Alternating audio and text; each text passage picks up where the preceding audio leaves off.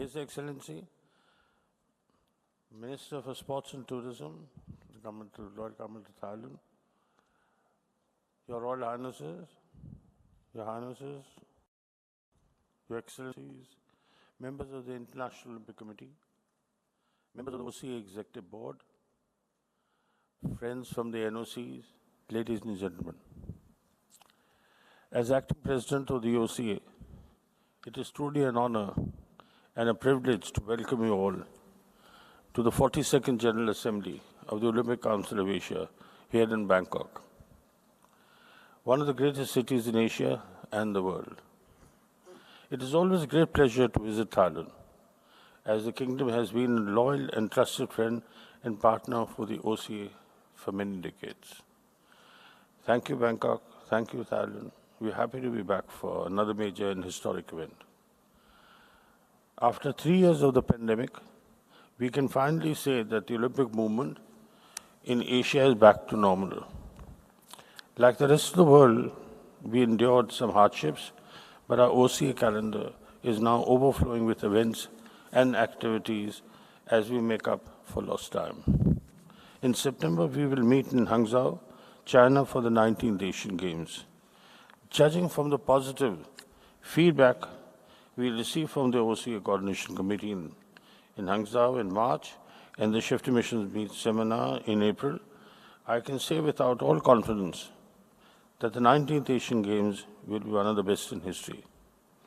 The competition venues and the athletic village are one of the Olympic Games standard, and the preparation for the Hangzhou Asian Games Organizing Committee have been methodical and meticulous.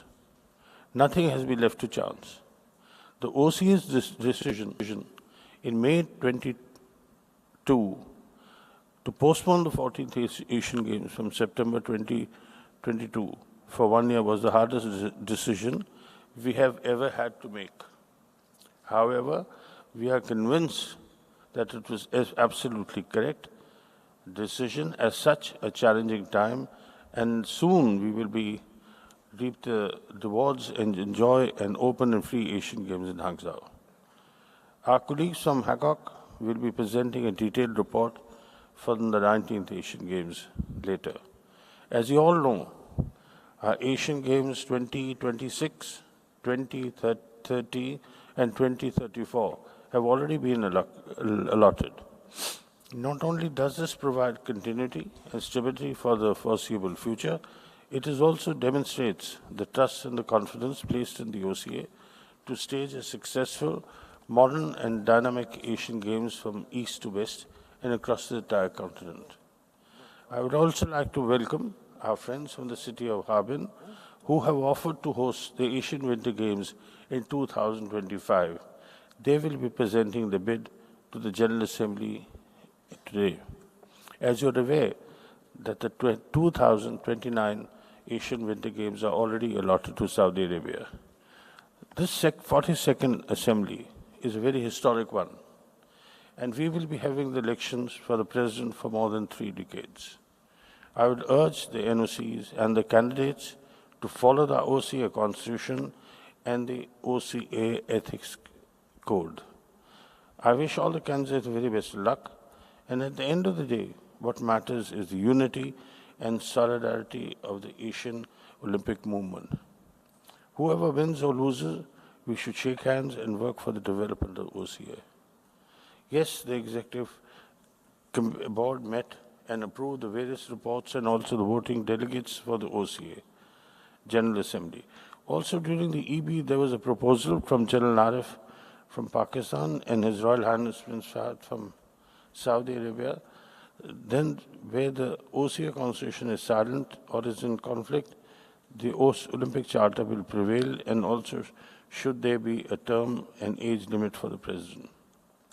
Finally, I would like to state on record that it has been an honor to serve the OCA, to serve you, our NOCs, as acting President since September 2021, and we are continuing to move ever onwards, as the motto says, and this could not happen without all your support, hard work, And I would like to thank the government of the Kingdom of Thailand, the NOC of Thailand, our executive board members from Thailand, Madam Kungyang Patama and Dato Shri Japak Setiwat, and the Sports Authority of Thailand, and for the hospitality extended to the OCA and the OCA delegates. I would also like to thank the Minister for Tourism and Sports for having been with us and coming to attend the General Assembly. And I'd like to thank him again on behalf of all of us for the hospitality provided by the Royal Government of Thailand. Thank you. Thank you very much. Thank you.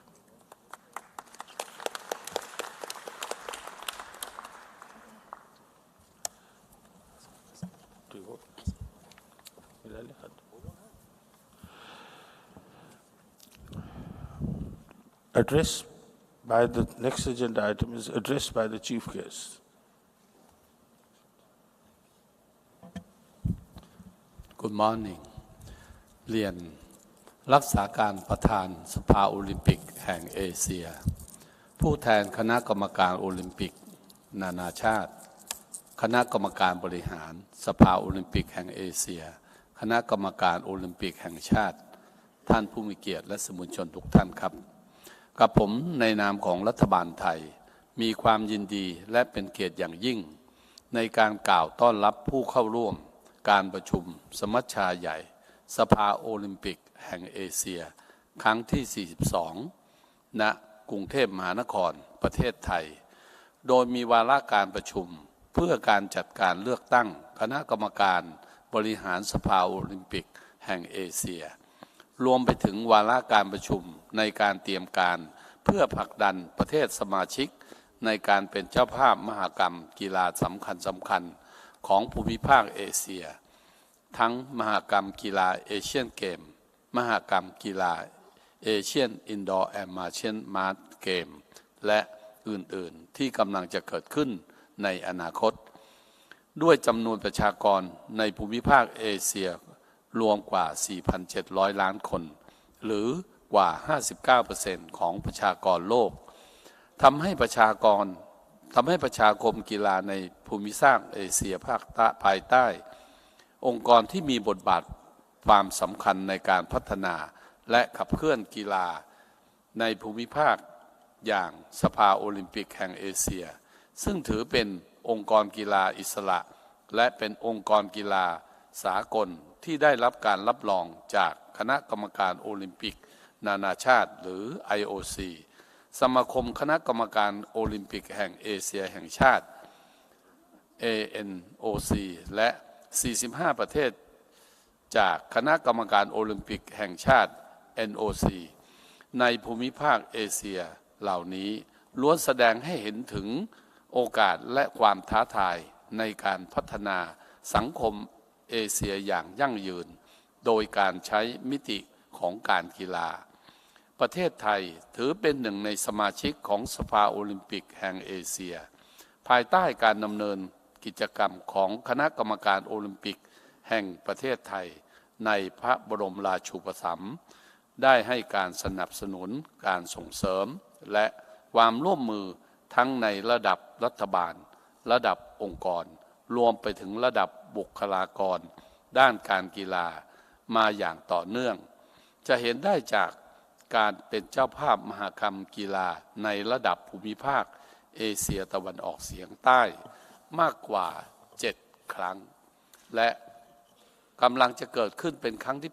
8 ในปี 2025 การเป็นเจ้าภาพมหกรรมกีฬาเอเชียนเกมกว่า 4 ครั้งการเป็นเจ้าภาพการจัดการแข่งขันมหกรรมกีฬาเอเชียนบีชเกม 1 ครั้งรวมไปถึงการเป็นเจ้าภาพมหกรรมเอเชียอินดอร์และมาเชียร์อาร์ตเกม 2 ครั้งและครั้งที่ 3 ในปี 2023 กับผมในนามรัฐบาลไทยเชื่อมั่นว่าประเทศไทยจะสร้างผลงานการเป็นเจ้าภาพมหกรรมกีฬาเอเชียนอินดอร์และมาเชียร์อาร์ต 2023 ให้เป็นที่ประจักษ์และประทับใจของนักกีฬาคณะกรรมการตลอดจนผู้ชมจากทั่วเอเชียอันจะสร้างผลประโยชน์และกุณูปการต่อสภาโอลิมปิก แห่งเอเชียและประเทศสมาชิกสภาโอลิมปิกแห่งเอเชียด้วยกันทั้งสิ้นรัฐบาลไทยโดยกระทรวงการท่องเที่ยวและกีฬายืนหยัดในการให้ความสำคัญกับด้านการกีฬาตั้งแต่ในระดับเยาวชนไปจนถึงโครงสร้างกีฬาทั้งระบบอย่างต่อเนื่องเรามีแผนการปฏิบัติทั้งในระยะสั้นระยะกลางและยุทธศาสตร์การพัฒนากีฬาอย่างเป็นระบบในแผนยุทธศาสตร์ชาติ 20 ปี สิ่งเหล่านี้ในฐานะสมาชิกประชาคมกีฬาเอเชียขอให้เชื่อมั่นว่าประเทศไทยจะเป็นหนึ่งในประเทศศูนย์กลางในการขับเคลื่อนกีฬาที่สำคัญของภูมิภาคด้วยความพร้อมด้านโครงสร้างฐานด้านบุคคลโครงสร้างพื้นฐานด้านบุคคลและบริบทของภูมิศาสตร์ประเทศไทยพร้อมที่จะสนับสนุนภารกิจสำคัญของสภาโอลิมปิกแห่งเอเชียไปสู่เป้าหมายในการพัฒนากีฬาของภูมิภาคเอเชียอย่างยั่งยืนการจัดงานกับประชุมสมัชชาใหญ่สภาโอลิมปิกแห่งเอเชียครั้งที่ 42 ระหว่างวันที่ 6-8 กรกฎาคม พ.ศ. 2566 ณ กรุงเทพมหานครนี้ในนามรัฐบาลไทยผมขอขอบคุณสภาโอลิมปิกแห่งเอเชียคณะกรรมการบริหารสภาโอลิมปิกแห่งเอเชียสมาชิกสภาโอลิมปิกแห่งเอเชียคณะกรรมการโอลิมปิกแห่งชาติและทุกภาคส่วนที่เกี่ยวข้องที่ได้ร่วมแรงร่วมใจและให้การสนับสนุนอย่างเต็มที่ขอให้การดำเนินการจัดการประชุมครั้งนี้ได้สำเร็จและสำเร็จตามความที่คาดหวังไว้สวัสดีครับ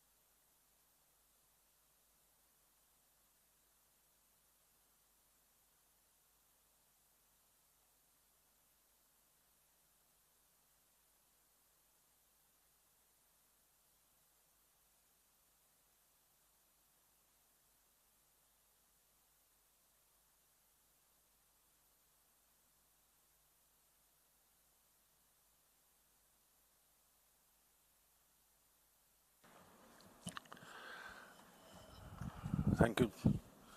Thank you, ladies and gentlemen. Now, the number 3 agenda item is to present the OCA Merit Award. The gentleman who the award was to present is not here, so we'll keep it for the next meeting. After this, we'll go into the report of the Chief Electoral Commission and appointment of scrutinizers. May I request Mr. Samir?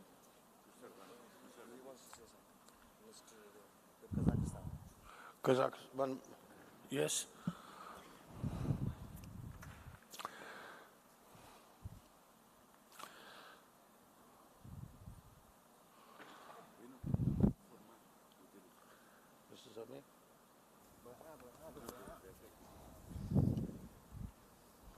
Good morning, Mr. Chairman. Good morning, dear colleagues, dear friends.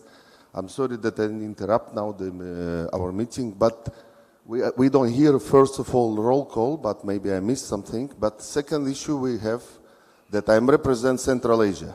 We are here all countries from Central Asia. But our colleagues from Uzbekistan, they not allowed to enter to the room because I don't know what is the situation, why they not allowed it to enter to the room, and then been stopped.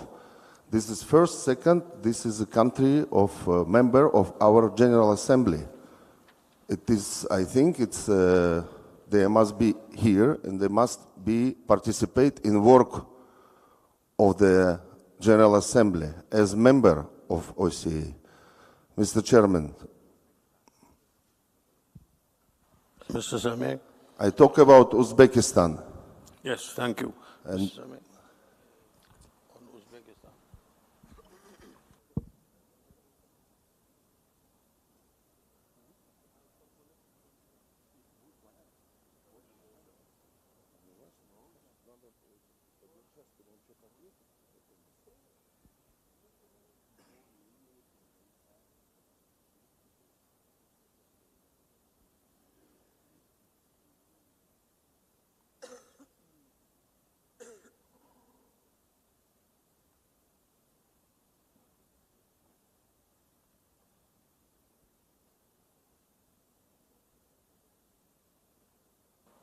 If I may just touch on the delegates, the acting president sent out a circular requesting all NOC to submit the delegates list by the 4th of June, and after that, the deadline is closed. So in the case of Uzbekistan, probably the acting director general has some information on the compliance of this requirement. Vinod, you want to comment on it? On Uzbekistan. Who have they submitted, and maybe you can explain. We received a request from Uzbekistan on the day before yesterday, 6th of July, with regard that the delegation cannot come, which was mentioned originally in the list. And they have requested Mr. Nozim to attend the General Assembly here. That was the request from them. And as was discussed in the EB meeting yesterday, and the Electoral Commission took a decision that the delegates who were mentioned in the original list, if they are nominated as the voting delegate, then they can attend. So that was a decision, and that's much I can say. If there is anything else, the Electoral Commission is here, the lawyer is here, they can mention something. Mr. Chairman, with your permission, again, I insist that this is our colleagues, the same like us. We are all equal. All NOC in this room are equal. This is written in Constitution of OCA.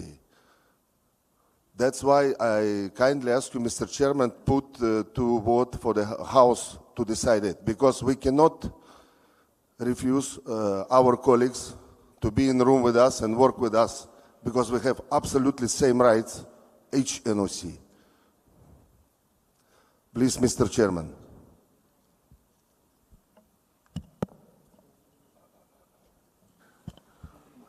Mr. Chairman, I am Maxwell from Sri Lanka. I beg to agree with my friend, and I approve and I second the motion. Thank you.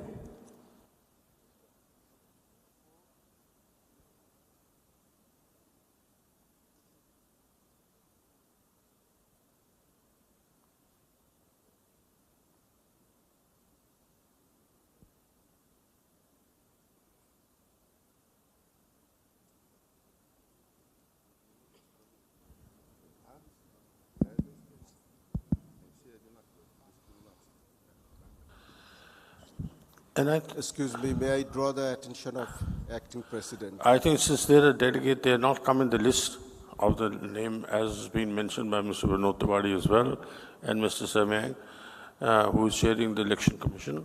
Their suggestion is that they should be allowed to participate in the General Assembly, and but the vote, they cannot be given voting rights because the name has not come originally in the list earlier, before the list has been approved by the Executive Board.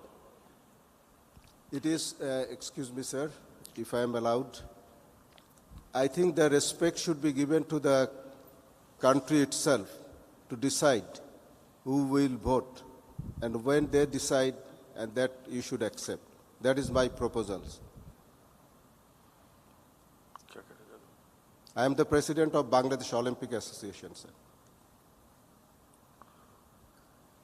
And I personally strongly believe that Uzbekistan should be, as proposed by our colleagues, they should be given a chance.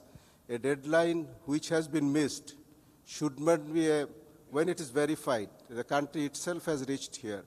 I think they should be allowed. Thank you.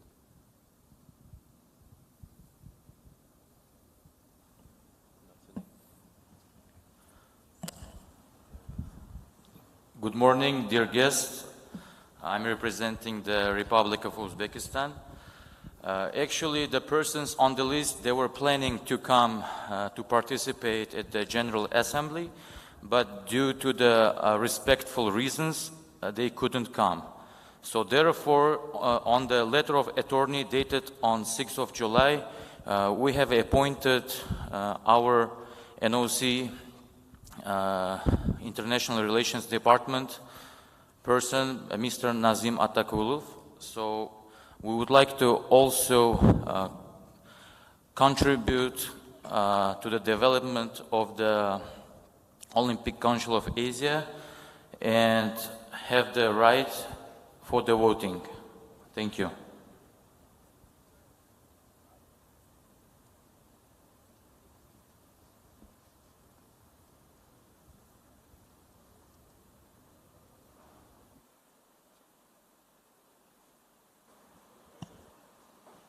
Regarding the delegates, of the voting delegates, as the acting president has sent out in his circular requiring a deadline of the 4th of June. And therefore, I think the Electoral Commission, based on all the rules and regulations, have decided that that date must be respected. And this applies to all NOCs. And I'm happy to report to you that most of the NOCs, in fact, a huge majority, have respected that deadline. And so, therefore, the voting delegate was decided according to the mandate given to the Electoral Commission and endorsed by the EB meeting yesterday. We also realized that we cannot take away the rights of the NOC to vote. And therefore, under exceptional circumstances, the Electoral Commission also have met and decided on a case-to-case basis.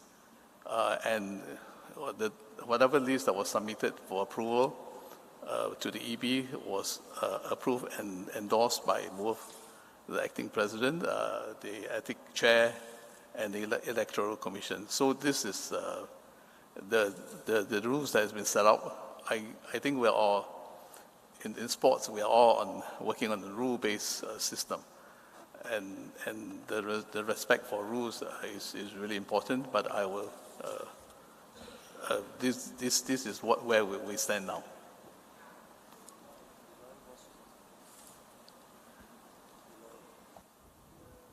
Mr. Chairman, Kyrgyzstan, Secretary General, with your permission.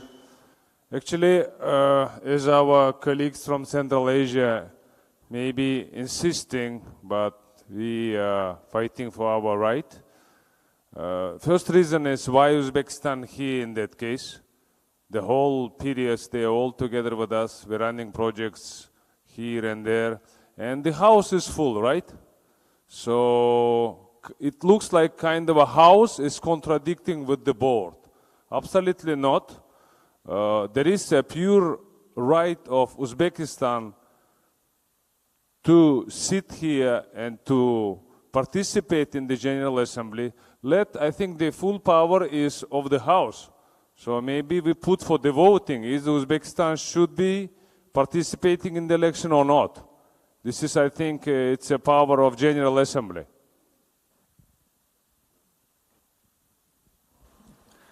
If I may comment briefly just on the legal basis for what has now been discussed. The decision was taken in accordance with the Constitution, given that based on Article 18, on the bylaws to Article 18, the President can set the rules for nominating delegates. That was put in the invite, including the deadline. So in our view, from a Swiss law perspective, which governs these articles of incorporation, the decision was taken in accordance with the Constitution.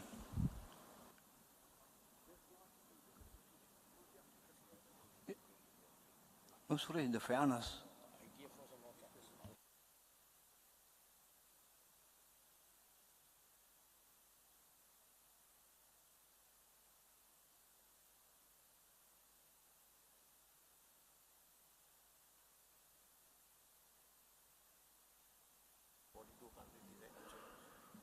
Just a minute, we'll just come back to the lawyer. 1 minute.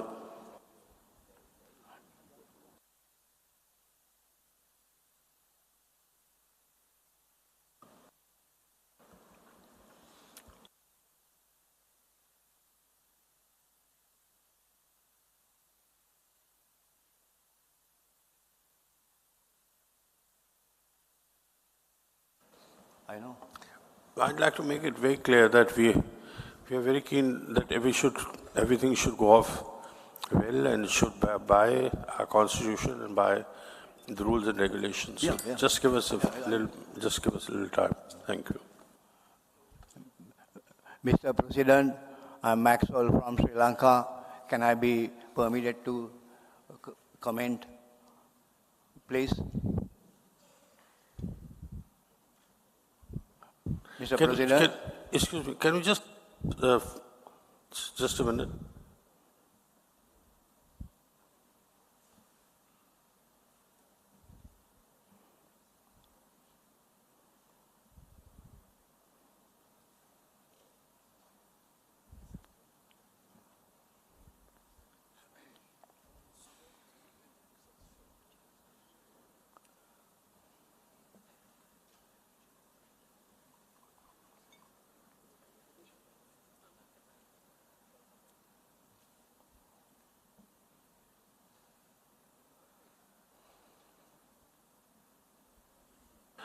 Mr. Samyang, Chairman of the Electoral Commission.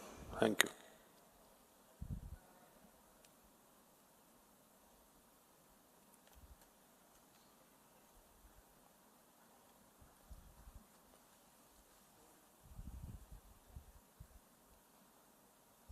Sorry. Sri Lanka? Sorry. Thank you, Mr. President. I have attended in the last 2 decades the General Assemblies. I have been I would say a speaker at most of the General Assemblies. I'm very happy to note others are speaking today.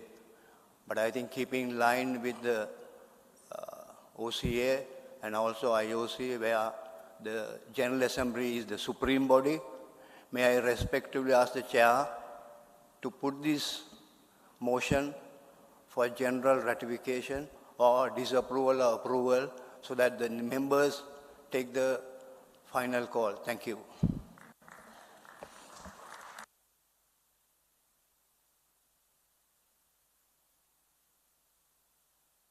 Thank you, Max.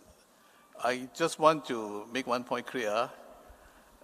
The Electoral Commission has been tasked to act according to the rules and the Constitution of OCA, and which the Electoral Commission has complied with.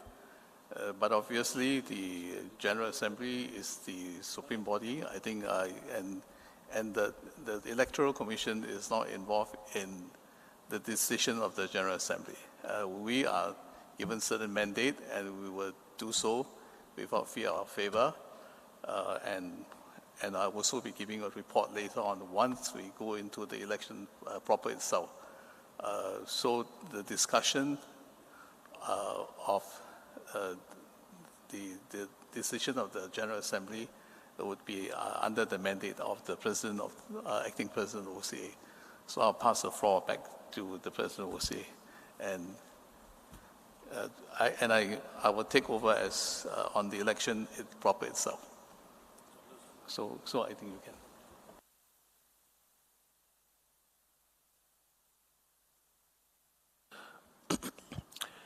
If the General Assembly will so request, and as per the request of the General Assembly,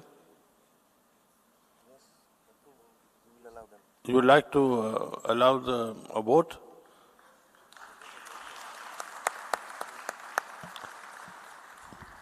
Yes, it's all right. Mr. President. Well, thank you. Then we'll request the electoral Mr. President, to accept the vote because the general body is supreme and general body's decision is there. Thank you. Mr. President. Mr. President. Excuse me, Mr. President. Yes, from here, from the board.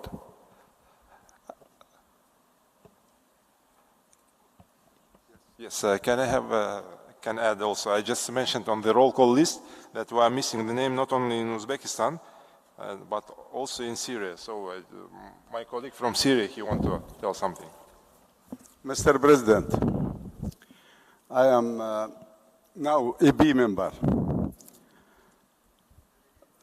I am also in the Syrian delegate through letter coming to OCA, and OCA sent that letter to organization this council 42 General Assembly, but our General Secretary now, 1 hour ago, passed away.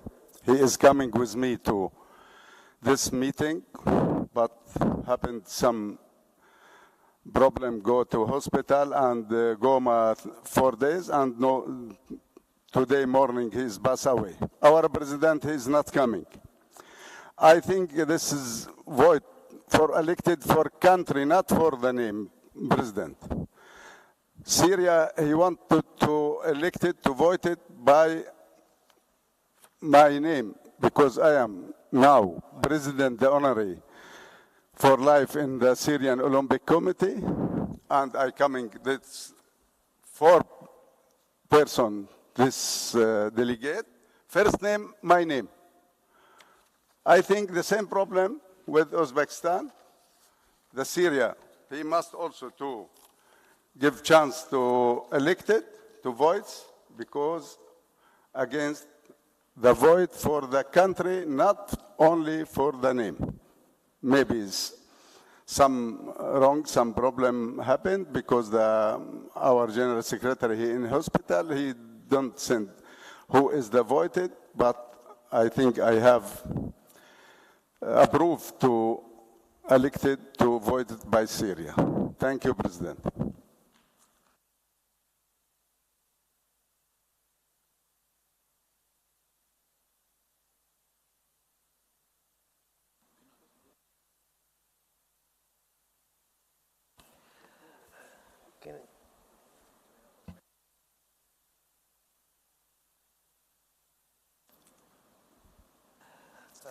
The OCA officially has not received any intimation from the NOC of Syria with regard to anybody attending the General Assembly in place of the President or the Secretary General. That is the situation at the moment. We have not received any official letter from the NOC of Syria. That is for your intimation, Chair. Excuse me, President, but this is letter from where? This is letter from OCA to organization, this General Assembly, for person coming to take visa to coming to Thailand.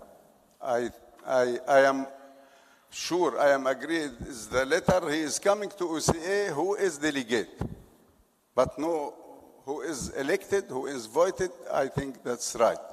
But I am now, I have not only 1 passport, 2 passports from Syria, 1 diplomatic, 1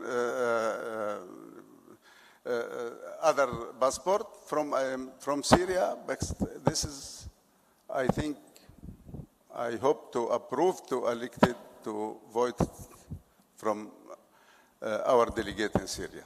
Please, President.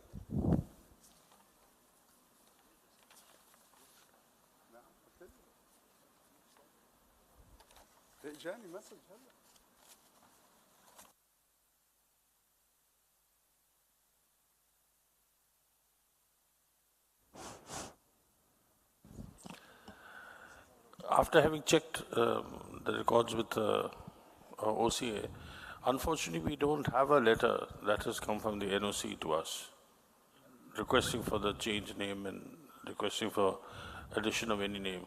So this is a different situation from the situation that you've been through just now. So I don't think it's feasible at all to change the vote now. Mr. Chairman, with your permission, Kyrgyzstan. Actually, as for the Syria, is actually not different. We believe that the same situation. In-person Syria is here. Again, Supreme Body is the House, and General Assembly can make a decision to vote or not to vote. Actually, if Syria physically attending, there is name in the list or not, it doesn't matter. The person with visa is here and he's ready to support OCA. So I think Supreme Body is the House and they can make a decision to allow Syria in this or other person to vote. Am I wrong? Excuse me, the only problem is that there is no communication from the National Olympic Committee of Syria. You have to have some communication for us to be able to allow a delegate to come and attend. So since there is no letter that has been received, yes, our colleague here has mentioned that he's here with us and he should be allowed to vote. But he's representing the National Olympic Committee of his country.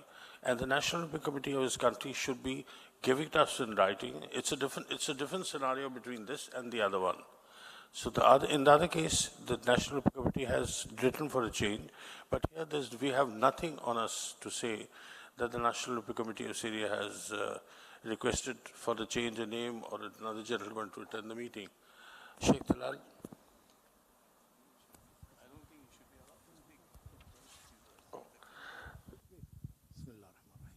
Mr. President. Sheikh, this is an election matter. I don't think. No. You're a candidate. No. I would say, our candidate to Syria, he's dead. The guy is dead. He's not in the hospital. He's dead. You want him to sign a letter? Be reasonable. We want to unite Asia. We want to be one family. We want everybody to attend, even the one outside. They are welcome to come here. Asia never closed the door for anybody. Please, Mr. President. We know the guy. We know him for more than 20 years or more. You know him very well. Can I ask you a question, special question? If your General Secretary is dead, will you attend today? Will you attend this meeting? If your Secretary General is dead, will you attend this meeting? Of course not. We are human. Please, Mr. President, the decision is yours. It's not by laws, it's yours. And the General Assembly. I'm sorry, I spoke with not my time.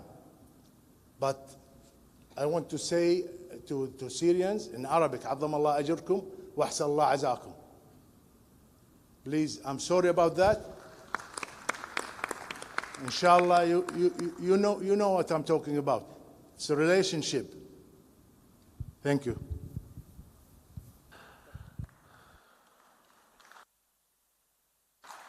Mr. President, sorry again. Mr. President, Mr. President? Yes, thank you. Yes, I am. I am General Jum'a from Syria. Yes. Please, I would like again, my General Secretary at Monday, he is going to hospital. At Wednesday, he must to come with me. But he, today morning, passed away. Today, now in Syria, 6 o'clock morning, nobody working, and today is holiday. But I would like to, this letter, please, Mr. President, this is for person, the Syrian delegate. Maybe our General Secretary, when he go to hospital, don't send, but I think this is everybody here coming to Thailand to take visa to this General Assembly. I would like to speak again. The votes for the country, not for only the who is voted. I am in NOC Syria, President Honorary for life. I am member in the NOC Syria. I am before President. I am now right. I am EB. When the elected coming, I am finished EB. I go to sit behind the flag Syria. I hope to give me chance to elected to votes by Syrian Arab Republic NOC Syria. Thank you, Mr. President. My dear friend, I appreciate what you're saying, but unfortunately, to be available, to be able to speak in the General Assembly and to be a voting member, we have to have some letter from the National Olympic Committee. And we don't have a letter, at least. So you are here as a member of the Executive Board, but not representing Syria in the Olympic Committee, as here, because there's no recommendation from your National Olympic Committee for you to be attending. So it's a different scenario for you as well as the other one. Letter for what, Mr. President? But here we don't have a single letter, nothing on record to say that you would be attending. That's the only problem that we have. Otherwise there's no, I mean, why should we are not the ones who would like to stop your country from participating. But we have to go by the rules and regulations. It has to be recommended by the National Olympic Committee. And if it's not recommended by the National Olympic Committee, then it becomes very difficult for us or the Electoral Commission to say that you can come and vote. That's the only problem. Otherwise, you're a friend of mine, I'd be very happy that you, and why not? But since the rules don't provide it, that's the only thing that we are stuck with. Mr. President, can we ask the General Assembly to make a decision then? This we can't go to the General Assembly for a vote because there is no representation from the National Olympic Committee. If it was from the National Olympic Committee, we would accept. Now there are 34 National Olympic Committees, 44 National Olympic Committees out of 45 who were sent and gone by the rules and regulations. The only problem was as far as Uzbekistan because they sent it late. Now we accepted that and the General Assembly has accepted it. Now if you don't even have a name that is coming on the list or recommendation by the National Olympic Committee, it becomes very difficult for us to say that you could be representing the nation. Yes, you come from Syria, we are aware of that, but that leaves it to that, that's the only problem. The lawyer? We request the OCA lawyer to say a few. We have 44, including Uzbekistan, we have 44 National Olympic Committees present as per the roll call here. So we can move, the quorum is present and we can move ahead with the next agenda item.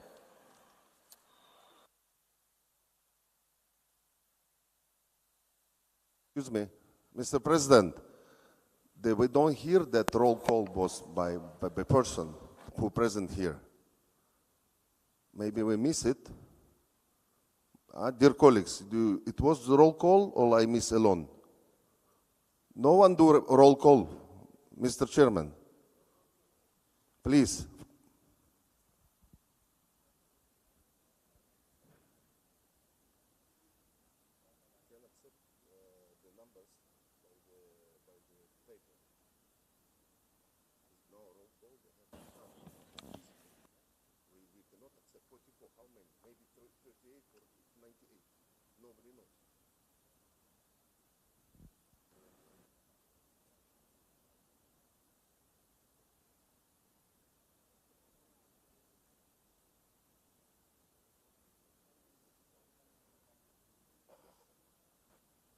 We have a list of 44 members who are available, have been accepted by the Electoral Commission.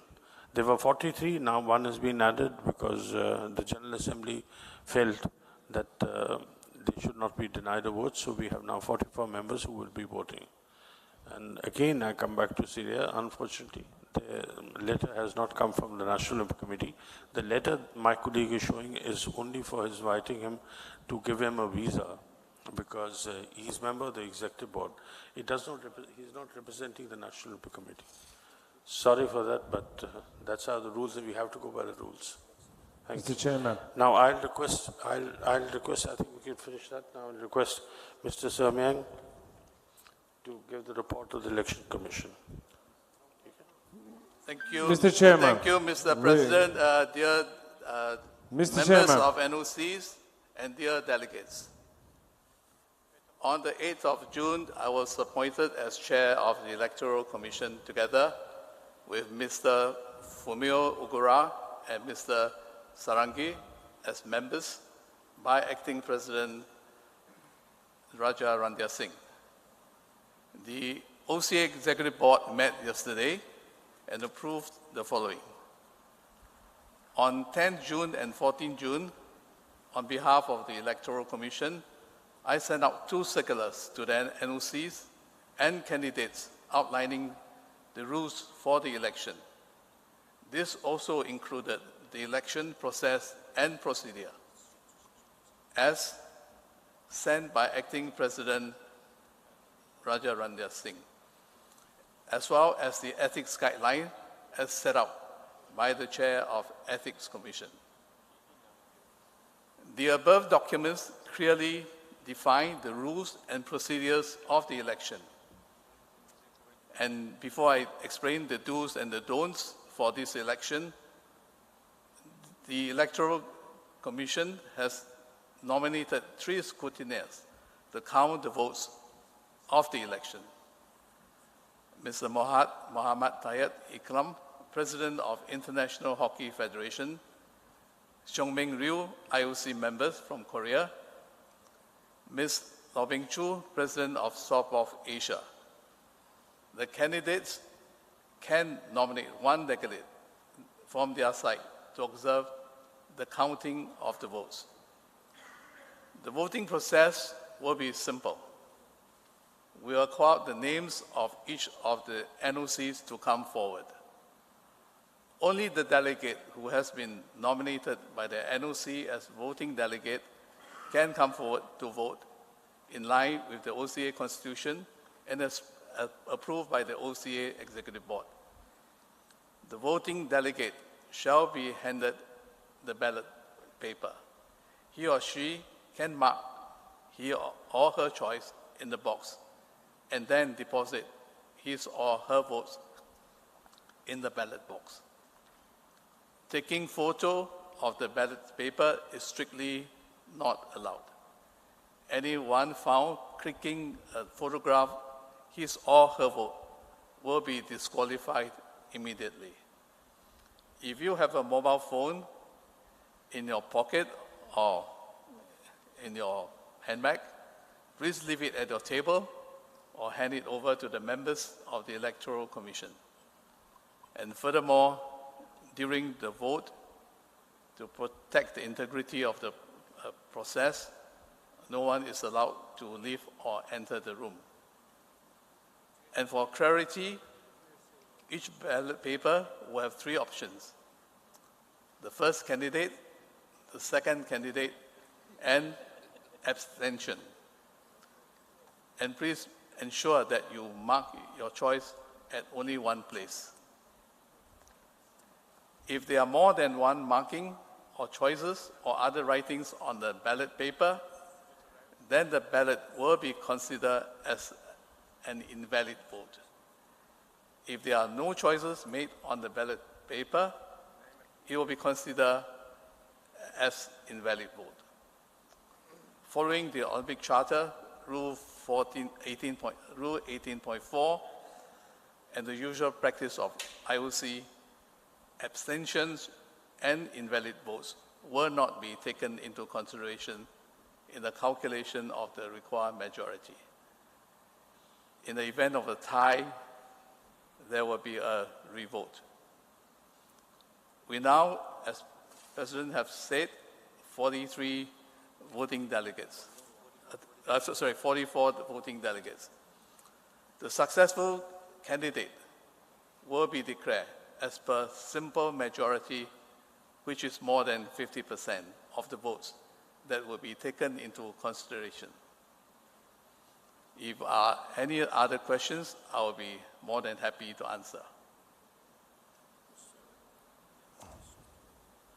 Mr. Chairman, with your permission, again, please, we have to follow agenda. In agenda written, roll call.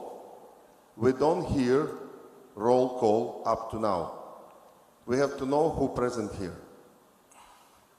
We have to call person, each NOC. Andre, the roll call has been signed, the 44 by 44 NOCs. Where? Here. Where here? This, everybody has signed it. You can see it. But we have to announce by person, we not. We don't know who signed it. We not. I'm sorry. I think you are out of order. We are now into this agenda. No, we miss roll call. We are in agenda. We just announced that 44 NOCs are present. How we know how many? Maybe we 98. Everybody has signed here. No, Mr. Vinod, this is signature. It's not really. We know how many we are. We want to know. It can be signed, whatever. Please. Be fair till the end. It's General Assembly. Let's be fair, gentlemen. It's the wrong way. We're going different direction. We are transparent. Why are we afraid each other? No, it's not being afraid or... It's not transparent, Mr. Chairman. I can announce the name, not an issue at all. Country by country. Yes, okay. Afghanistan. Hafizullah Wali Rahimi. Excuse me. I think we shouldn't create any more disturbance in the meeting. Let's go ahead with the election. And the election commission has already announced, and he's given the thing. The only other requirement was from one of our colleagues who mentioned that during the voting, counting of the voting, each candidate should be allowed one observer to be standing there to see that the voting is being counted at that time. So I think if the chairman, election commissioner, I'm sure he'd appreciate it. Thank you, Mr. Acting President. We will proceed with the election. I believe all of us understand that this is a very important election, and I will not accept any interruption from now on. And let me make it very clear. Sir, the electoral... Sorry, please. Can you give us, it's a house, sir. Wait. You should not forget, please give us. Give us a chance. We here to unite the Asia. We have 45. The board doesn't allow Syria to vote. Excuse me, sir. Okay, let me finish it. Excuse me, sir. Let me finish it. I'm not going to let you finish. Please, we decided that roll call will be happening there. Let's continue with roll call.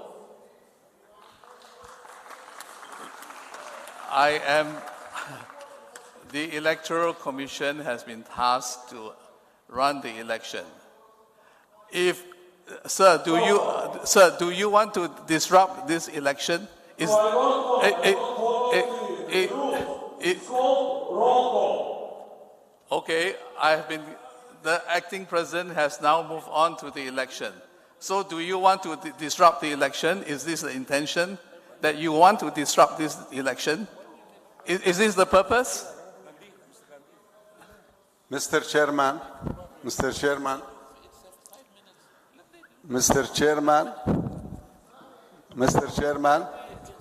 I would allow the only thing that can now interrupt this thing will be the acting president. I will leave it to him if he wants to do anything else. But if not, with your permission of the House, we know how important this election is. And I think this election is very important. But moving forward, to me, the unity and solidarity of OCA, which you people have been building over these years, is even more important. So just let me remind you of this. My job and my Electoral Commission's job is to make sure there is a fair, transparent election. And anyone that wants to disrupt this election will do so at their own risk. So am I quite clear on this one? So sit down. Can I have the Electoral Commission members come forward to...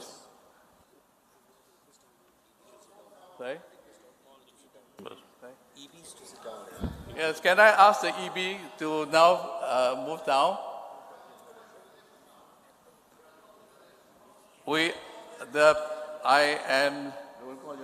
Can I invite the EB members now to move down and the Electoral Commission to come forward together with the Legal Counsel as well? Mr. Chairman, The chair of the Executive Commission will also stay. I'm not giving you the floor. Let me make it very clear. You have no right to speak. I'm now running the election. So do you want to disrupt this election? Is this the intention? No, I'm not running the General Assembly. I'm running the election. Okay, President, can I invite the EB now to move down?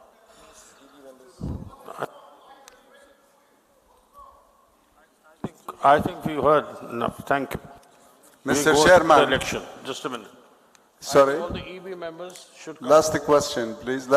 I would to ask you, last time I speak.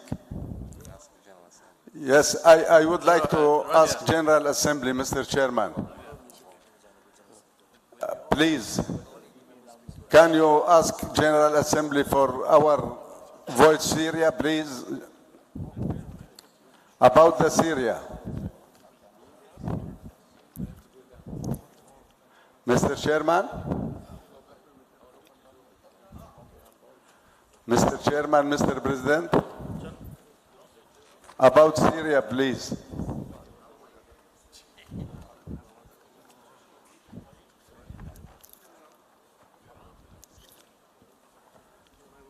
Mr. Chairman?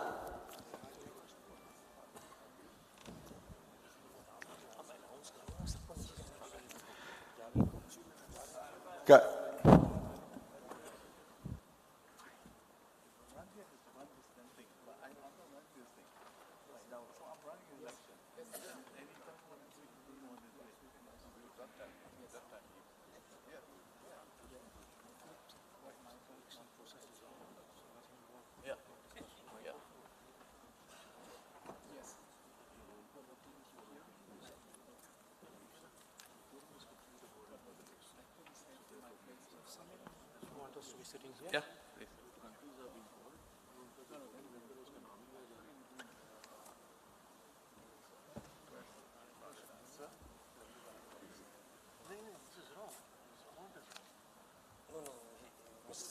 Randhir will sit here.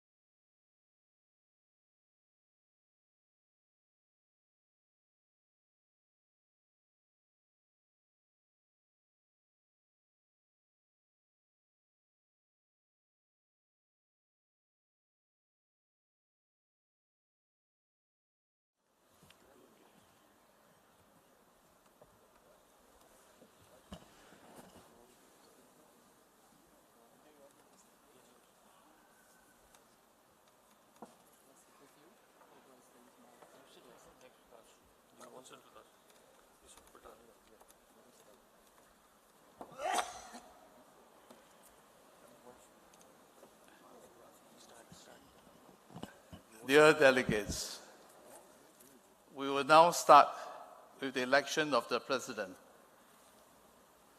And since both the chair and deputy chair of the Ethics Commission are present, of OCA is present here, I would like to request them to comment on the eligibility of the candidates. As you are aware, there were letters been sent and answers been given. So for transparency and clarity, I would like to start with that. So Mr. Sarangiri, please. Thank you, Chairman. There were issues regarding the eligibility of the candidates for the presidency of OCA. As regards the candidate Sheikh Talal Al-Sabah, the issue was raised on the ground that he was not nominated by his parent NOC, that is Kuwait Olympic Committee. So this issue was discussed in great detail in the Ethics Committee under the chairmanship of Mr. Wei. And the Ethics Committee decided unanimously to refer the matter to OCA Executive Board for final and binding decision in accordance with Article 34.2 of the Constitution. Subsequently, the Executive Board and also the General Assembly approved the nomination of Sheikh Talal Al-Sabah. As regards the second candidate, Mr. Hussein Al-Musallam, the issue was that although he was nominated by the parent NOC, Kuwait Olympic Committee, in 2022, which was subsequently endorsed by that NOC's General Assembly, closer to the election, a letter was sent by the NOC Kuwait to acting president, stating that they are supporting the candidature of Sheikh Talal. The Election Commission sought legal clarification on the matter, and the Election Commission came to the conclusion that NOC Kuwait its latest letter is only for support. It's not for withdrawal of nomination of Mr. Hussein Al-Musallam. As you know, as per the Constitution, only the candidate can withdraw his nomination. So the Election Commission held the view unanimously that the candidature of Mr. Hussein Al-Musallam stands. So both the candidates are due for election, eligible for election. Thank you, Chairman.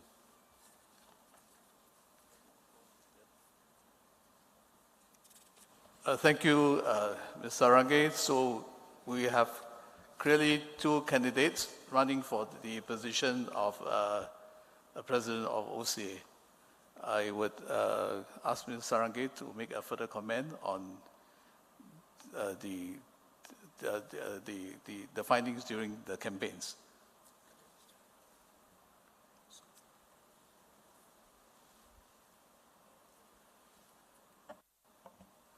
Thank you, Mr. Chairman.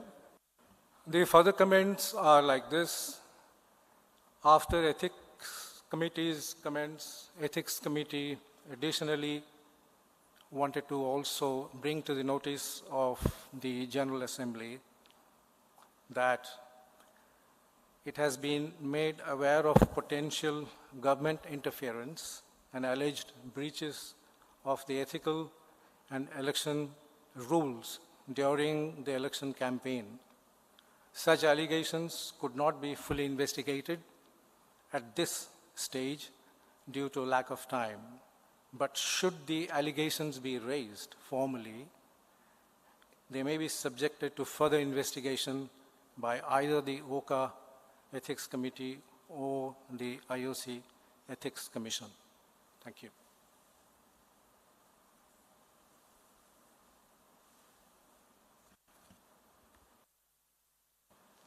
Thank you, Mr. Sarange. I would now like to invite the three scrutineers to come forward and take their seat at the table there. Mr. Mohammed Tayyab Ikram, Mr. Xiong Ming Ryu, and Ms. Lau Bing Chu. Could you please come forward? Thank you.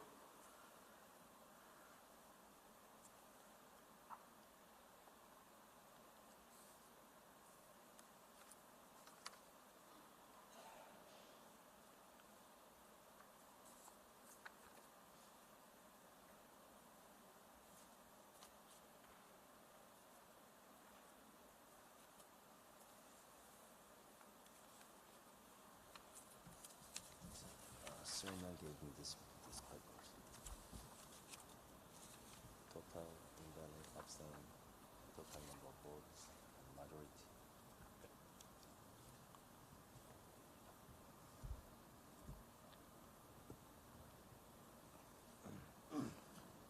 So the two candidates running for the position of OCA President will be Mr.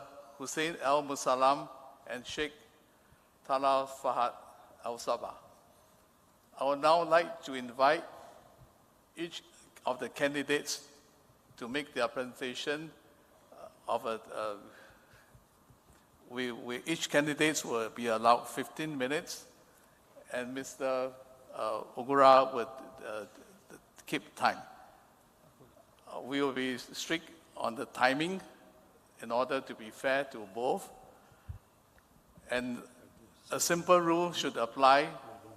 The candidates will present their manifesto, but there should be no personal attack of any sort. So I would now like to invite Mr. Hussein to make his presentation. Mr. Hussein, please.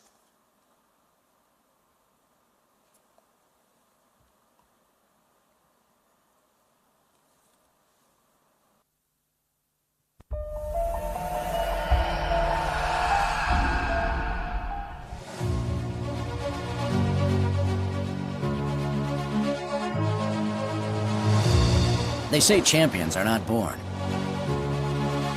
They are made. They are made with relentless dedication. Years of hard work, blood, sweat, and tears. With the unwavering support of family, coaches, and peers, guiding them on their journey to success. Keeping athletes at the heart of everything. The Olympic Council of Asia has helped develop sporting minds on and off the field. With a development program for coaches and referees, 12 different sports, and more than 800 coaches and referees, participating from 24 different countries across Asia, in Kuwait and Uzbekistan, all under the patronage of the OCA Director General. And this was just the beginning. A sporting revolution in Asia has begun. Driven by an ambition to educate and create equal opportunities among athletes, coaches, and judges in Asia, the Olympic Council of Asia organized one of its inaugural diving camps in Malaysia, offering a unique platform for divers to gain exposure at a young age, and for coaches and judges to have access to courses and education. 16 national Olympic committees, 28 divers, 15 coaches, and 18 judges took part in this successful diving development program. The OCA also strives to support and activate gender equity among Asian sports communities. Because in sports, opportunities are equal for everyone. With that in mind, a revolutionary gender equity seminar took place in Bahrain under the guiding leadership of the OCA Director General, where 42 countries participated to support women's empowerment in Asia. And things did not just end there.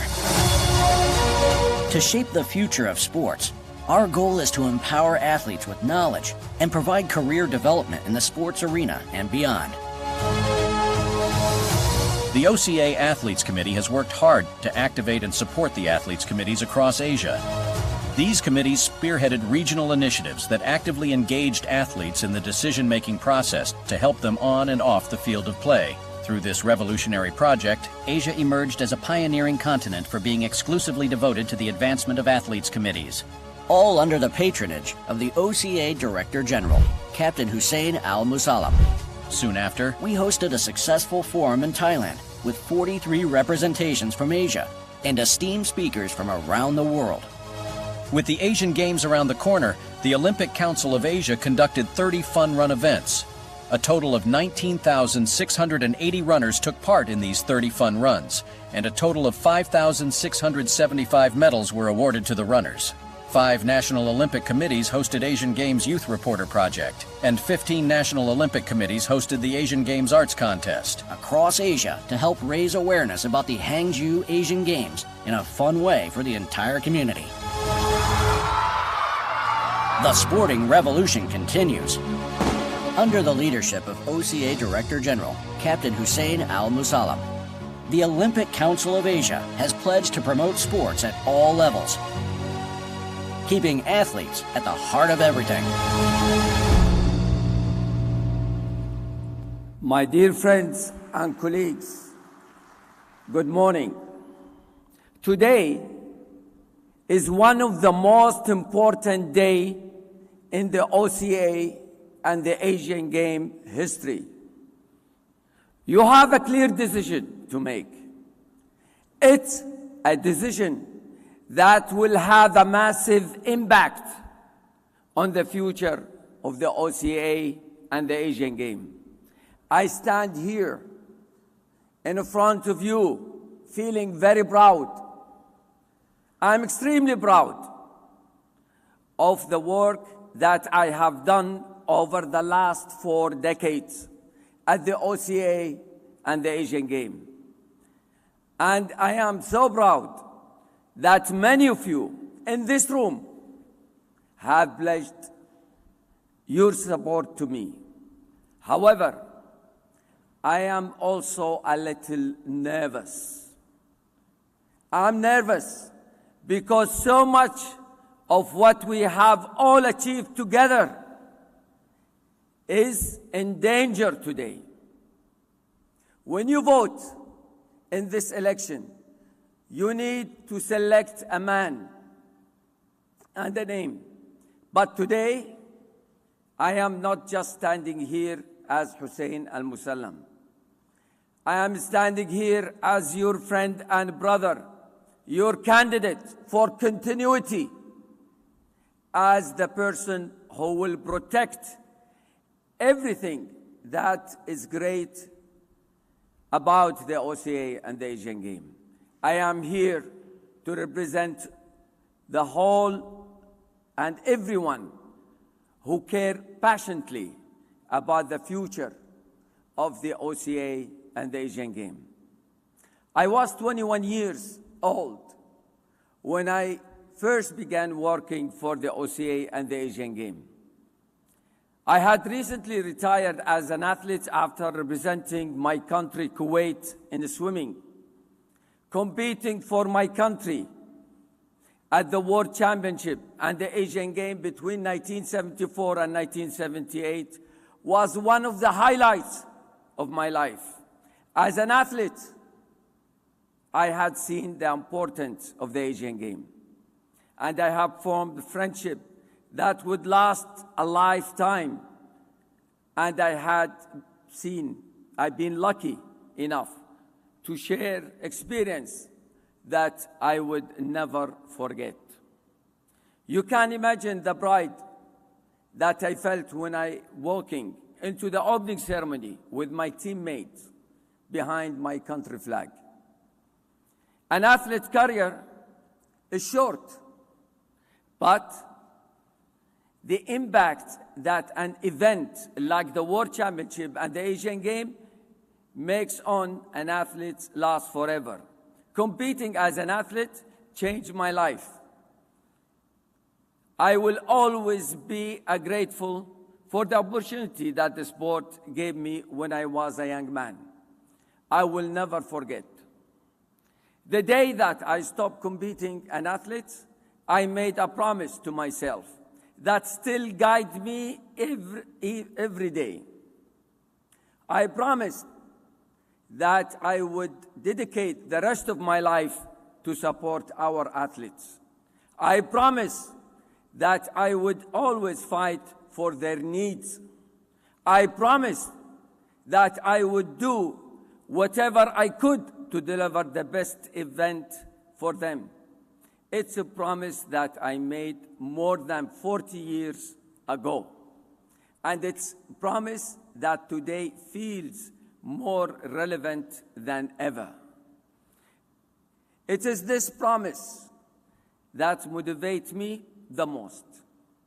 And I will confirm it to all of you here again now. I will always do what I think is the best for our athletes. Athletes must always come first. The organization that I joined in 1981, called the Asian Game Federation.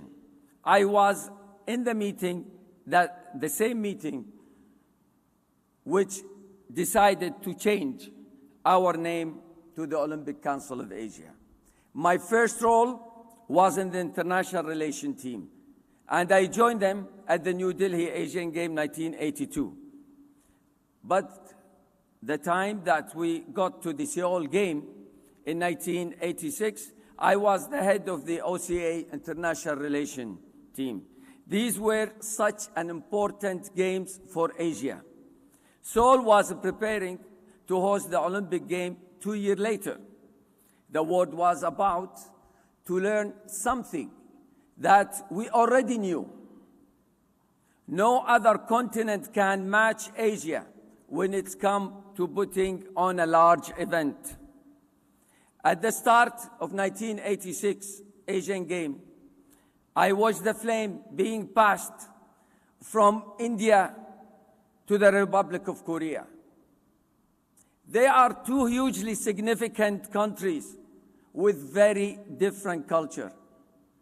I could see the potential for the Asian Game to grow. I was at the start of my journey with the OCA, and the Asian Game was also in the early stage of its modern journey, transforming into the huge success that it has become second on the Olympic Games. Working in the international relations taught me so much about people. I learned about the importance of listening. Every person, every culture has slightly different needs.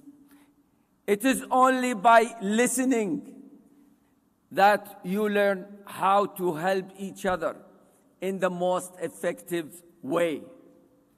I always say that I learn something from every conversation. My friends, you need a president who will listen. I will listen to you all.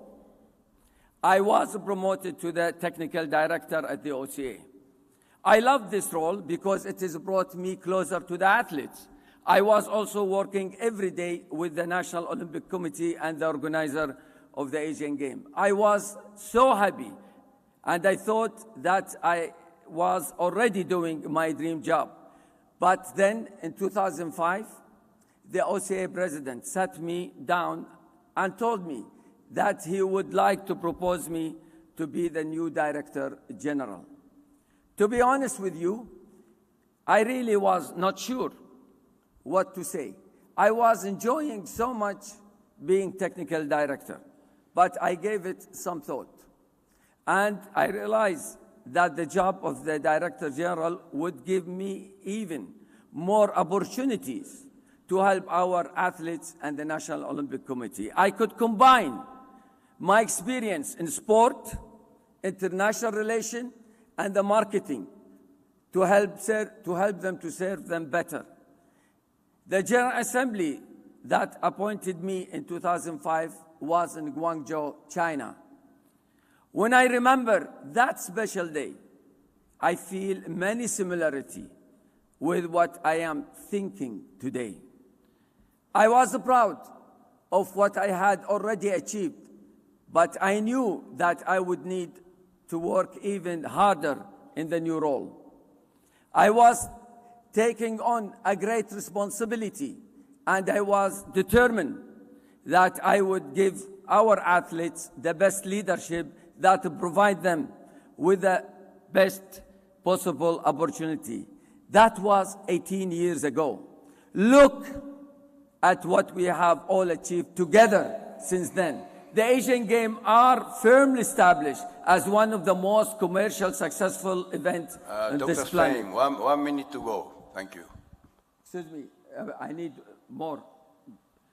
The marketing program has transformed to the OCA finance. We now have a cash balance that's higher than ever before.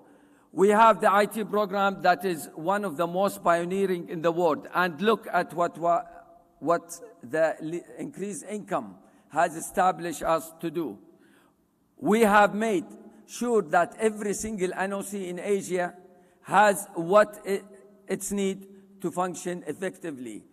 Every NOC has its own headquarters. We have helped many countries building sport facility, and we are protecting our athletes. The anti-doping code established in 2006 being extremely effective, and I am delighted that we have seen such a large reduction in its number. But we still have so much more to do. My friends, today I'm asking you to give me the opportunity to continue the work that we have started together.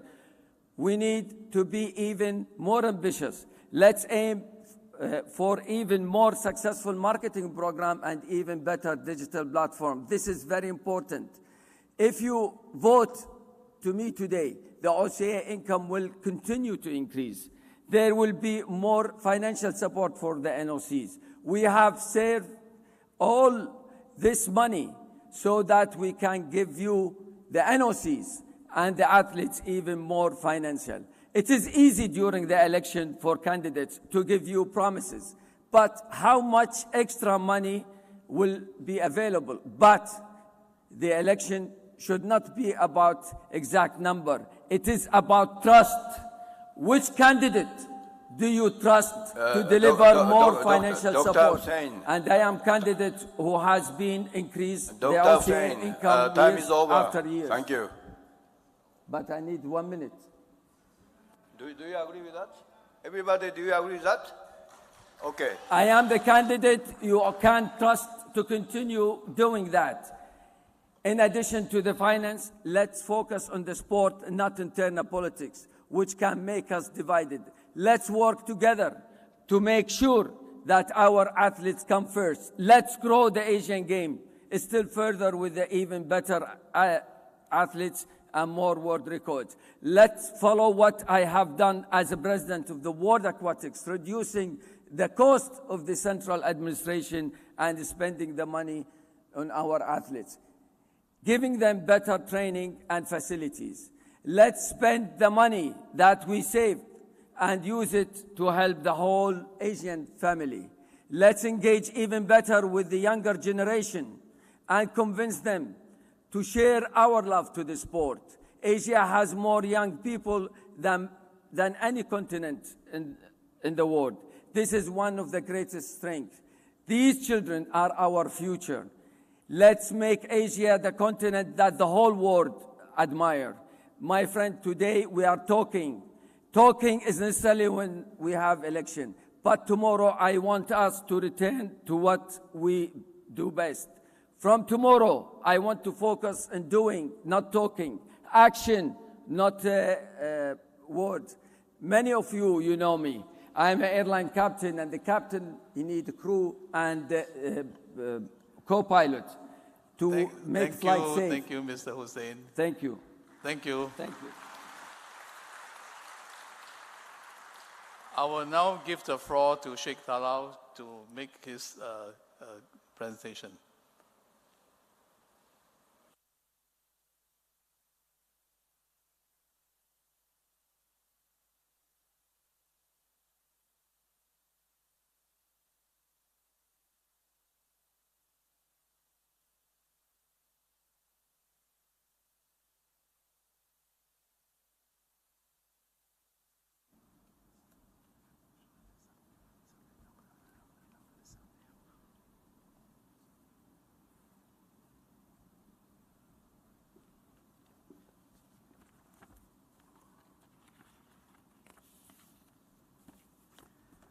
Bismillah ar-Rahman ar-Rahim.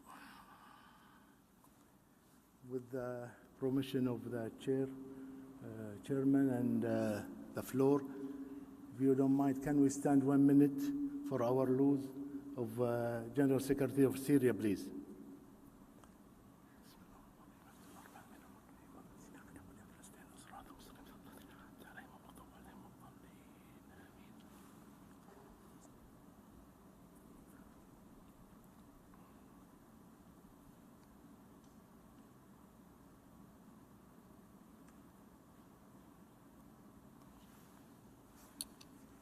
Thank you very much.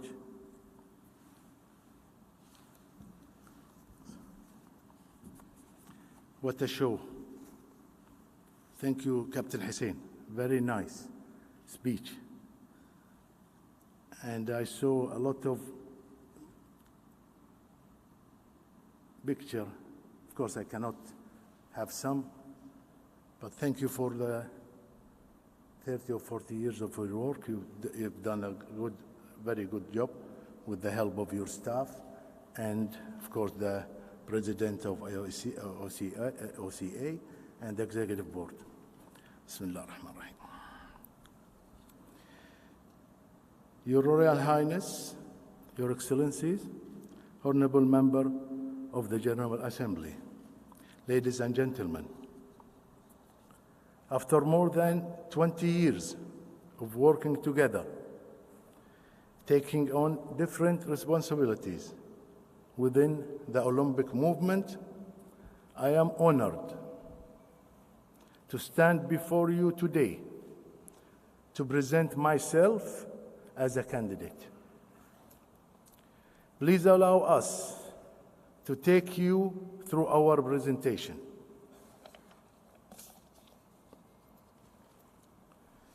Our focus will be on the following pillars: good governance, financial stability, strength development and support for the NOCs, education programs, high-quality games.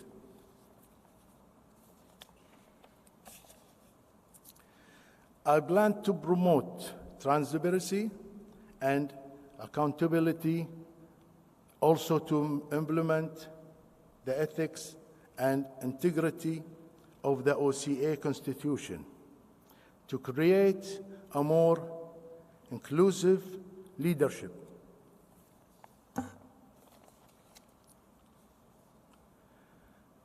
Financial stability is a main focus of mine. I will develop financial long-term strategy in order to secure sufficient funding for the support of the Olympic Solidarity Program. Develop system to ensure optimal use of the OCA's financial resource. Olympic Asia project increased the budget allocated to the project instead of $100,000 to $250,000, and instead of 4 projects to 8 projects per year. That's mean in total, in 4 years, 8 million. Each zone organization will receive 1 million every 4 years for the MAGA project. That's mean 5 million in 4 years. Each zone organization will receive $200,050 for annually. That's mean 1 million every 4 years. In total, 5 zones, 5 million. Each zone will receive 1 million every 4 years for the zone games. In total, 5 million. Total will be 23 million every 4 years. The income of the OCA, not less than 60 million every 4 years. That means almost 1/3. The other 2/3 will be for the benefit of the games and the future of the OCA.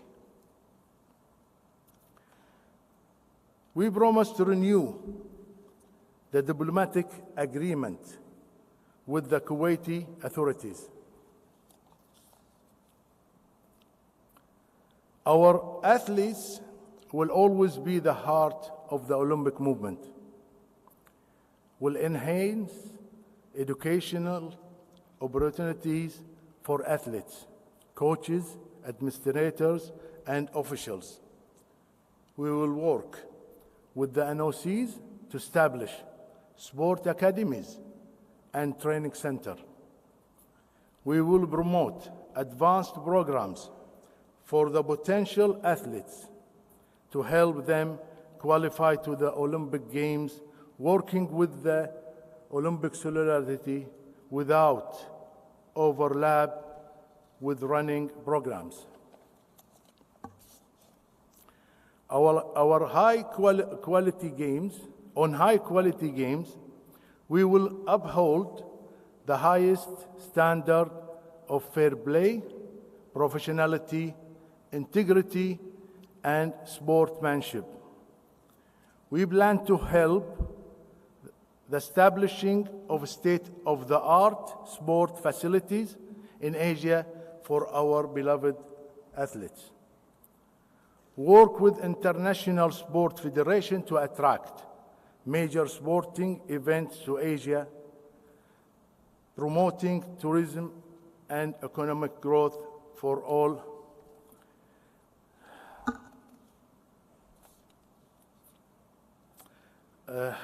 Sorry. I believe, ladies and gentlemen, I'm sorry because I have to change my glasses because I have, if it's closed, I cannot read. Now I can see clear. I believe when you are staying in your home, between your family, I think, and I believe, I should speak from my heart. I come from a home and a school of sport for more than 60 years. My father was one of the founders of the OCA. My brother, and was also the leader of OCA, with all your support. My brother was also the president of OCA, with all your support. I'm going to follow the lead. I'm one of them, one from this family, from your family. We've been with Asia for more than 40 years. I promise you that after 1 hour, inshallah, I'm going to unite Asia again. I promise you the games, nothing will affect the games or the employee of the OCA. I promise you that I will only put one hat, OCA hat. I will not go. I will be available 24/7 for OCA. This is how I raise, and I have one more promise. Inshallah, if we finish today, I promise you, you will never, with all my respect for my big brother, the chairman, you will never see that again. And you will never leave the door closed for any people from Asia, any country or person from Asia. Our door will be every time open.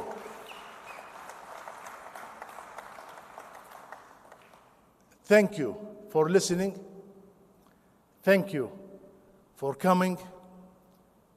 I hope you choose the right person to continue the success. We need a leader, not an employee.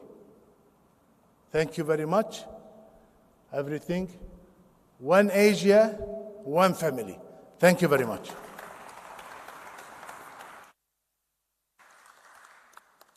Thank you, Sheikh Talal. We can now proceed with the voting. The Acting Director General will call up the names of the voting delegate of the NOCs one by one, and then you may proceed with the vote. Yes. This is the ballot paper. We have 44 ballot papers. I will randomly pick out from anywhere and give it to the delegates so that there is no confusion.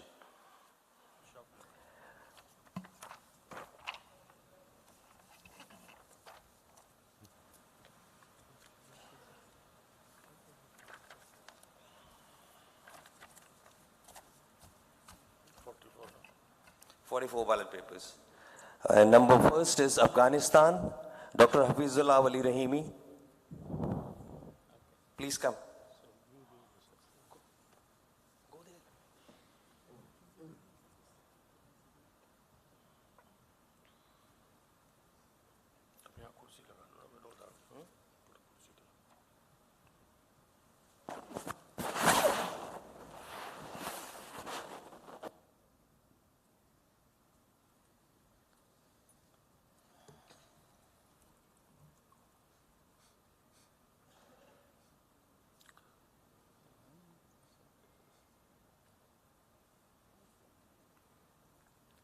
उसके ऊपर light चलो light होनी चाहिए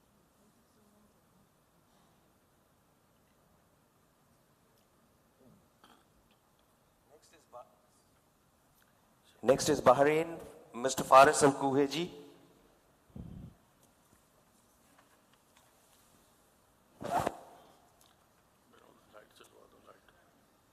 Can we put some lights there, please?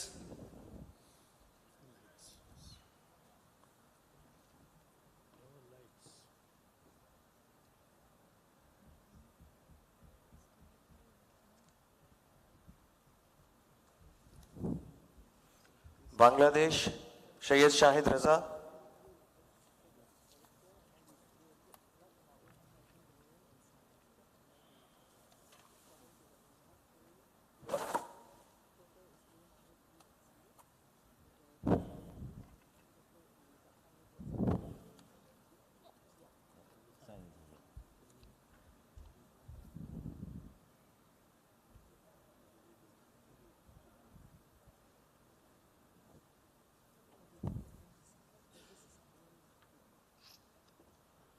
Bhutan, Sonam Karma Teshring.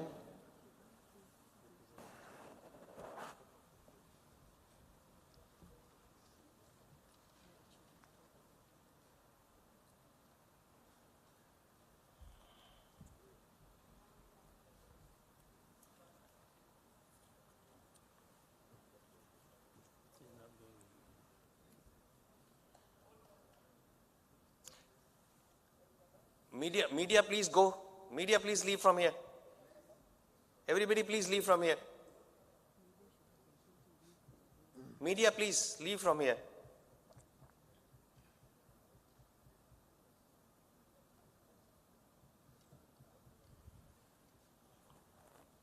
Brunei, His Royal Highness Prince Sufri Bolkiah.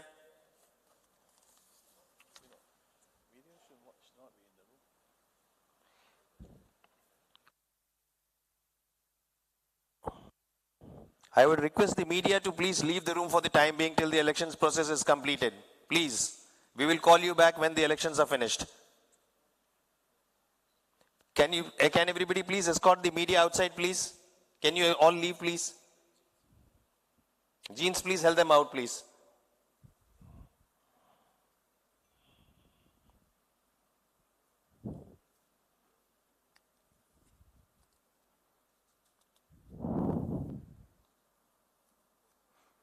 Cambodia, Mr. Wat Chamaran.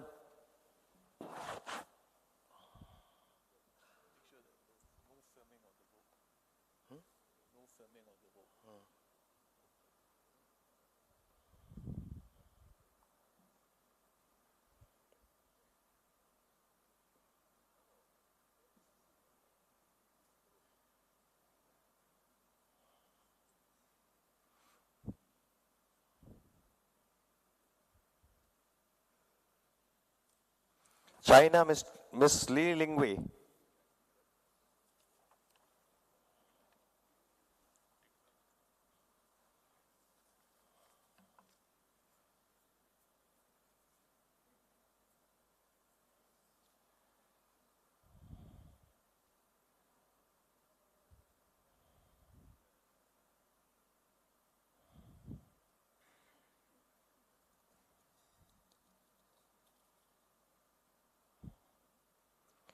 DPR Korea, Mr. Ri Nam Song.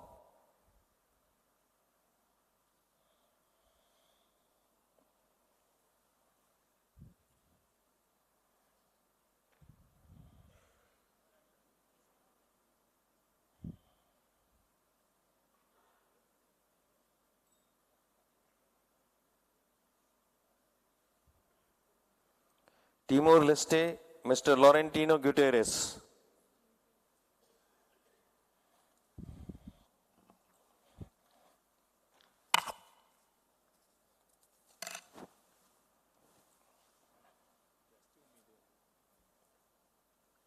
This is the media. This is.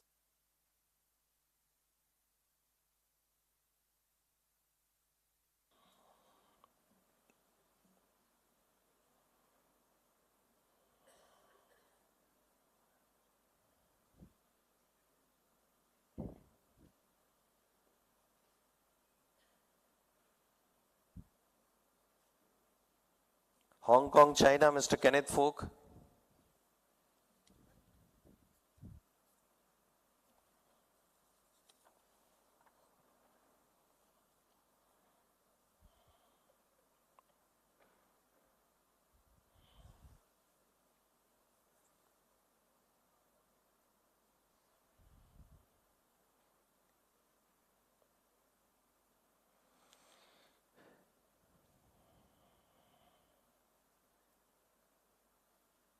India, Mrs. P.T. Usha.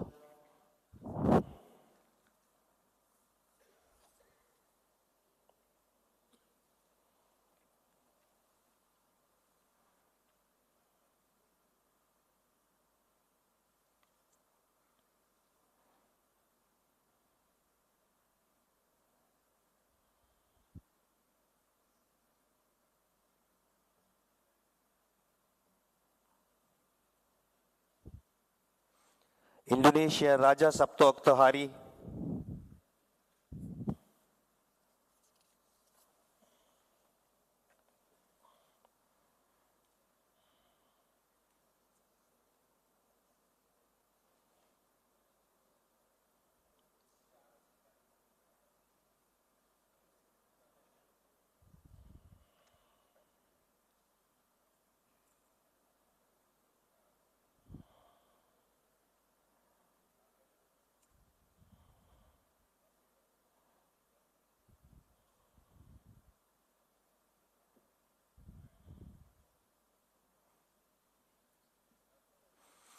Iran, Mr. Mahmoud Khosravi Wafa.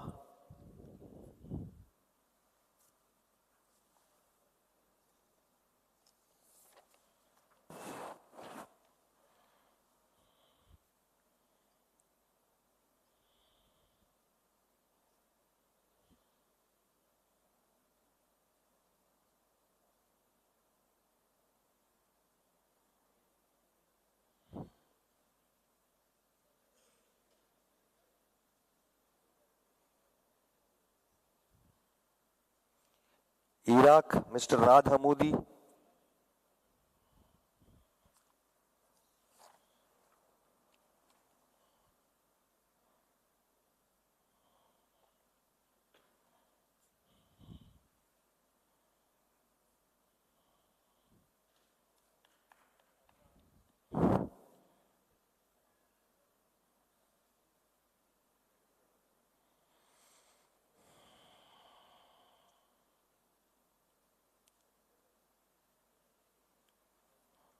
Japan, Mr. Yamashita Yasuhiro.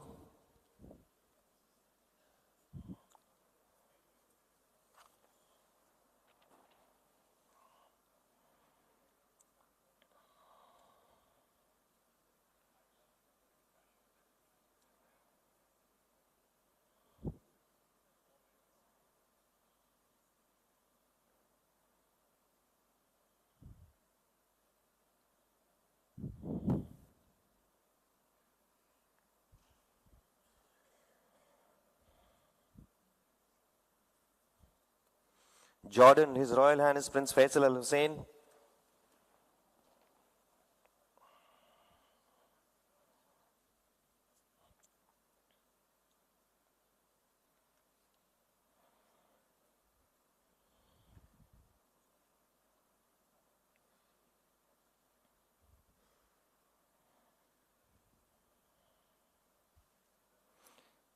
Kazakhstan, Mr. Andrei Kuryakov.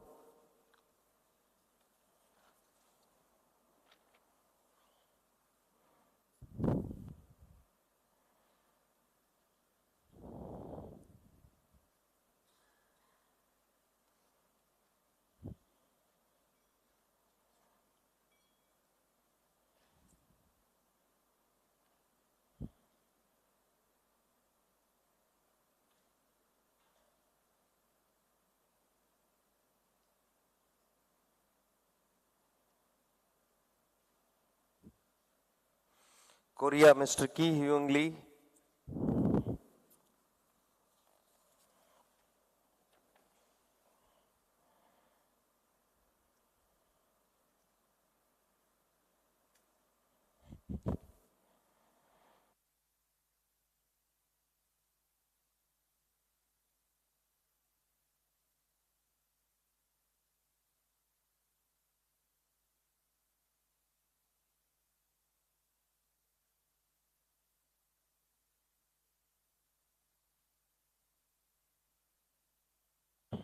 Kyrgyzstan, Mr. Sadir Mametov.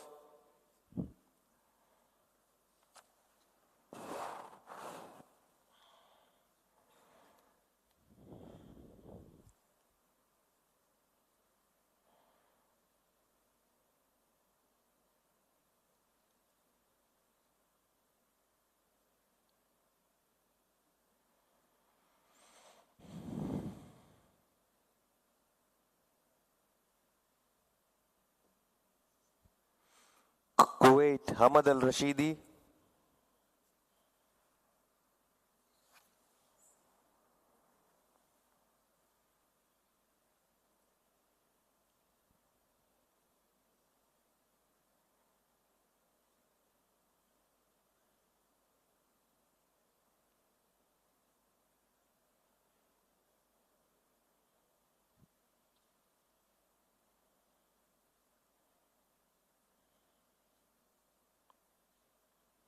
Laos, Mr. Sengphon Phonamat.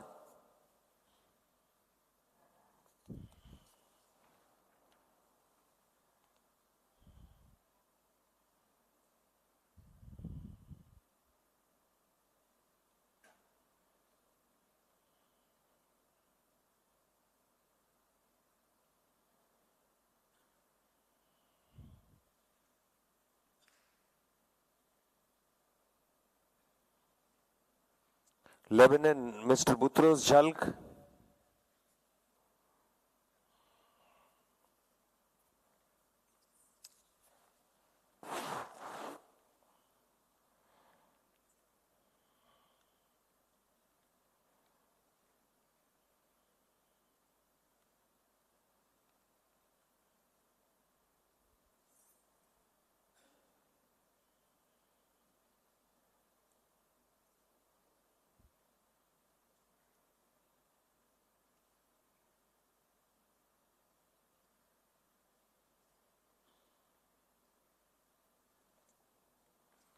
Macau, Mr. Chan Chakmo.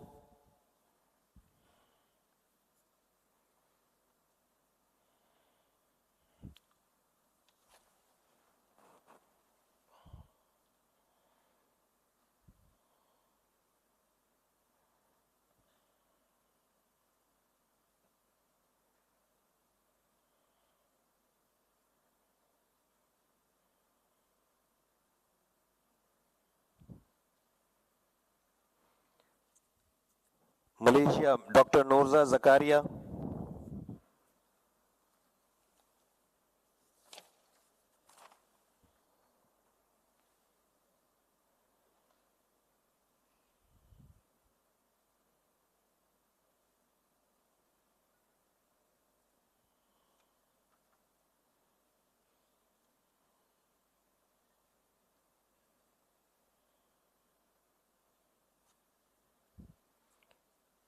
Maldives, Mr. Muhammad Abdul Sattar.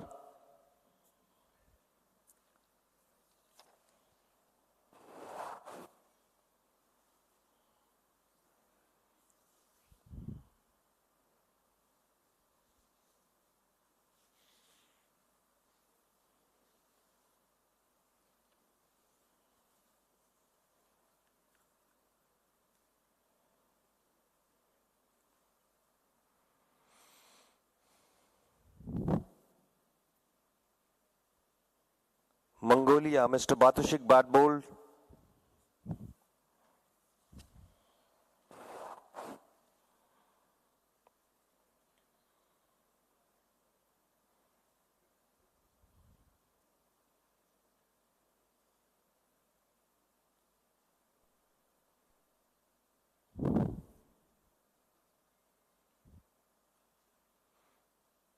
Myanmar, Mr. Khunjar Ong.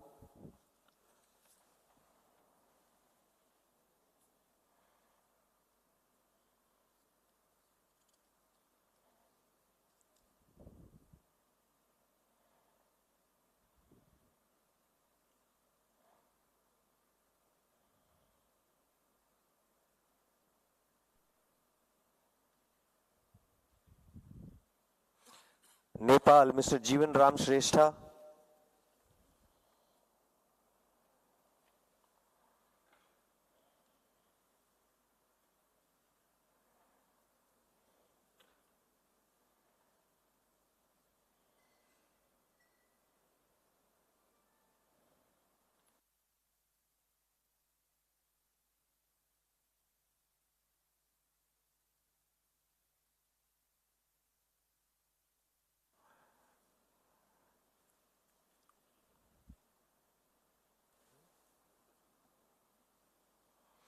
Oman, Mr. Khalid Al Zubair.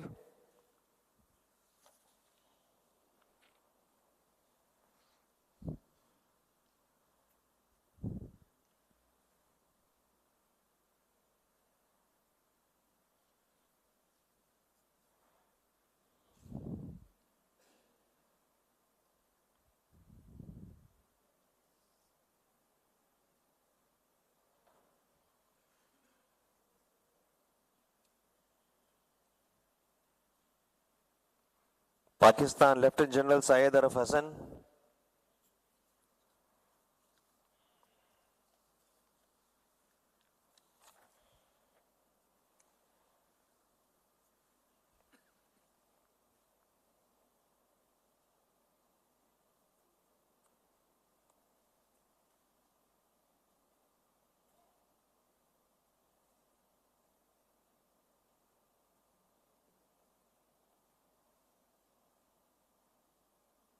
Palestine, Miss Susan Al-Shalabi.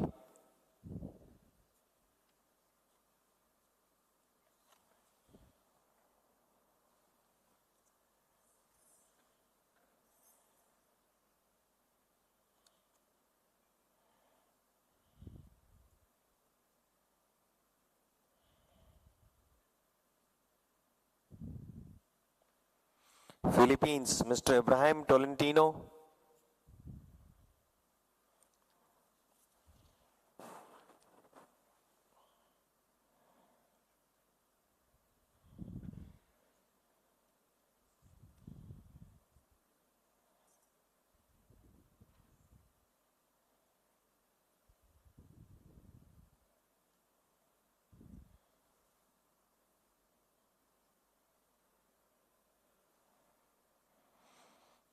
Qatar, Sheikh Khalifa Khalid Al Thani.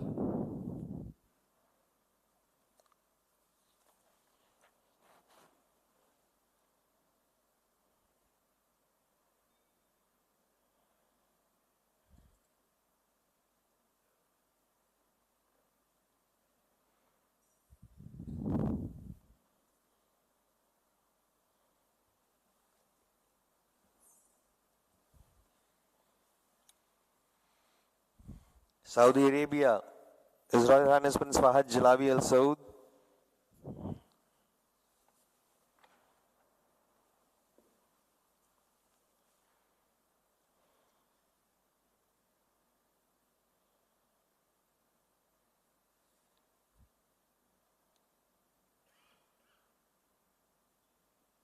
Singapore, Mr. Christopher Shen.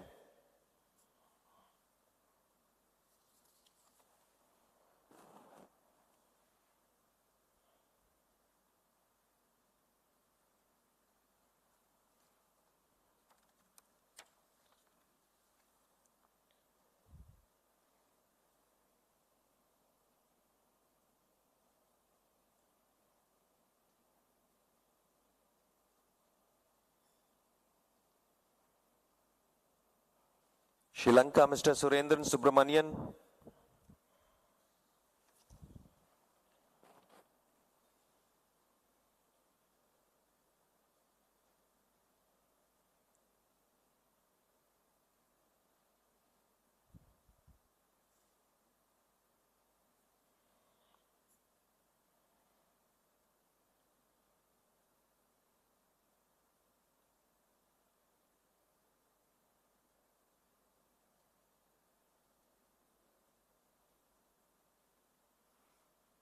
Chinese Taipei, Miss Su Xiao Zhu.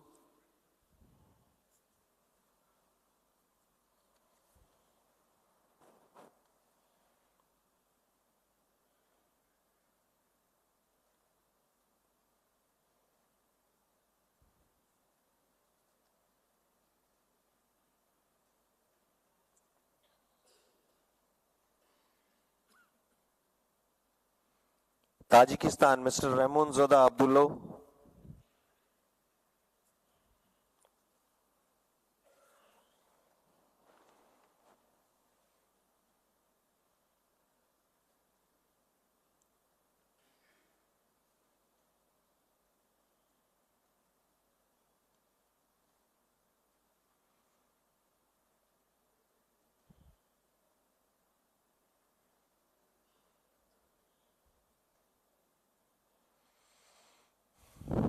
Thailand, Mr. Thana Chai Prasit.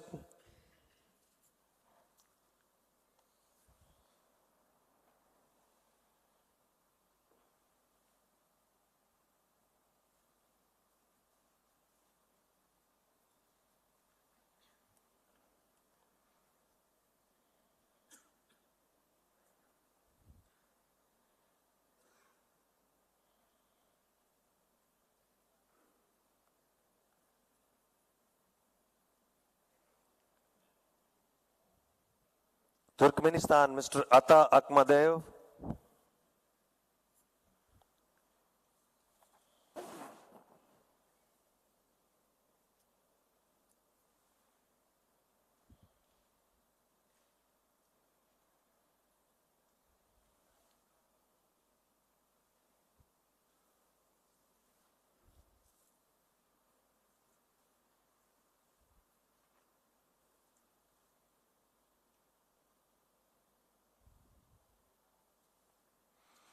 United Arab Emirates, Mr. Osama Al Shafar.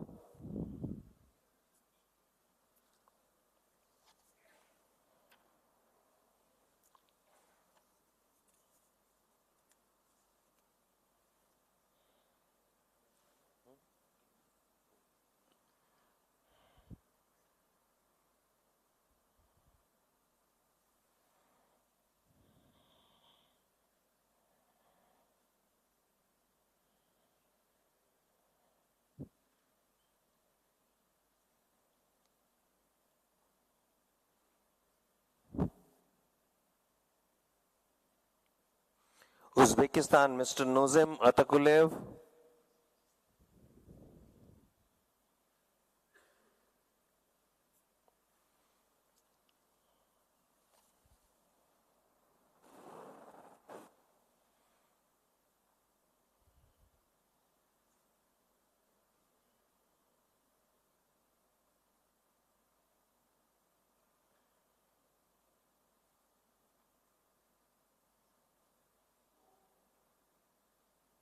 Vietnam, Mr. Tran Van Man.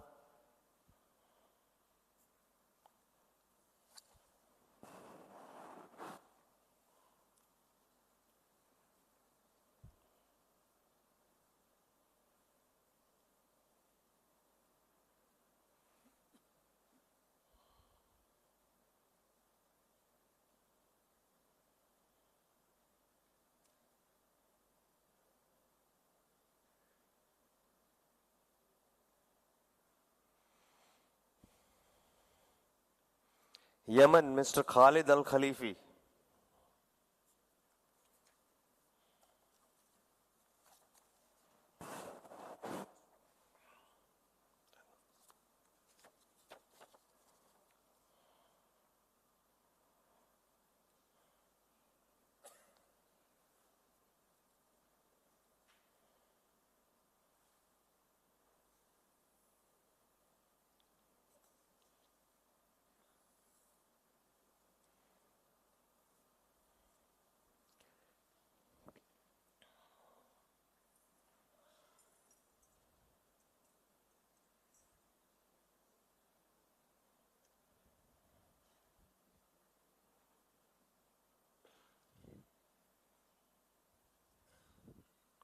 All the 44 delegates have voted, Chair. All the 44 delegates have finished voting. Thank you. Can I now ask the two candidates to nominate their representatives to observe the counting?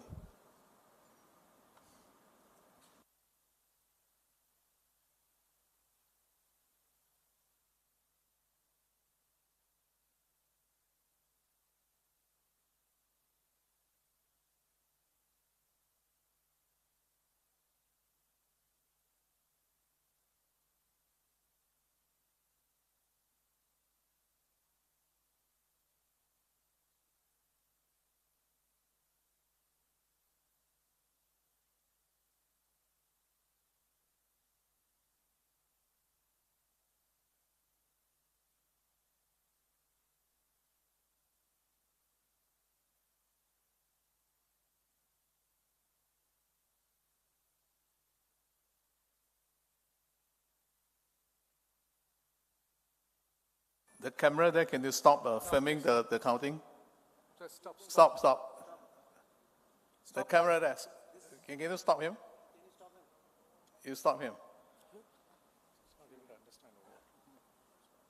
Let him move away from there. There's no need. Yeah. Move the.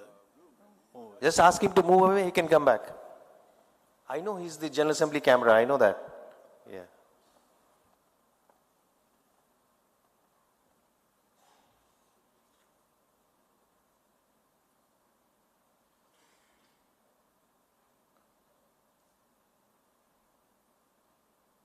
Can you just get the camera away? Just go to the back.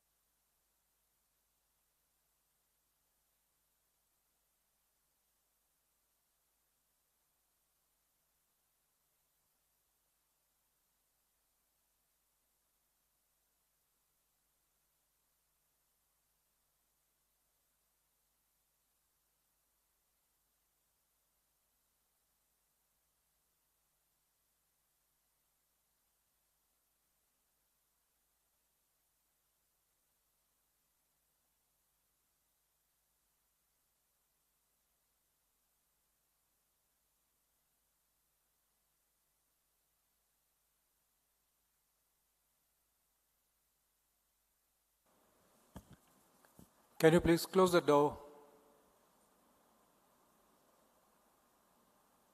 Close the door, please.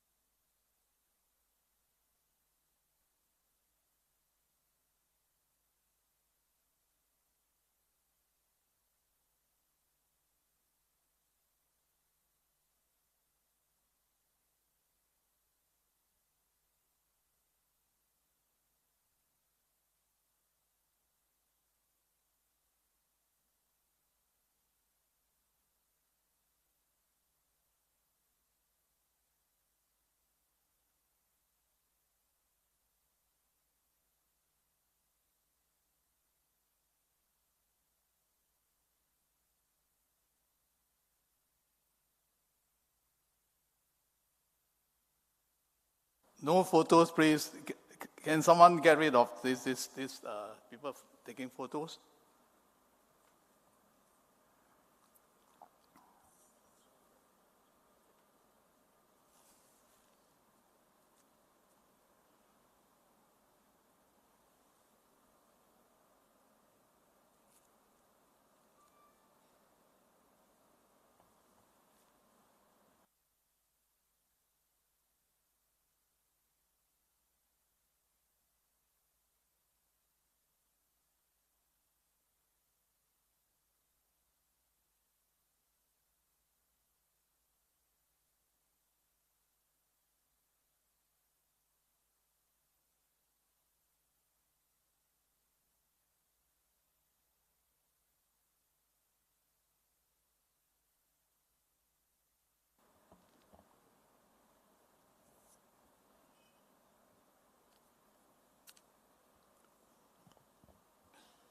Dear delegates, these are the results.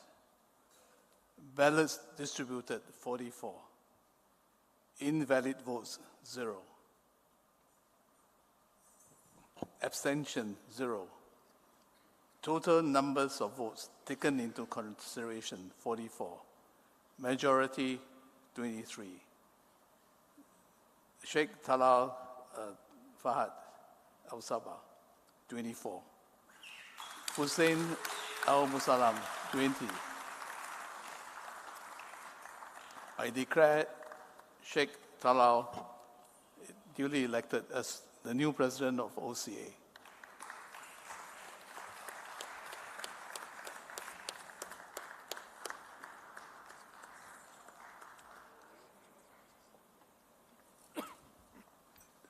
Dear delegates, we will now continue with the rest of the election.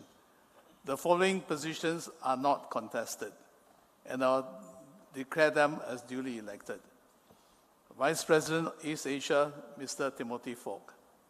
Vice President Southeast Asia, Datuk Sri Jayapat Sriwat.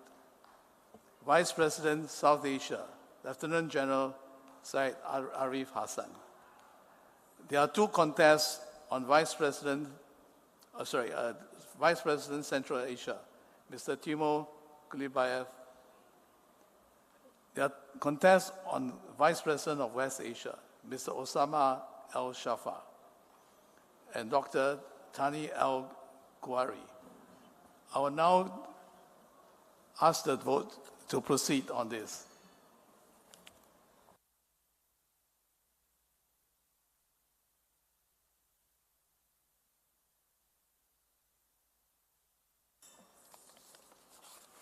I will call on the voting delegates' names for the election for the Vice Presidents of West Asia.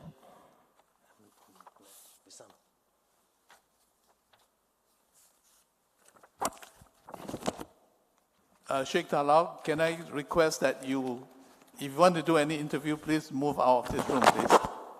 Thank you. Afghanistan, Dr. Hafizullah Wali Rahimi.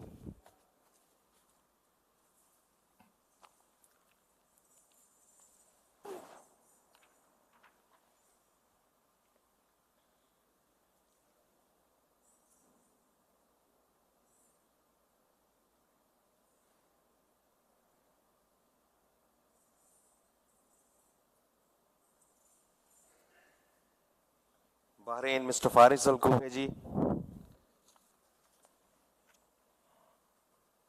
Oh, no.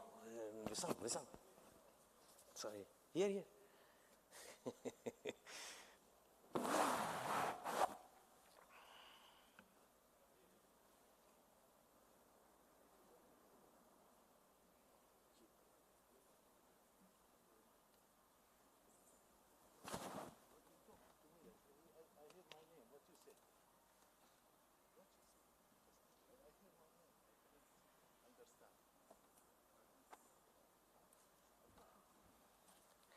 Bangladesh, Mr. Syed Shahid Raza.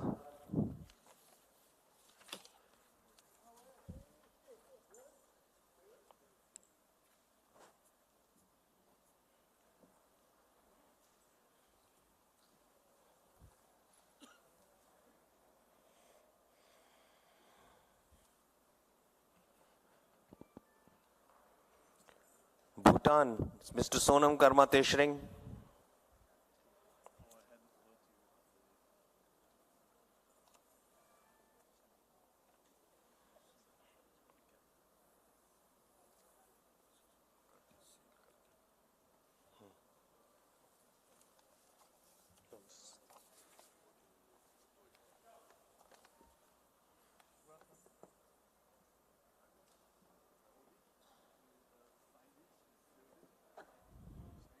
Brunei Darussalam, His Royal Highness Prince Zufri.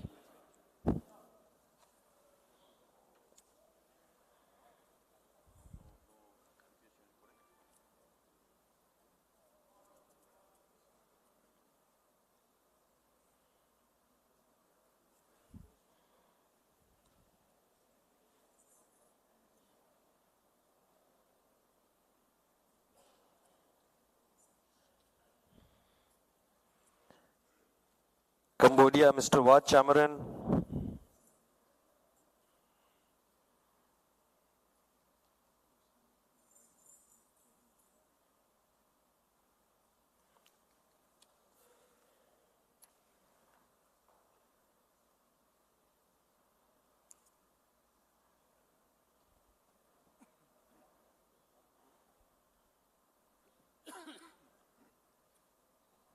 China, Miss Li Lingwei.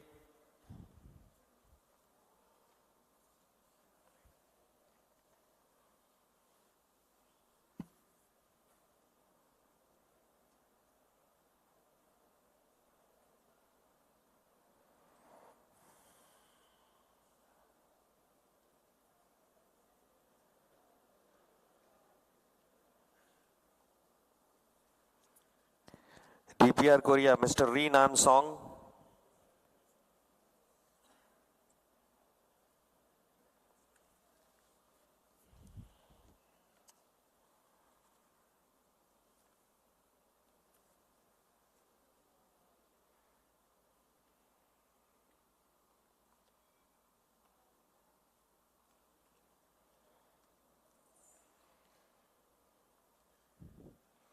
Timor-Leste, Mr. Laurentino Guterres.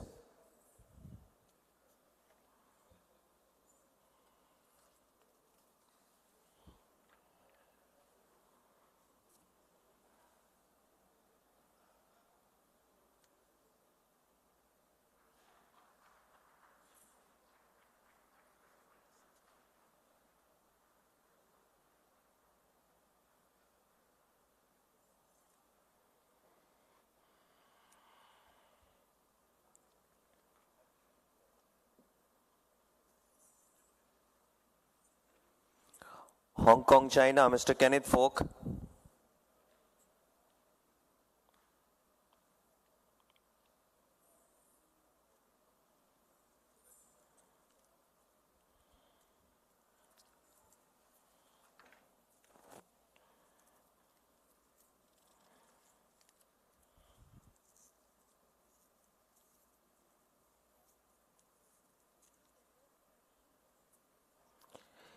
India, Mrs. P.T. Usha.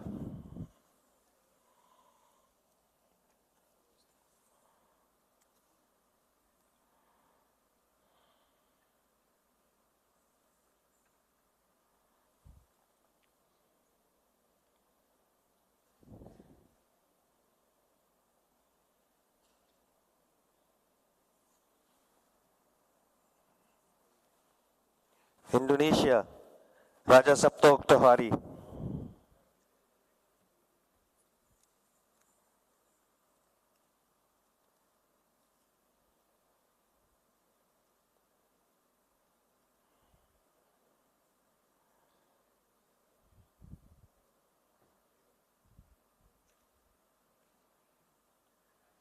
Iran, Mr. Mahmoud Khosravi Wafa.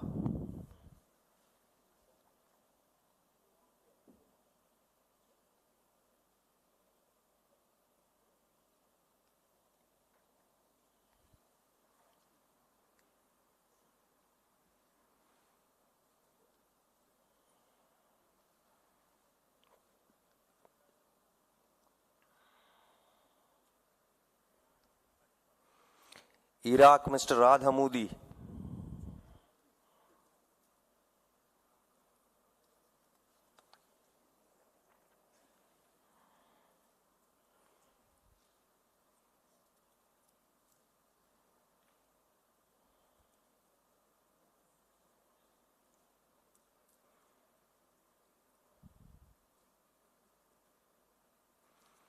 Japan, Mr. Yamashita Yasuhiro.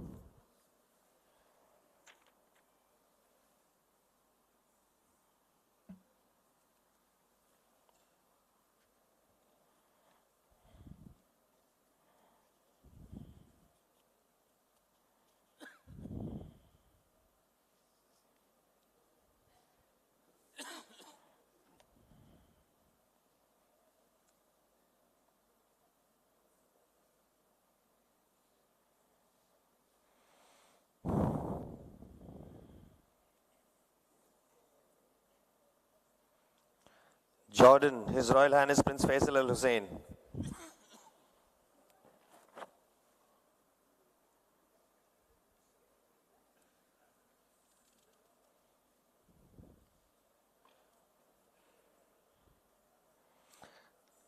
Kazakhstan, Mr. Andrei Kuryakov.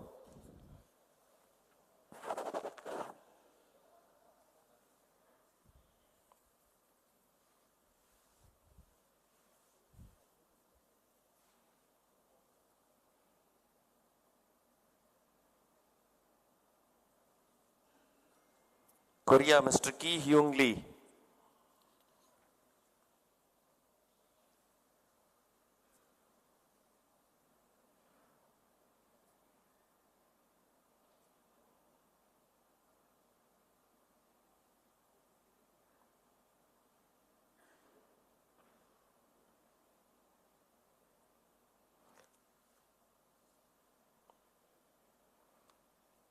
Kyrgyzstan, Mr. Sadir Mamatov.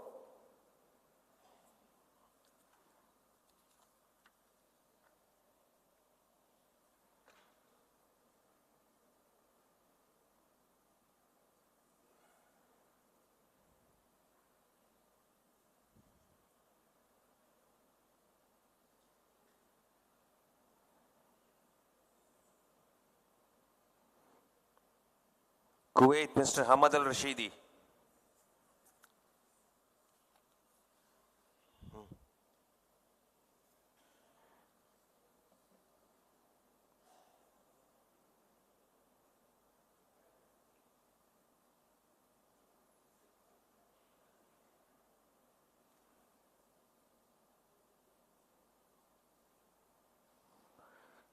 Laos, Mr. Sengphon Phonamat.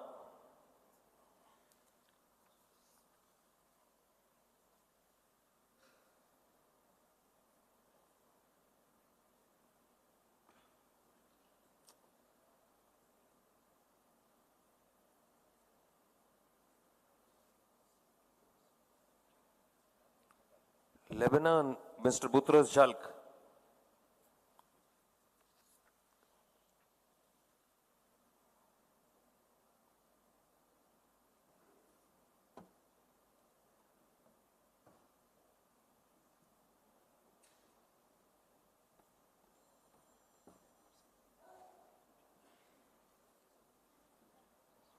Macau, Mr. Chan Chakmo.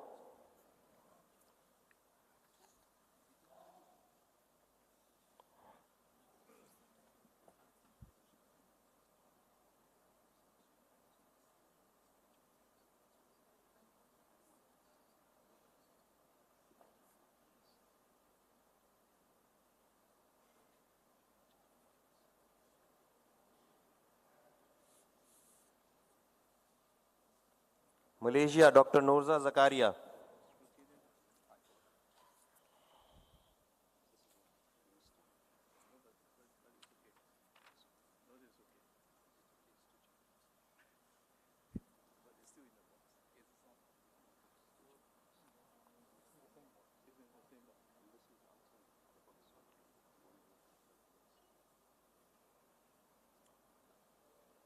Maldives, Mr. Muhammad Abdul Sattar.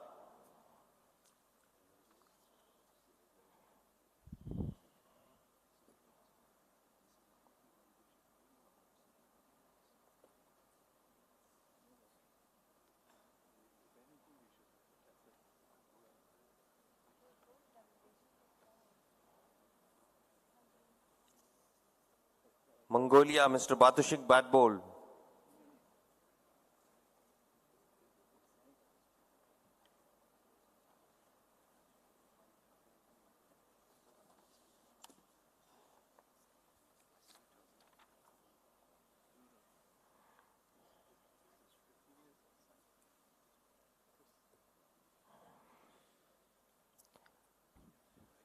Myanmar, Mr. Khunjar Ong.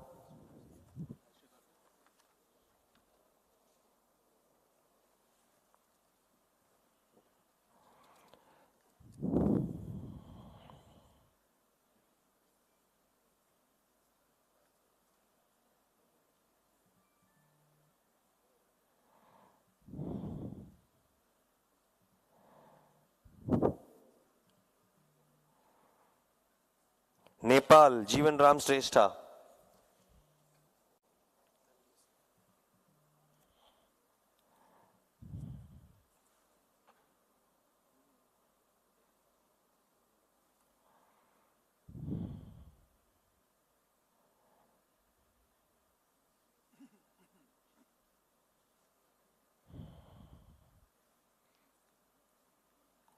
Oman, Mr. Khalid Al Zubair.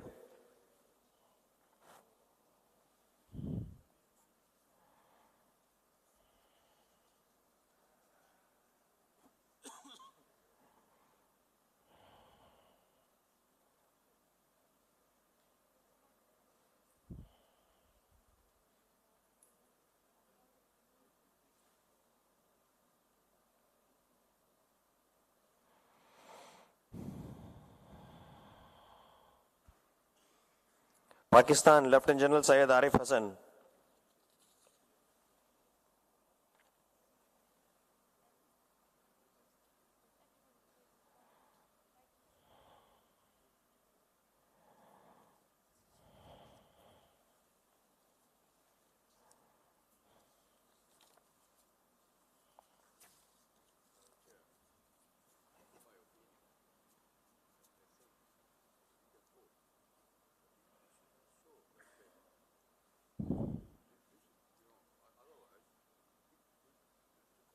Palestine, Ms. Susan Al-Shalabi.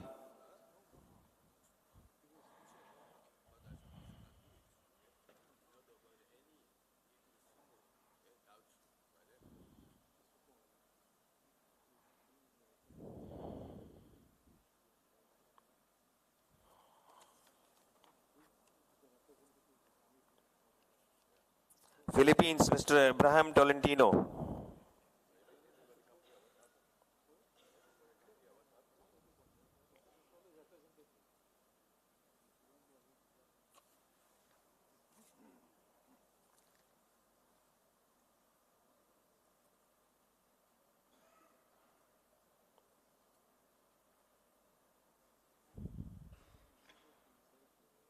Qatar, Sheikh Khalifa Khalid Al Thani.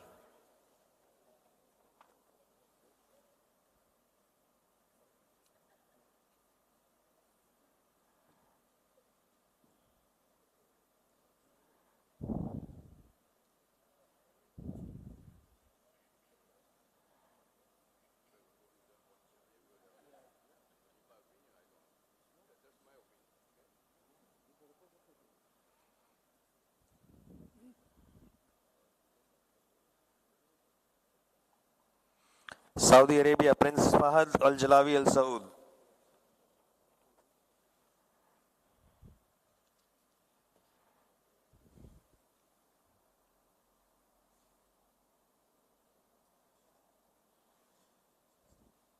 Singapore, Mr. Christopher Chan.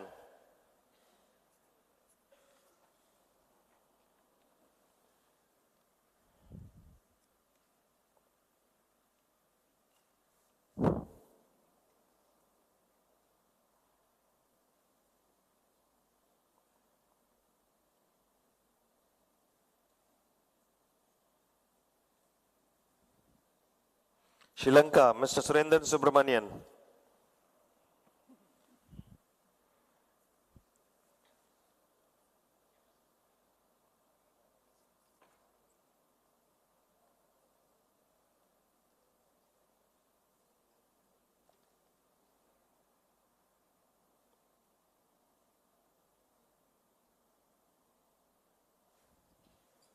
Chinese Taipei, Miss Zhu Xiao Zhu.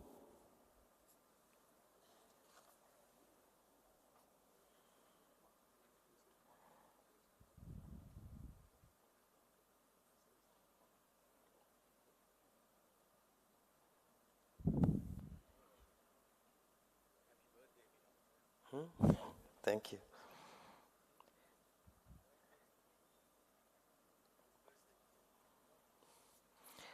Tajikistan, Mr. Rahman Zoda Abdullah.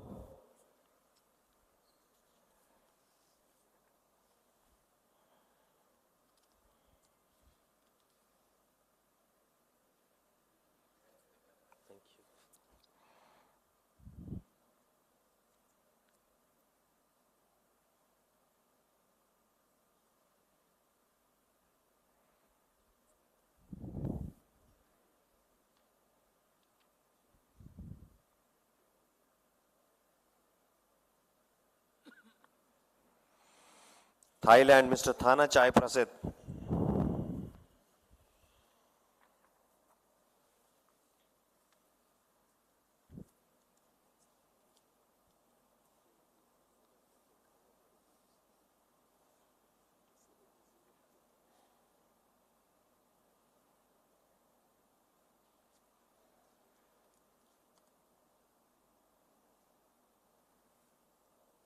Turkmenistan, Mr. Ata Akmadev.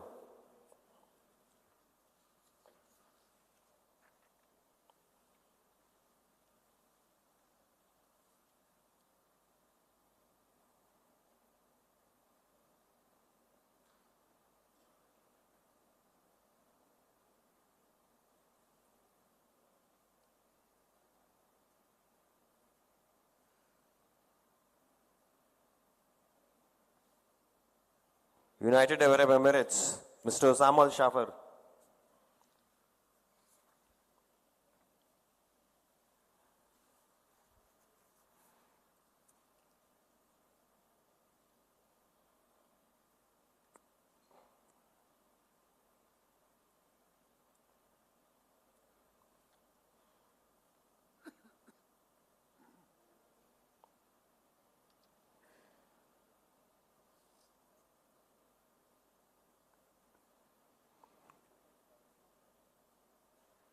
Uzbekistan, Mr. Nozim Atakulev.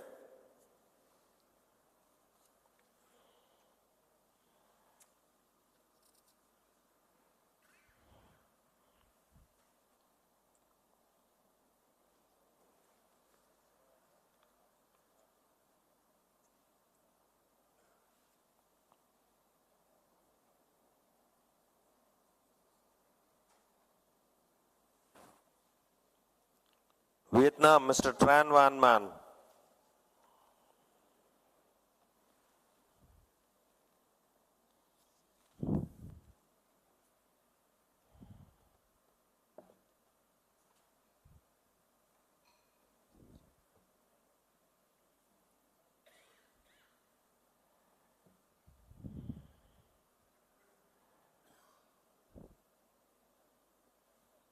Yemen, Mr. Khalid Al Khalifi.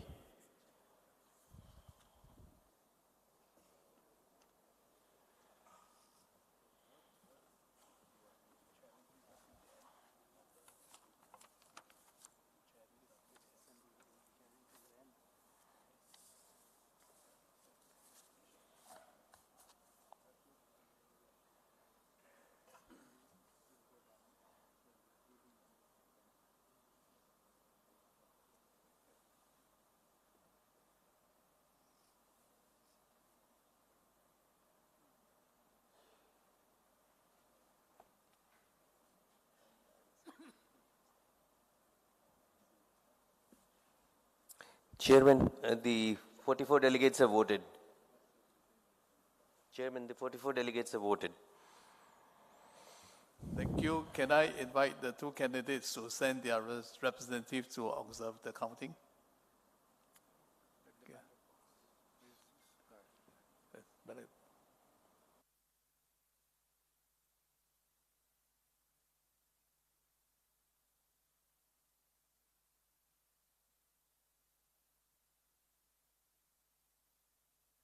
Thank you. Voting is over, so you are free now to move around. Thank you.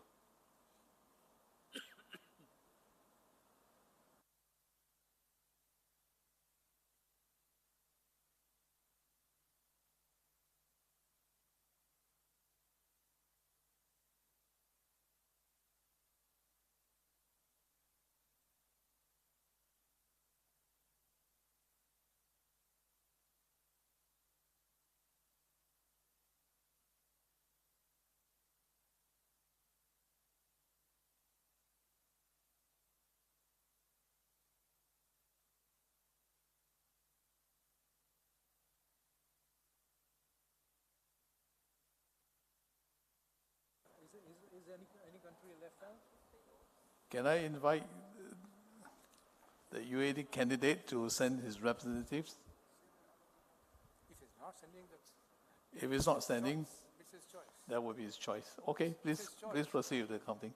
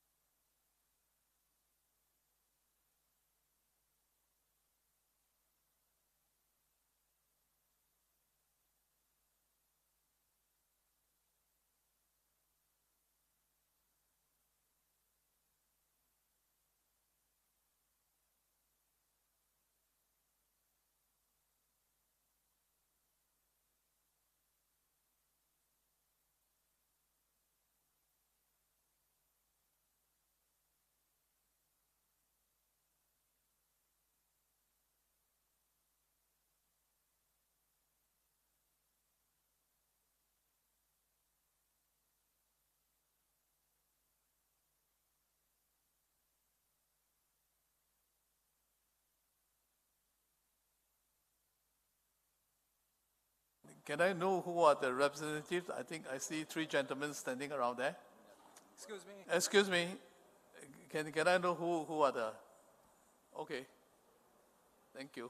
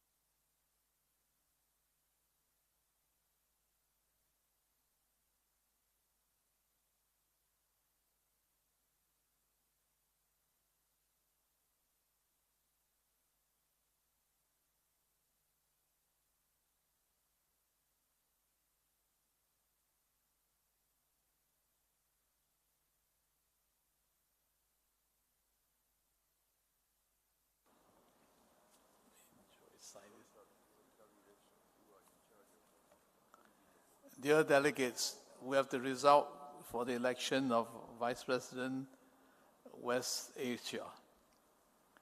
Total number of ballots distributed, 44. Total number of votes cast, 44.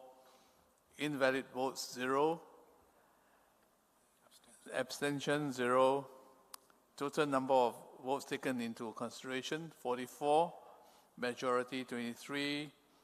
Dr. Thani Al-Kuwari, 26. Mr. Osama Al-Shafa, 18. I declare Dr. Thani Al-Kuwari duly elected as Vice President, West Asia.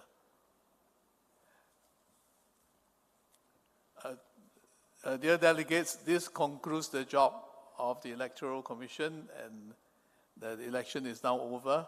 I want to thank the three scrutineers for their job and to thank my colleagues on the Electoral Commission for having to deal with a very challenging election.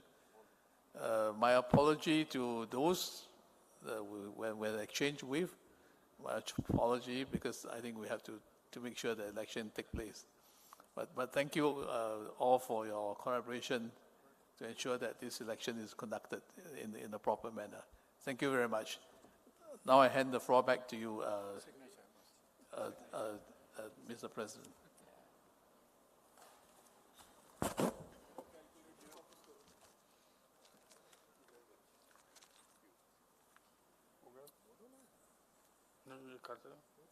Should I finish? Should I announce?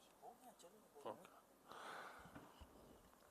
Ladies and gentlemen, the elections are over, so before we go to the next agenda item, there'll be a 15 minutes break. In fact, there'll be more to closer to 20, 12:15, we'll meet again in the Assembly Hall. Thank you.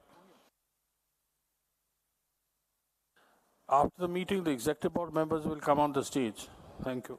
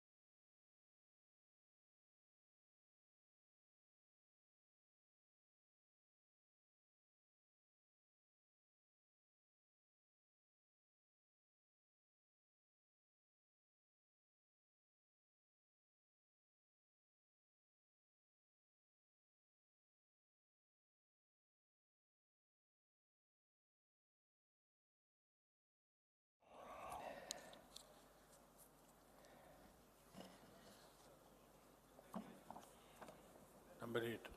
Number 8. We have, as per the tradition, we have the speech of the elected president, but he is just coming back to the stage and he will address us in a few minutes' time. So meanwhile, we'll take the agenda item number 8, which is the bid presentation by Harbin City for the Asian Winter Games 2025. Harbin City, please.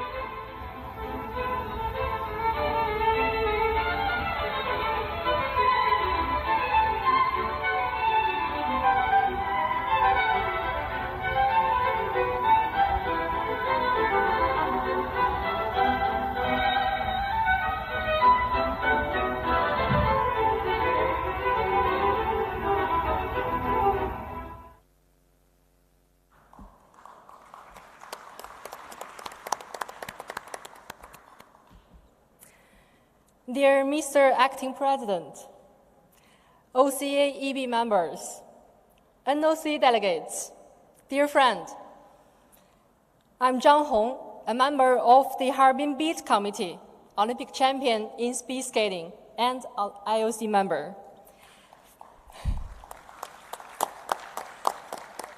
First of all, please allow me to introduce the key members of our delegation. Mr. Yu Zaiqing, Vice President of the Chinese Olympic Committee and IOC member. Mr. Han Shengjian, Vice Governor of Heilongjiang Provincial Government. Mr. Zhang Qixiang, Mayor of Harbin Municipal Government. Today, we are all filled with anticipation and excitement as we are bidding for the 9th Asian Winter Games in 2025. First, I would like to invite Mr. Yu Zaiqing, Vice President of the Chinese Olympic Committee, to deliver his speech.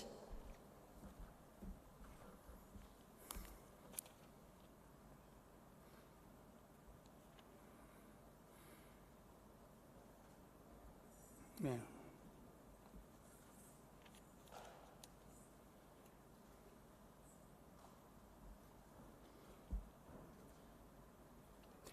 Dear Mr. Randy Singh, Acting President of OCA, dear colleagues and friends, ladies and gentlemen, good evening, good morning, or good afternoon. On behalf of the Chinese Olympic Committee, it is my great honor and pleasure to recommend the city of Harbin to host the 9th Asian Winter Games in 2025. The city of Harbin boasts stable economic growth, solid winter sports tradition, and excellent winter sports facilities. It has rich experience in hosting major sporting events, such as the 3rd Winter Asian Games in 1996, the 10th National Winter Games of China in 2003, and the 24th Winter University Games in 2009. The Chinese Olympic Committee fully supports Harbin's bid for the 2025 Asian Winter Games. We are fully convinced that Harbin is capable of delivering an outstanding and successful edition of the Asian Winter Games, so as to contribute to the development of winter sports and the Olympic movement in China and in the whole Asia. And to promote solidarity, friendship, and peace. Thank you. Now, my colleague Zhang Hong will give you more information about the city of Harbin and its bid for the Asian Winter Games. Thank you. Thank you, Mr. Yu. Dear friends, Harbin, as the capital city of Heilongjiang Province, is a major tourist destination offering both enhancing winter landscape and refreshing summer retreats. As a national historical and cultural city, famous for its international architecture style and vibrant ice and snow culture, it attracts the nearly 100 million visitors from around the world every year. Harbin is renowned as the city of Olympic champions in China. Over the past decades, Harbin has had the highest percentage of national elite athletes, Olympians, gold medalists, as well as the entourage, such as the coaches, referees, experts, and officials, including two of the current IOC members here, Mr. Yu Zaiqing and I. As a former athlete of both the Winter Olympic Games and the Asian Winter Games, I deeply understand the importance of athlete experience. I'm very confident that my hometown will provide ideal conditions for all the athletes to achieve their dreams and host a truly athlete-centered Asian Winter Games. Harbin has developed a comprehensive plan for hosting the 9th Asian Winter Games in 2025. The date of the Games. The Games are proposed to be held from late February to early March 2025. The average temperature of Harbin in this period is about -12 degrees. The venues. Our existing and under construction venues already satisfy the competition and the training needs as stipulated in OCA constitution and rules. We will further improve and upgrade these venues and facilities based on practical considerations. The accommodation. Harbin offers a wide range of accommodation options with various star-rated hotels and high-quality business hotel close to the venues. We are able to provide comfortable lodgings and excellent dining experience for all the participants. The transportations. Harbin Taiping International Airport serves as almost 21 million passengers annually, offering 12 direct flights to various Asian destinations and serving up to 200 domestic and international flight routes. The medical services and security. With over 300 hospitals, advanced medical equipment, and highly skilled medical professionals, Harbin is able to ensure effective medical services. As a city with excellent public security, it will provide a safe environment throughout the Games. The media services. A fully equipped and comfortable media center will be provided, offering comprehensive services to the media covering the Asian Winter Games. This concludes my presentation. Now I would like to invite Mr. Zhang Qixiang, Mayor of Harbin, to deliver his speech. 尊敬的代理主席先生，朋友们， Distinguished Mr. President, dear friends, 我代表哈尔滨市人民政府承诺， first, on behalf of Harbin Municipal Government, I would like to express our commitment. 承办2025年第9届亚运会符合哈尔滨城市规划与可持续发展目标相一致。 Hosting the 9th Asian Winter Games in 2025 is in line with our city's development plans and sustainable development goals. 如果申办成功，我们将虚心于亚奥理事会、中国奥委会和亚洲各专项体育综合委员会全面合作，认真遵守申办承诺，提供完善城市设施和体育标准条件。我们将我们完全有能力和信心承办一届开放、活力、热情、精彩的亚运会。 If we have the honor of hosting the Games, we will work closely together with the Olympic Council of Asia, the Chinese Olympic Committee, relevant Asian and international sports federations, and other stakeholders to make our commitment and provide outstanding infrastructure and sports venues. We have full confidence and capability to ensure a vibrant, inclusive, cost-effective, and culturally enriching Asian Winter Games. 美丽的哈尔滨，期待你们的到来。下面播放哈尔滨城市宣传片，谢谢大家。 We look forward to welcoming you in Harbin. Next, I'd like to invite you to watch a video that offers an enchanting glimpse of the beauty of Harbin.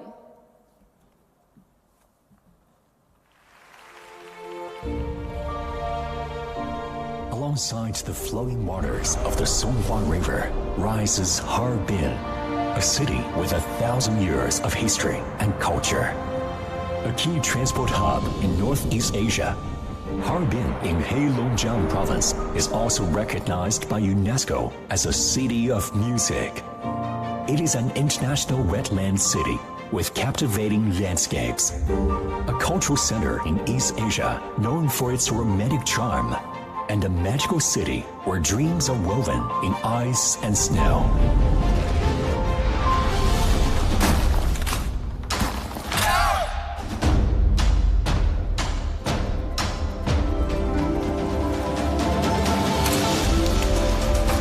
Harbin is hailed as the city of ice and snow.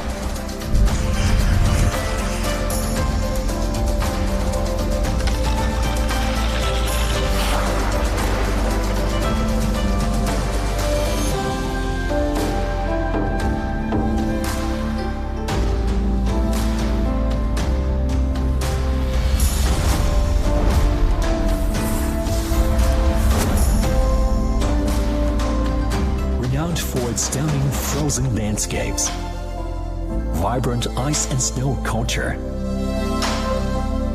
and a wide array of ice and snow sports.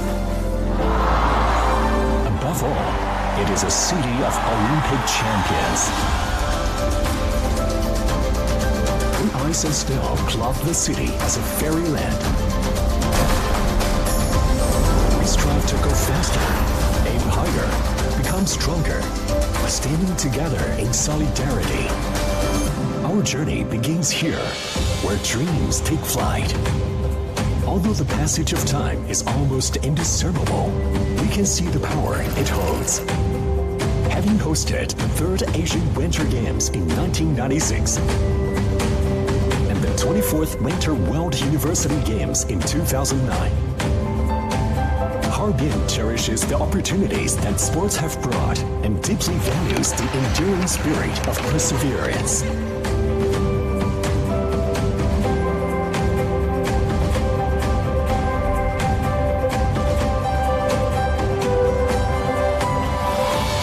Harbin, a smart transport network injects new vitality into urban development.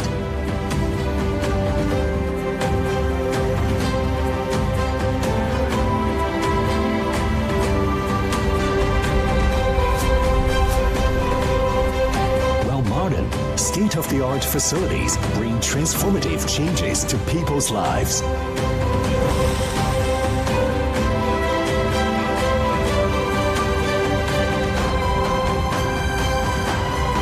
Here, people seize the present day with their passion and explore the future through their actions. With open hearts and an inclusive mindset, warm-hearted people of Harbin eagerly anticipate your arrival, embracing you in a city that continuously strives for improvement. The dynamic city of Harbin is always evolving in the spirit of common prosperity and shared benefits. Harbin, a colorful and diverse city, unites people from around the world through sports, provides a platform for dreams to thrive. As we give the best of ourselves, we eagerly await the the fulfillment of your dreams. World of fun, come and delight in the joy. Harbin opens its arms to welcome friends from afar. Experience the city firsthand and discover its harmonious connection with the rest of the world.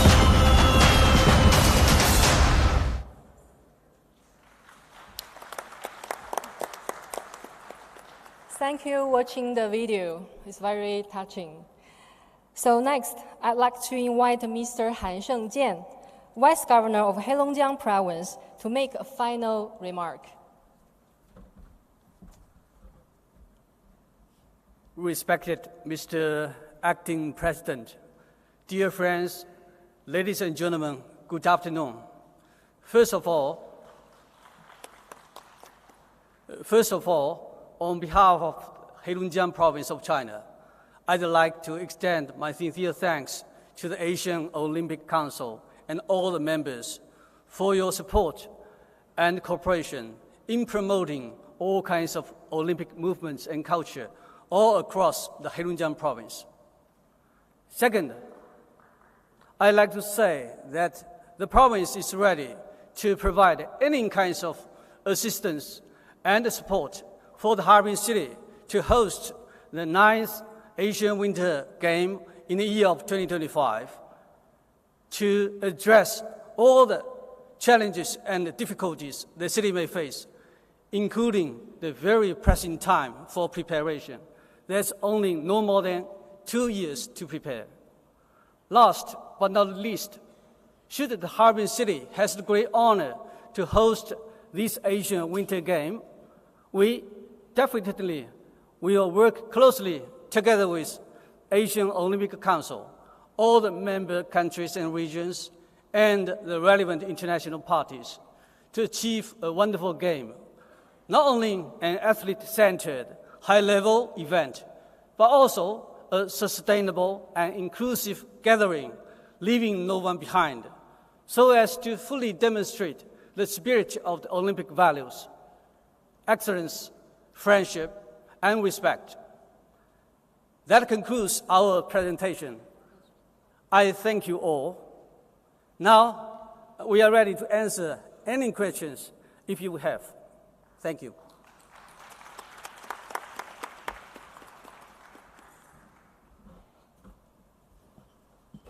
Thank you very much for the excellent presentation, and also for the fact that it was done very fast by all of you, the whole group.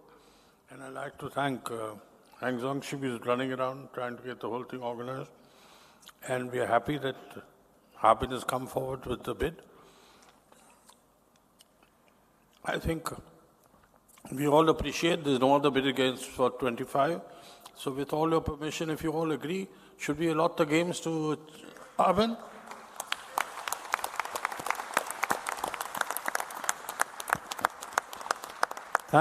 Thank you very much to Harbin, and congratulations. Mr. Yu, members of the governor, the other members, colleagues with yours, congratulations. Congratulations. Thank you. Thank you.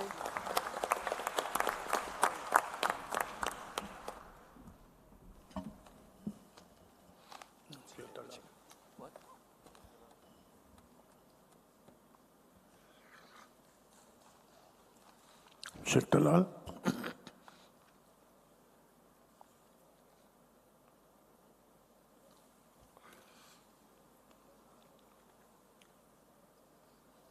You will sign contract now? Now? No, nobody even knows it. No.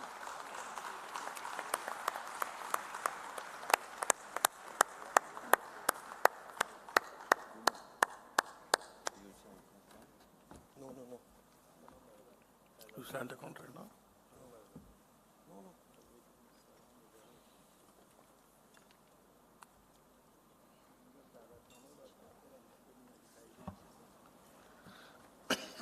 Ladies and gentlemen,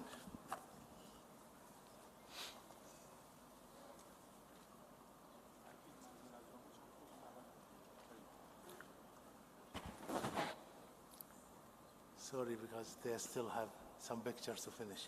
Harbin, Sign the contract now. Why they brought this paper?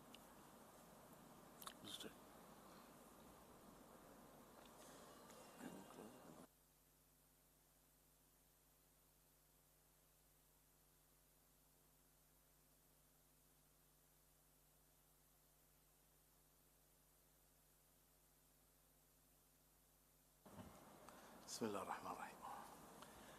First of all, thank you for the acting president, and thank you for your executive board. Thank you for the election committee. Thank you for the member of the General Assembly. Thank you very much.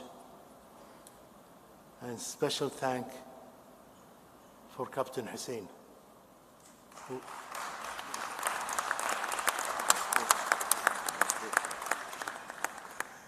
did a lot for OCA. Thank you for the staff of OCA and the media who's attended the General Assembly. As I proposed in I promised in my speech, all the staff will continue their job, and I'm looking forward to see everybody. I'm looking forward to see everybody in the headquarters in Kuwait. We will continue to work for Asia. Today page is closed. We open a new page. As I promised 1 hour before, I'll do my best to unite Asia again, and Asia will be one family.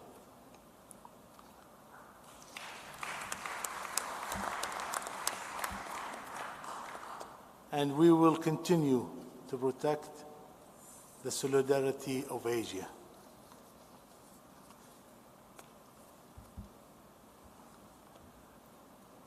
With my friend, Captain Hussein, I will propose as an honorary life vice president.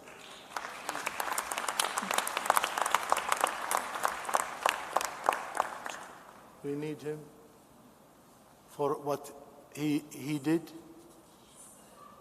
We are like a family. He done a good job for our family.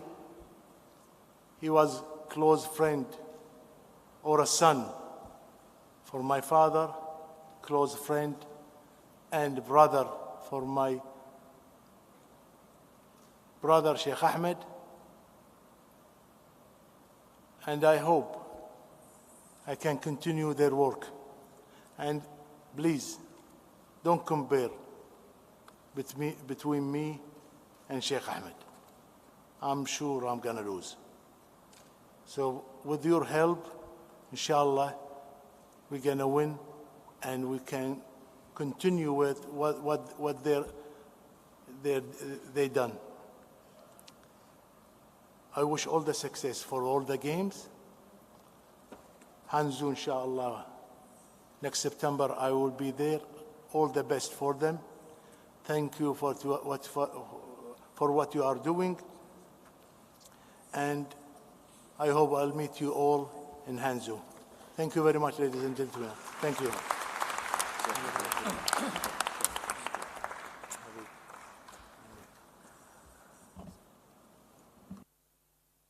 Please, Captain. My dear friends and colleagues, today was an important day for Asia and the Olympic family in Asia. As I mentioned in my speech, I started my journey since 1981, and I'm proud that what I see today, what I was working very hard for you and for everybody and for my president in 1982 until now. Asia always united. As I mentioned, I will do my best to support this organization in any means and in any way. And I would like to thank Mr. Raja Randir Singh for his leadership during the past 3 years. And I would like to thank my brother Sheikh Talal Al-Sabah for this nice sport competition, and there is no loser and no winner. But I would like to put in the record, there is one man have left for me all this experience and the foundation. Is late Sheikh Fahad Al-Ahmed Al-Sabah. That man who selected me and put me in this position to serve you and to serve our athletes. I thank you very much for your trust and support.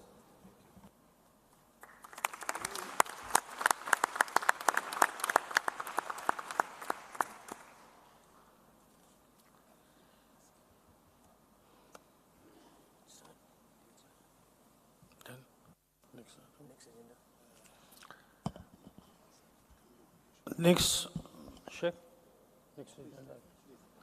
Next agenda item.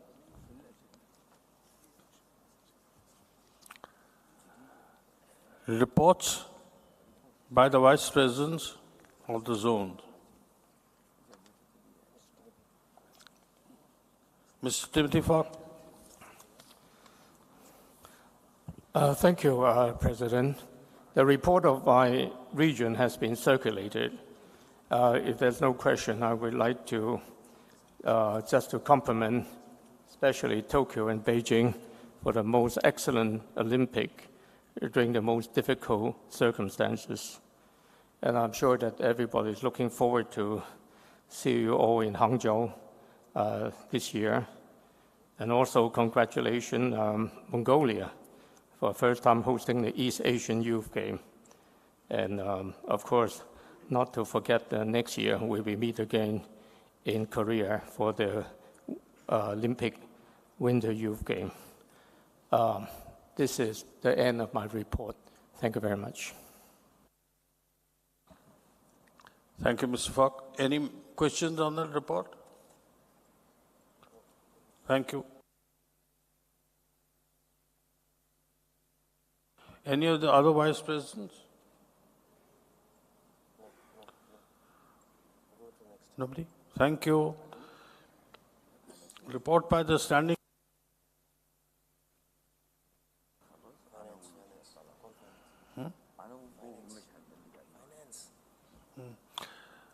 Finance Committee. Mr. Kevin. Thank you, Mr. President. Dear delegates to the 42nd General Assembly, ladies and gentlemen, my report has been circulated.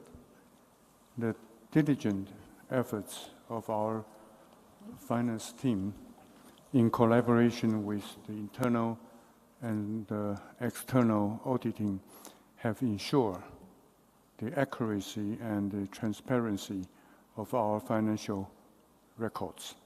This report serves as a comprehensive overview of our organization's financial performance, reflecting our commitment to maintaining strong financial health and accountability.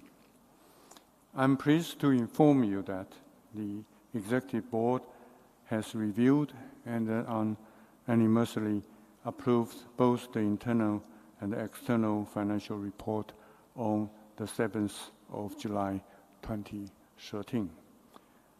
The auditors are available to address any inquiries or concerns that you might have.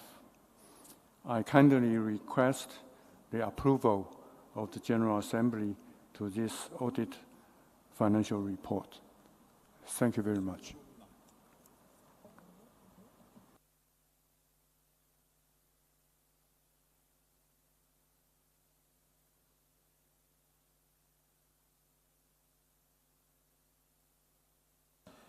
Any questions on the Finance Committee? Thank you. The House approves it. Thank you. Next is... Hello. Mr. President and Dr. Kevin, your report is received only this morning. I think as a matter of courtesy, I raised this issue last year, can we have the financial reports at least 2 weeks in advance? Otherwise, we are just rubber stamping, we don't know, we can't comprehend in 5 minutes your report. Can you please ensure good governance in OCA in the future? Thank you.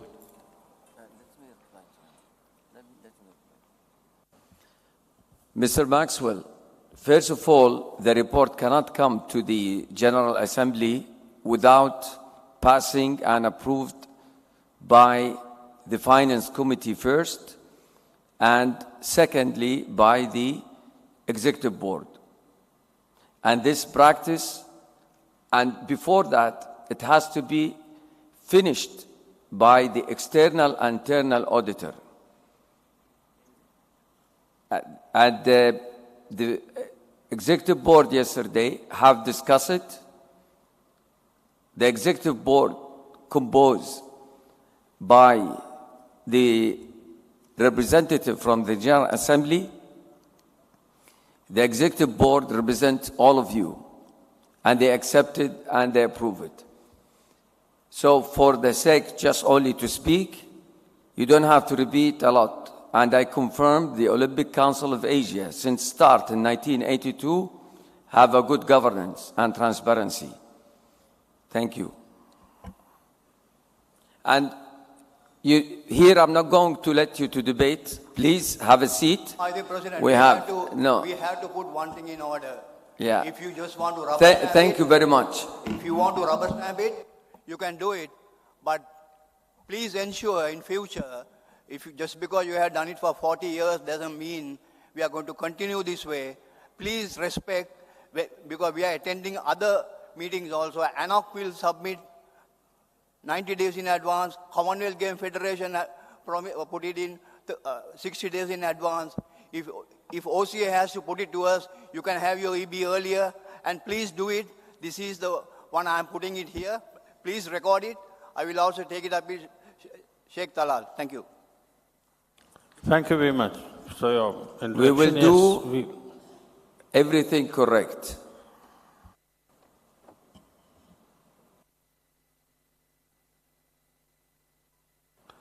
Next is the agenda for the Sports Committee. Chairman. Thank you, Chairperson to be correct. Thank you, Mr. President. Dear colleagues and friends, ladies and gentlemen, the report of the Sports Committee has been circulated, and here I would like to highlight the following for the approval of the General Assembly. 1. Provisional recognition on Asian Jump Rope Union and World Dodgeball. During the Sports Committee meeting, detailed presentations for obtaining provisional recognition of the OCA made by the President of the Asian Jump Rope Union and World Dodgeball. The Sports Committee thinks that the purpose for granting recognition or provisional recognition to an AF or IF is to develop the sport in the Asian region. That does not mean that the sport or sports will be included in the Asian Games program. Therefore, after discussions, the committee decided to grant provisional recognition to the two federations. This proposal was approved by the Executive Board meeting yesterday. This morning, the OCA received information that there is another international federation governing the sport of dodgeball. In order to avoid any misunderstandings or contradictions, we suggest that this time, provisional recognition will not be granted to World Dodgeball.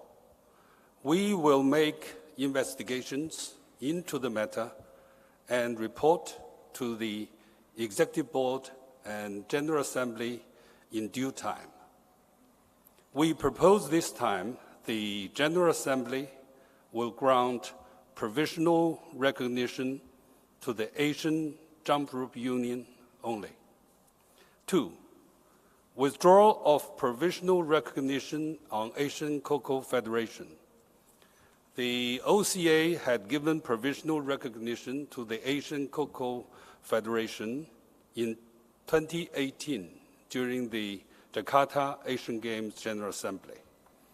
However, over 6 years have passed, and the Federation has not informed the OCA of any of their activities or events, etc.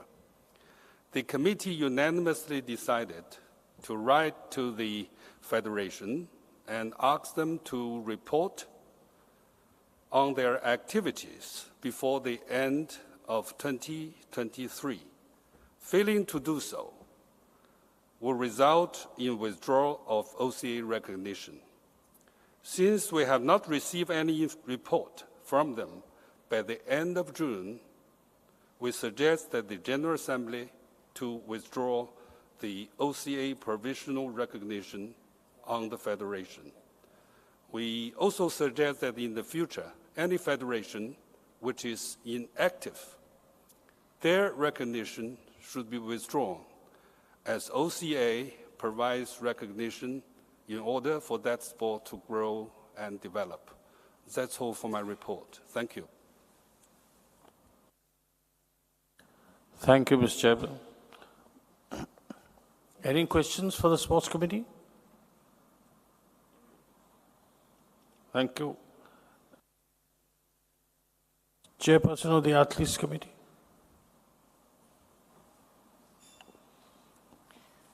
Thank you, Acting President, Your Excellency, all the NOC delegates, dear friends.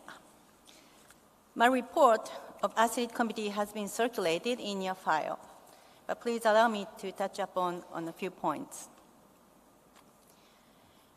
As it was reported in our last General Assembly, we organized the OCA and Olympic Solidarity Athlete Forum here in Bangkok in March. It was very successful. We had athletes representatives from 44 NOCs with 89 participants, which included 46 male and 43 female. Very good gender balance. We covered 4 important topics for athletes, such as prevention of the manipulation of competitions, fight against doping, safeguarding, and athletes' career development for sport and beyond.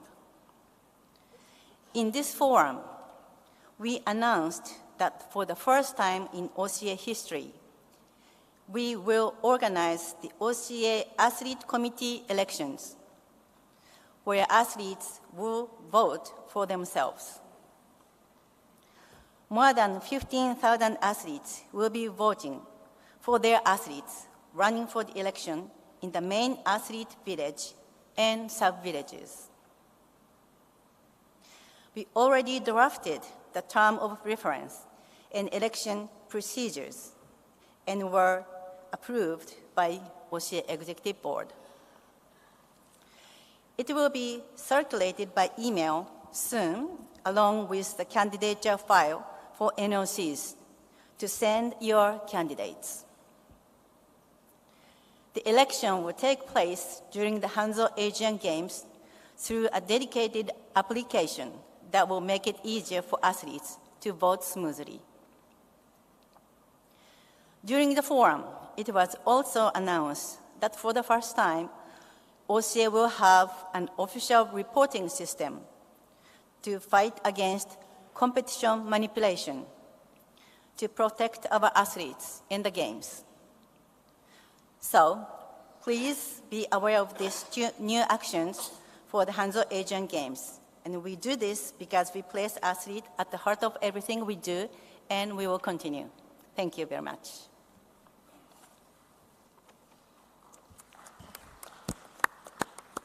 Thank you very much. Any questions for the Athletes Committee? Thank you. Any other members of any other commission would like to speak? Your Highness? Thank you, Mr. Chair. I don't have a report, but I think when we look at, as Chair of Peace and Sports in OCA, I just want to make a comment. We've just gone through an election which was fought very hardly by both parties. It's incumbent upon us now to unify. The unity of Asia is the strength of Asia. And I just want to emphasize that I hope that everybody can now put the election behind us and work together as a team, as Asia, and the strength of Asia in order to be unified once again. So, as Chairman of Peace and Sports, I just wanted to make sure that that message gets through to all of you. We need to look forward, we need to build forward, we need to build a future. And that's what Peace and Sports does. Thank you very much. Thank you very much, Your Highness. Mr. Somyan? Thank you, Acting President.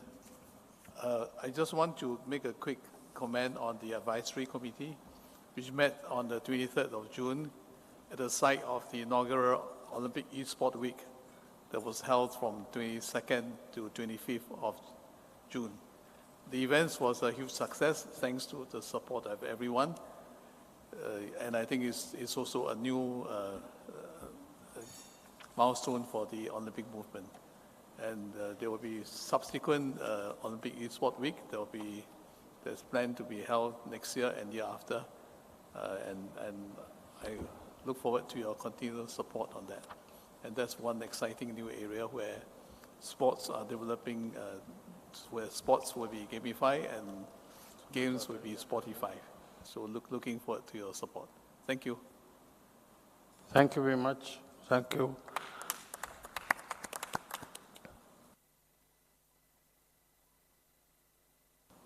Any other members?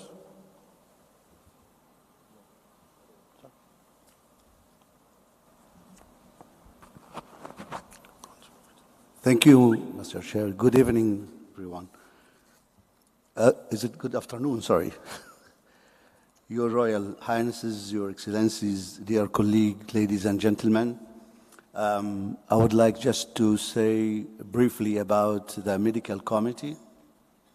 As you know, we are approaching the first games, the 19th of, in Hangzhou Asian Games, which is approaching in September. Just to give you a brief count on that, we are working very close with, of course, trusted China, which involve highest level of the central government through the General Administration, Sports, Chinese Olympic Committee, as well as the provincial municipal, so to make sure that the game is safe and secure for all our, participants. In one part, the preparation of the medical for that competition is always we felt it's covering all the aspects, which is over through the doctors and nurses, ambulances, and all that kind of things. We have had the opportunity to also visit all the hospitals. And lately we've been there and we found satisfactory in whole aspect from the medical. In the part of anti-doping, which is, as you know, we had the OCA signed an agreement with the International Testing Agency. So it has been delegated to the ITA, the responsibility of the implementation of doping control program during these Hangzhou Asian Games. Of course, I would like also to give a brief on the education program, which is related to the anti-doping, which is we are encouraging all our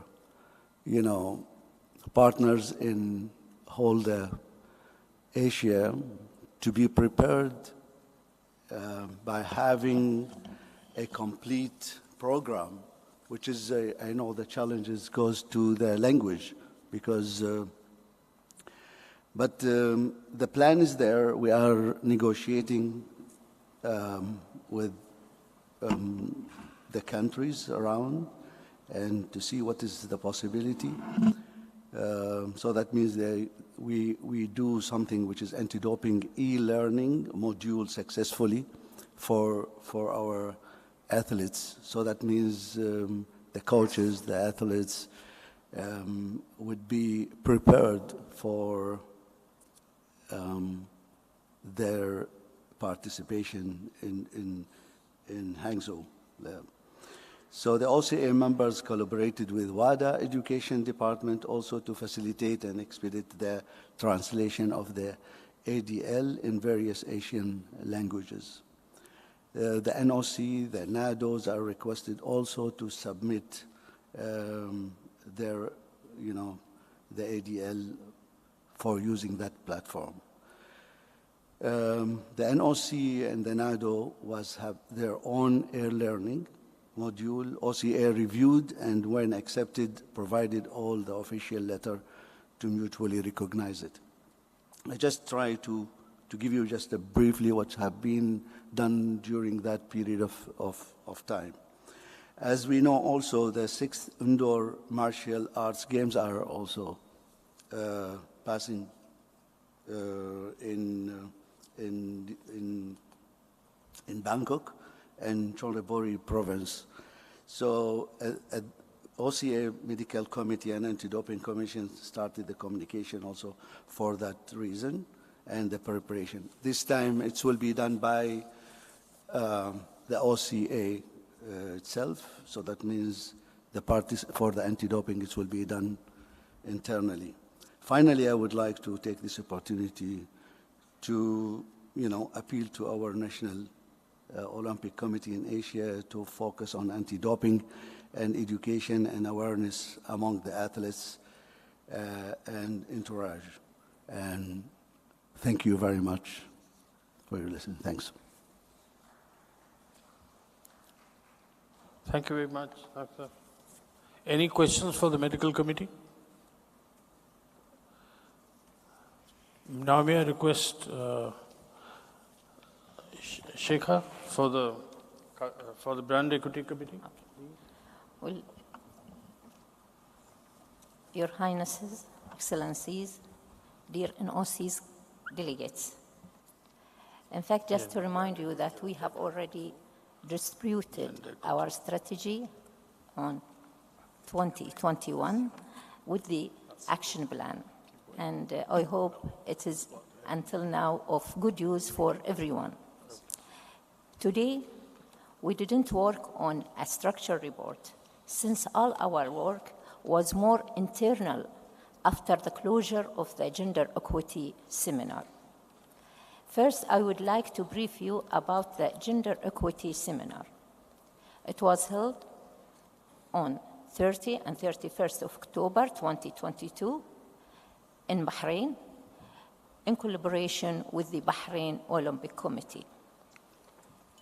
Panelists and speakers, 11 panelists and speakers, participants, invitation sent to all 45 Asian NOCs, number of participants, 42 NOCs. 90 participants, 36 secretary generals and board members. The seminar concluded with a set of recommendations that helped to start drafting our internal strategy and roadmap. We started working on a draft strategy to be presented later on for your approval, focusing on 5 key themes. First, participation. Second, leadership and representation. Third, media and portrayal. Fourth, development, education, and awareness. Fifth, and it is very important, grassroots. But meanwhile, and before concluding the strategy, we already started working on implementing a few recommendations until the adoption. 50-50 policy. Applied for the OCA Athletes Forum. Applied for the upcoming OCA Ice Hockey Asian Youth Camp. Connecting also with NOCs for collecting data that will help us move forward with our strategy when adopted. We found that the point of contact is a major role that we need to continue our work together and to achieve a good and tangible result in a period of time. Working on specifying a specific point of contact in each NOC that will deal with the topic of gender equity.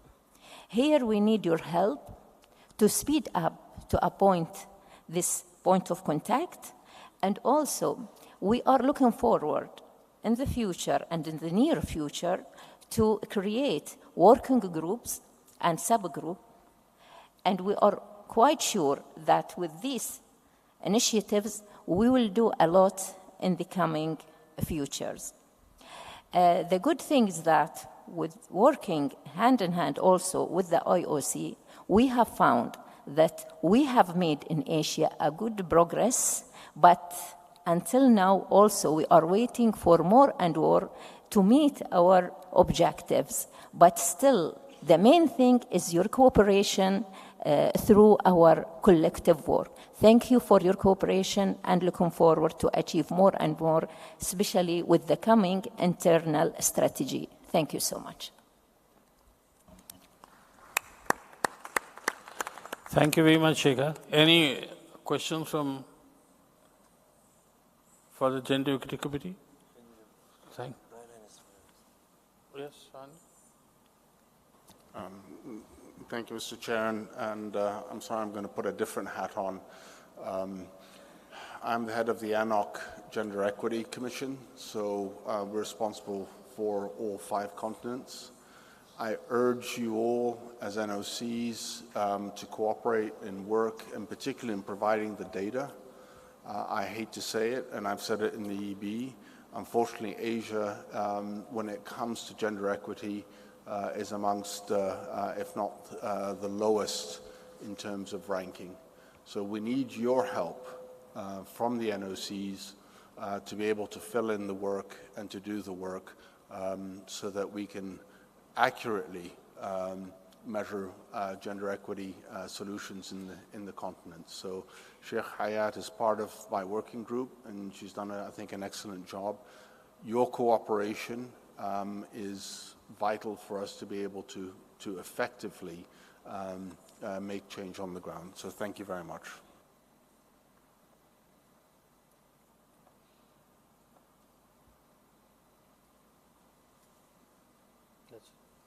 Thank you, Hannes. Mrs. Padama for the Cultural Committee, please.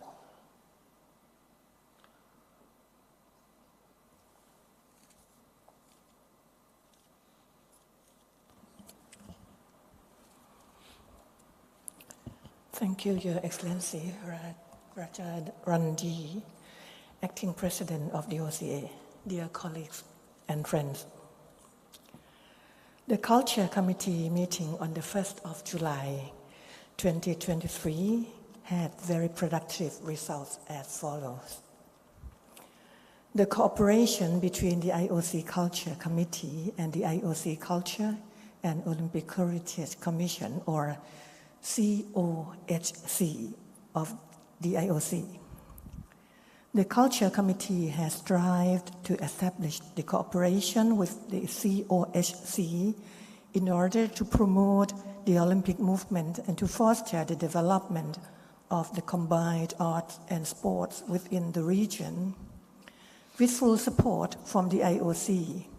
The International Culture Affairs, IOC Culture and Heritage Department gave a presentation at the meeting on the topic of spreading the Olympic values through art, culture, and education.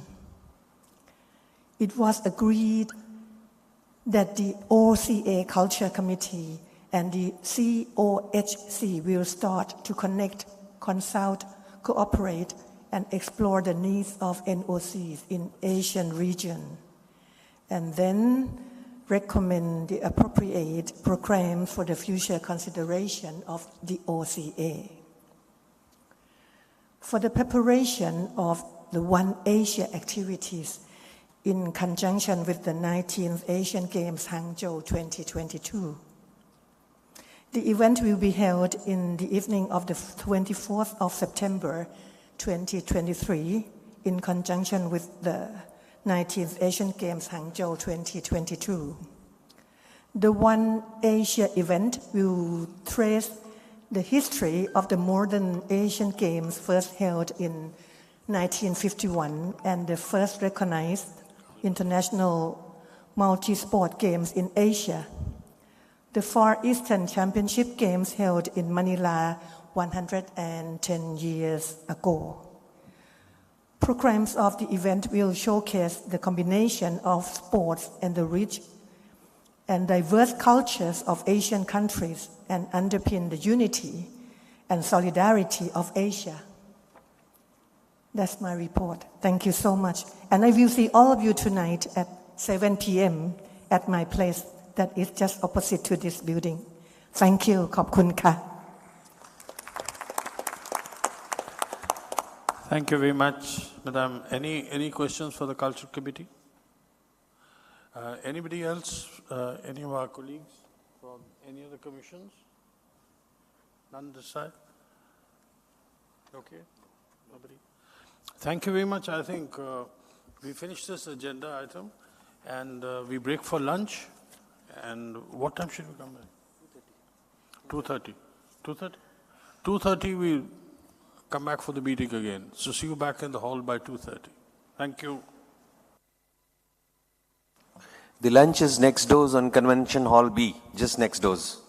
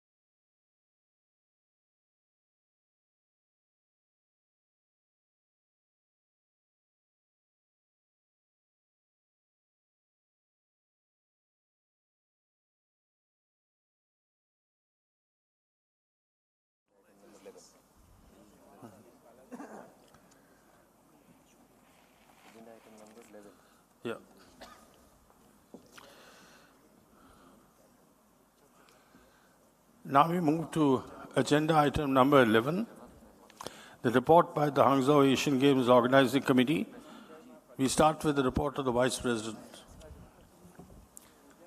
Thank you, Mr. President. Dear colleagues and friends, ladies and gentlemen, good afternoon. First of all, please allow me to express our sincere congratulations to the newly elected President and Vice President of the OCA. It is our firm belief that under the leadership of Sheikh Talal, President of OCA, and the new Executive Board, the Asian Olympic family will be stronger together.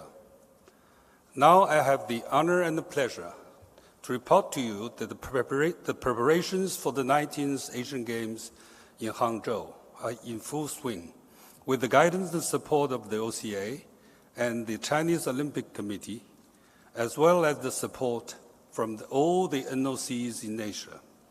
The HAGOC has made satisfactory progress in its preparations and is ready to welcome all the delegations. The Chef de Mission seminar held in April was a great success. All 54 competition venues and the athletes' village have been put into operation. The general competition schedule and competition schedule by session and by event have been released. Entry by name is undergoing smoothly. With less than 80 days to go, we are confident that the HAGOC will stage an excellent and memorable edition of the Asian Games.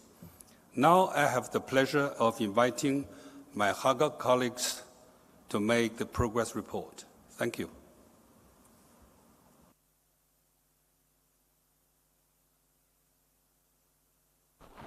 Vice President Shou, Your Excellency the President Raja Singh, Your Excellency the President-elect Sheikh Talal Al-Sabah, members of the family, guests, distinguished leaders, guests, ladies and gentlemen, good afternoon.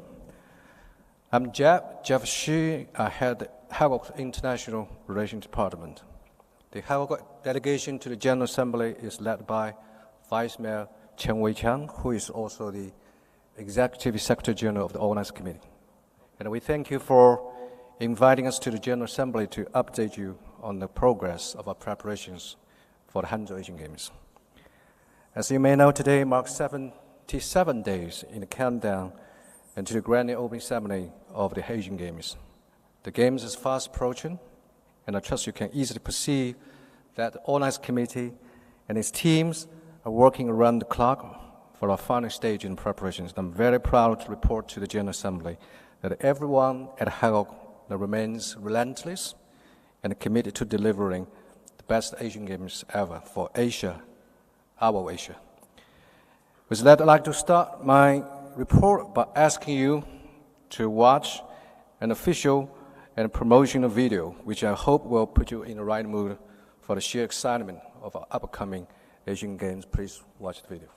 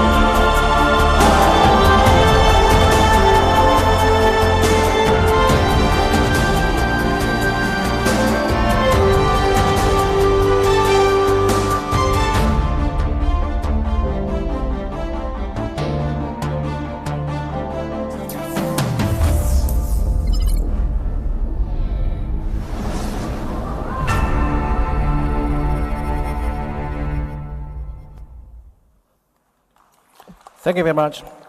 Ladies and gentlemen, without further ado, it gives me great pleasure to report to you about what we have achieved and what we are still doing for our preparations for the Hangzhou Asian Games. First, all competition venues and facilities for the Hangzhou Asian Games, including the 54 competition venues, 31 training venues, the Asian Games village, as well as the 5 athletes sub-villages, are operational ready. And through our chef de mission seminar and the NOC visits, it's gratifying to know from the feedback that our venues and facilities are considered the best in the history of Asian Games. And in fact, the majority of our venues were even ready and accessible to the general public about 1 year earlier, and the accumulated use of a top class in the competition venues by the general public has reached 10 million person times. And our teams are doing meticulous work about operating, maintaining, and improving the venues and facilities to make sure that the current and the public use can transition to games time competition without any disruptions. While accommodation, catering, transport, and medical and other services are being continually adjusted and refined, the Asian Games village and the athletes sub-villages are getting ready to welcome athletes, team officials, technical officials, and the media professionals. Along with the Asian Games test events, where some of the athletes resided in the village, we're going through test runs to improve our operation and make sure that the village and the sub-villages, while fully meeting the requirements of Asian Games, will truly be the home away from home for our Games participants. Secondly, the planning and the organization of the competitions are essentially complete. The successful chef de mission seminar and has been such a milestone in our preparations that we have published the chef de mission guide, which should enable every one of us to play by the book from now. We have also issued, and as planned, the general competition schedule, the sport technical handbooks, and the sports entry manual. Team leaders' guides and the technical officials' guides will be released by the end of August. Detailed schedules for the 485 events across 61 disciplines in 40 sports have been finalized. Now the entry by name is well underway and ends on 15th July. As of today, a total of 71 test events, including the Asian Seniors Crush Championship, the International Equestrian Open, and the FIBA 3x3 Challenge, have been conducted to check the readiness of our venues and services, and all of which have helped our teams gain the tremendous experience in the organization and operation of games time and the competition. And speaking of the venues and competitions, I'd like to take the opportunity to remind all participating NOCs that the deadline for the Hangzhou Asian Games sports entry by name is July the 15th. We'd like to bring to your attention that as of 5th of July, there are still 9 NOCs have not yet logged in the entry system. Also, we'd like to urge some NOCs to confirm your accreditation data as soon as possible. Without the confirmation of accreditation status, sports entry it cannot be done. Thank you for your cooperation. Thirdly, the Hangzhou Asian Games continues to gain greater exposure and draw broader participation of the society. The successful releases of the official emblem, slogan, mascots, torch, medals, and theme songs have helped capture our people's interest and enthusiasm in the games. And these striking games elements are now deeply embedded in the urban fabric in our people's lives. The flame lighting ceremony was held in the archaeological site of the Lianzhou city in Hangzhou a while ago, a testament of China's 5,000-year-long civilization. And echoing the lighting of the flame, we have launched the first ever online torch relay for the Asian Games. And this virtual relay without the time and the physical limits has attracted even more people to join in the passing of the Asian Games flame digitally across China and Asia. And to date, over 21 million netizens have signed up for the campaign to be the digital torchbearers for the Hangzhou Asian Games. Furthermore, the Asian Games fun run that traversed over 40 cities across Asia and many other awareness-raising, atmosphere-building events and activities have drawn the participation of more than 660 million people, giving the Asian Games and the sports in Asia unprecedented in exposure and the publicity. The Hangzhou Asian Games Museum is one of the highlights. Under the auspice of the Olympic Council of Asia, the museum is now open to the public and plays a marvelous role in telling the stories of the Asian Games. I would like to avail myself of the opportunity and to thank the OCA, the NOCs, and the many other organizations and individuals for your support and generous donations that only add to the distinction of a Hangzhou Asian Games Museum. Last but not least, game services for the Hangzhou Asian Games have been continually and optimized across the board. The venue operation teams are fully staffed and are in place.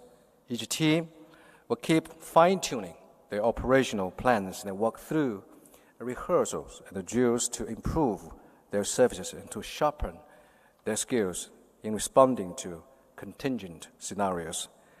About 78 official hotels that have been designated for the Games and are expected to provide pleasant accommodation and catering for all stakeholders.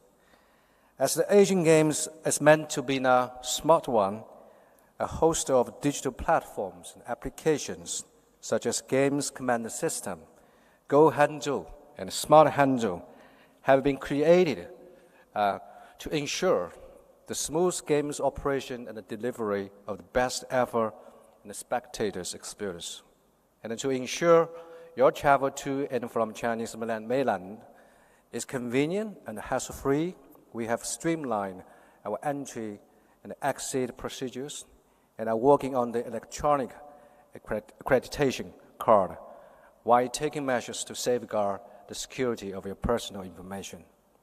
And speaking of the arrivals and departures, let me digress a bit here.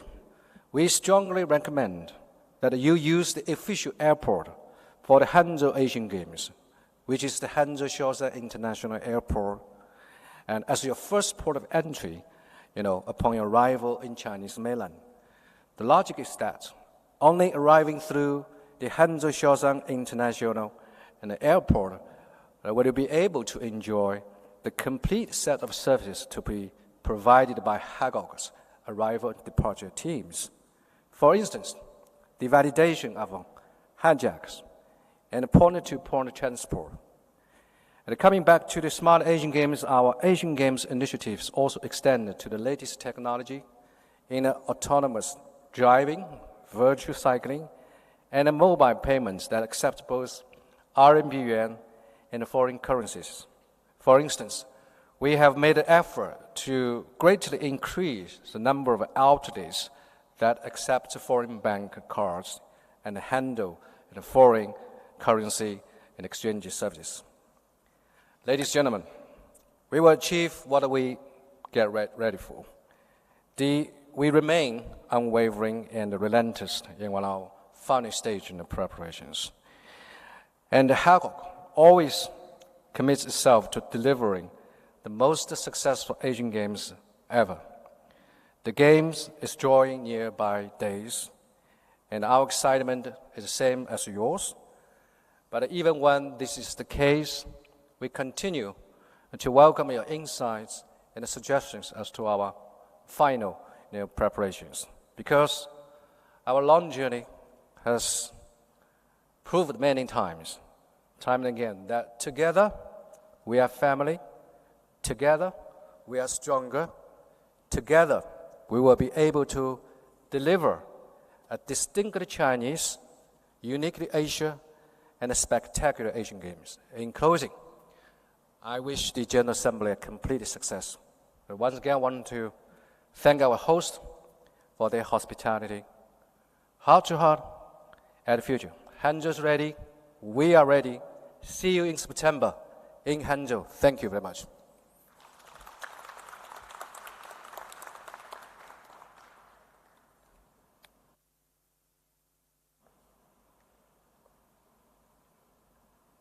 No question? Thank you. Thank you again.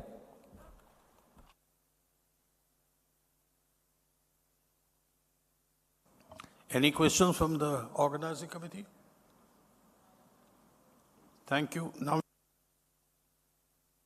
we move to the next agenda item is the report for the 6th Asian Indoor Martial Art Games. The Vice President, please. Dear Mr. President Raja, the Acting President of the OCA and Director General of the OCA,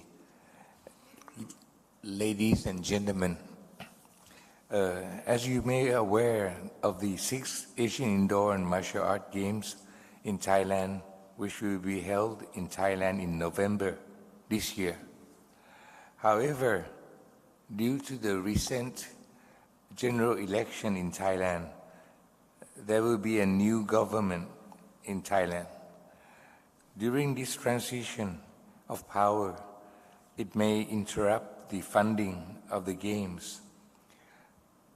Therefore, Thailand, as the host, is requesting the OCA to consider the postponement of the Games from November to be in February 24th to March the 6th, 2024. So it's like about nearly 3 months away. The detail will be presented to all of you by the Governor of the Sport Authority of Thailand. Thank you very much.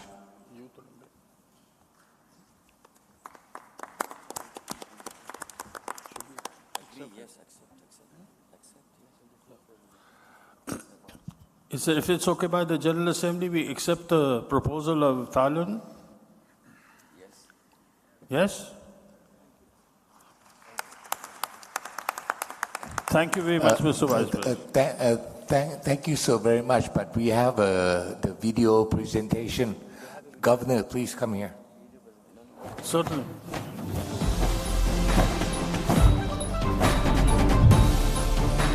Sawadee krap. Welcome to Thailand, the land of smiles. I'm a fighting parrot, a mascot of the 6th Asian Indoor and Martial Arts Games 2021, the biggest indoor sports and martial arts event in Asia. Let be my guest. Today, I will show you the preparation and readiness of all aspects. Follow me. First, I would like to show you the readiness of the sports venues. Bangkok is a charming city in terms of culture and modernity. She is one of the desirable destinations for people all over the world. There are many international standard stadiums to support a variety of sports competitions.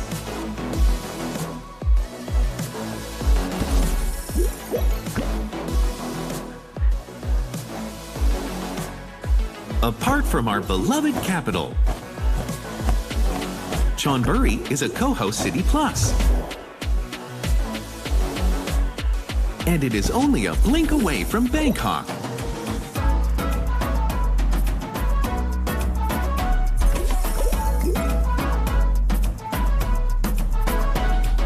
I assure that all athletes from 45 country members, their staff, and even spectators will enjoy visiting the spectacular tourist attractions in Thailand. We have many beautiful beaches, such as Pattaya Beach, Bang Sen Beach, and Jom Tien Beach, where you can enjoy going out on a cruise to experience the unseen beauty under the sea. Also, you can't miss a fun ride in a tuk-tuk and get amazed by Thailand's famous landmarks, such as the Grand Palace and other Thai temples. Or why not spoiling yourself a bit and go to the world's largest weekend market, Chatuchak, to enjoy an incredible shopping spree and bring back lots of souvenirs. And the must-see when you visit Thailand is Muay Thai. You can come to watch the matches or learn Muay Thai here from the origin of this fine martial art. And of course, apart from Muay Thai, no one can deny the flavorsome taste of Thai food, which is well known around the world. No doubt for your journey here. traveling by land, air, or rail are very fast and convenient. High-standard 3- to 5-star hotels with warm hospitality are waiting for you, and it definitely is clean and safe.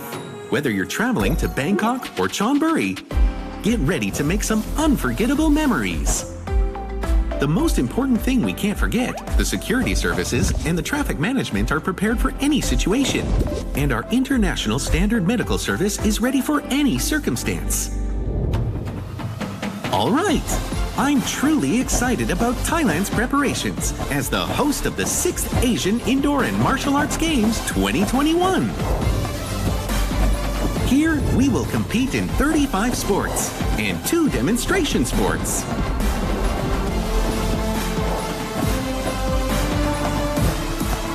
We sincerely hope that this major tournament will reunite everyone, and Asians as one, once again, with faith and smiles. Welcome, everyone, to the 6th Asian Indoor and Martial Arts Games.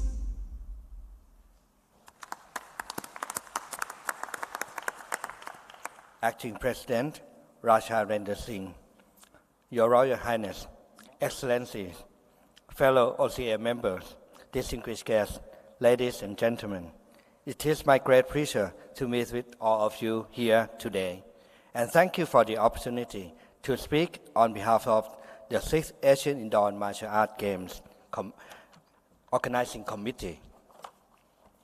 As you all may have known, the 6th Asian Indoor and Martial Arts Games has been proposed to be rescheduled from the planned dates of 17 to the 26th of November 2023 to the new dates of the 24th of February to the 6th of March 2024 due to multiple challenges caused by political transition. However, the new schedule will have to be officially approved by the 42nd OCA General Assembly. Now the formation of the government is progressing. The first session of the new parliament was just opened on the 3rd of July, and the new prime minister will be voted next week on the 13th of July. So following that, we will know the next step to take. At this pivotal moment, we need your understanding, encouragement, and support to make the Games happen. We realize that the cancellation of any sporting events bring about considerable disappointment to all of us and also fellow sport fans. For this reason, we would like to reaffirm our commitment and contribution to working with the OCA to provide the highest quality of management and services for the 6th Asian Indoor and Martial Arts Games. Almost 70% of work has been done so far. We are prepared to work in partnership with all OCA member countries, and hopefully, after the new government has been formed, we will be able to continue our work to the best of our ability. Lastly, we would like to ensure our unwavering efforts to make the 6th Asian Indoor and Martial Arts Games another platform for all Asian countries to advocate messages of solidarity and support through sport. ขอบคุณครับ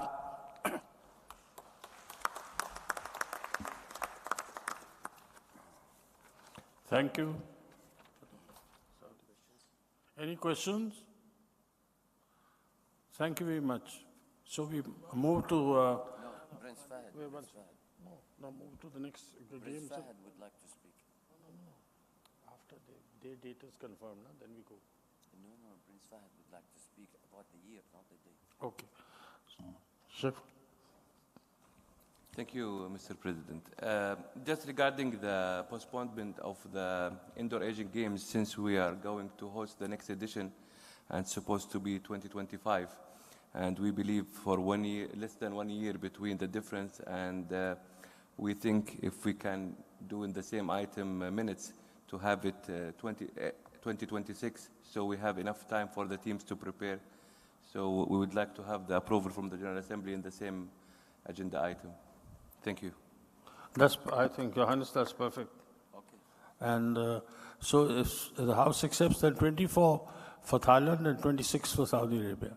Thank you very much, all of you. Thank you. Now agenda item number 13 is the Aichi Nagoya Asian Games Organizing Committee. The Vice President, please. Thank you, Raja Lamdir Shin, Acting President, Member NOCs, OCA EB members, ladies and gentlemen, good afternoon. First of all, Sheikh Talal Fahad Al Sabah, congratulations on your inauguration as the new OCA President. And now today, I'd like to provide you a report on the progress of the 20th Asian Games Aichi Nagoya 2026. We have the Director General of INAGOC, Mr. Kojima here, and he would provide you details on the 41 sports to be held at the Games, update on the competition venues, update on the preparation progress of the Athletes Village. Mr. Kojima, the floor is yours.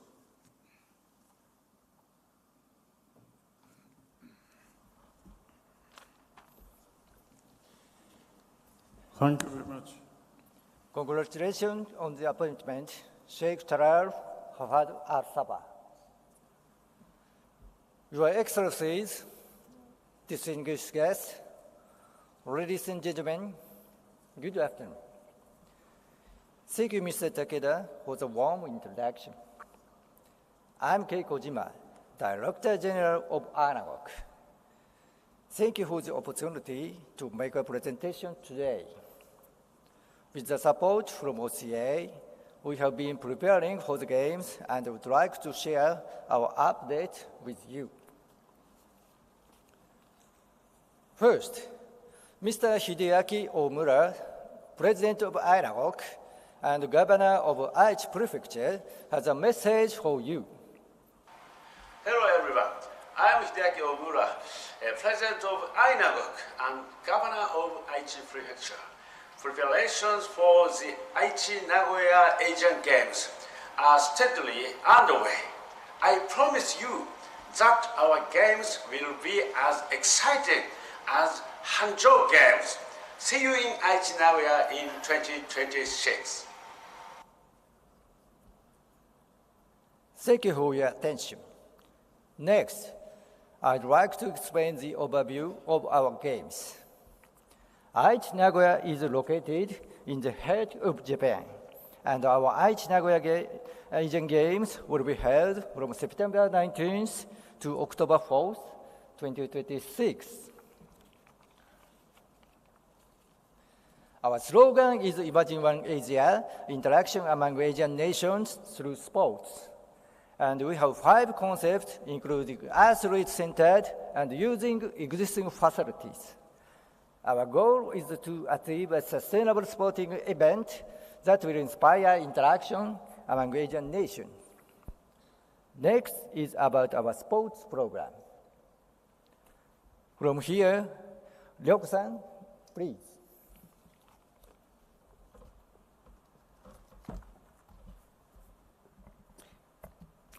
Thank you, Kojima-san. Hello, everyone. My name is Ryoko from International Relations at INAGOC. I am honored to give you some exciting updates on our sports and competition venue plans. First, regarding our sports program. Aichi Nagoya Games will consist of 41 sports.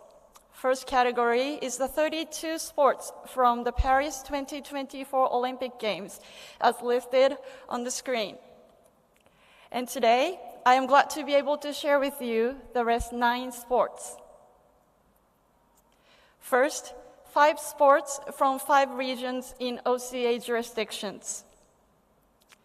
Wushu from East Asia, Sepak Takraw from Southeast Asia, Kabaddi from South Asia, Karash from Central Asia, and Jiu-Jitsu from West Asia. Next, as INAGOC proposed sports, we will hold baseball, softball, and karate.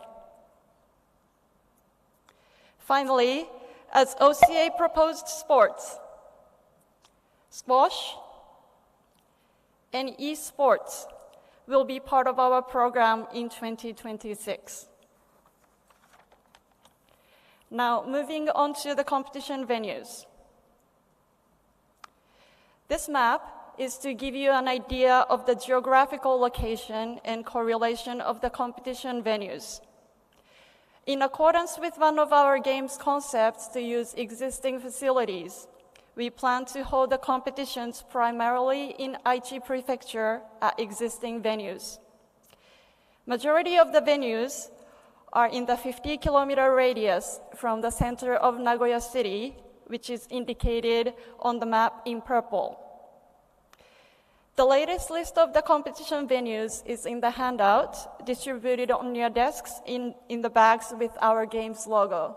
Please make a reference. Now, there are two important updates regarding the competition venues I would like to highlight today.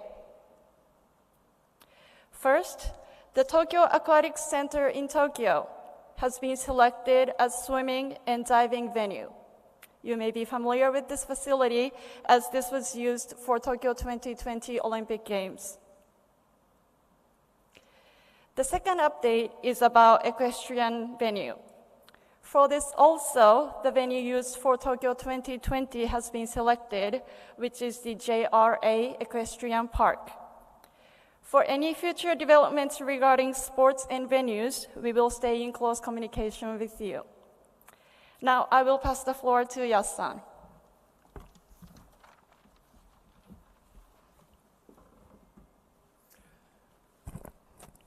Thank you, Ryoko-san. I am Yasu Nakamori, just appointed as the Acting Director General of INAGOC. From here, I would like to explain about a new approach of our athlete village. At Aichi Nagoya Asian Games, we will not build an actual athlete village, but instead utilizing existing hotels. This is our challenge, but we want to try for a sustainable game operation.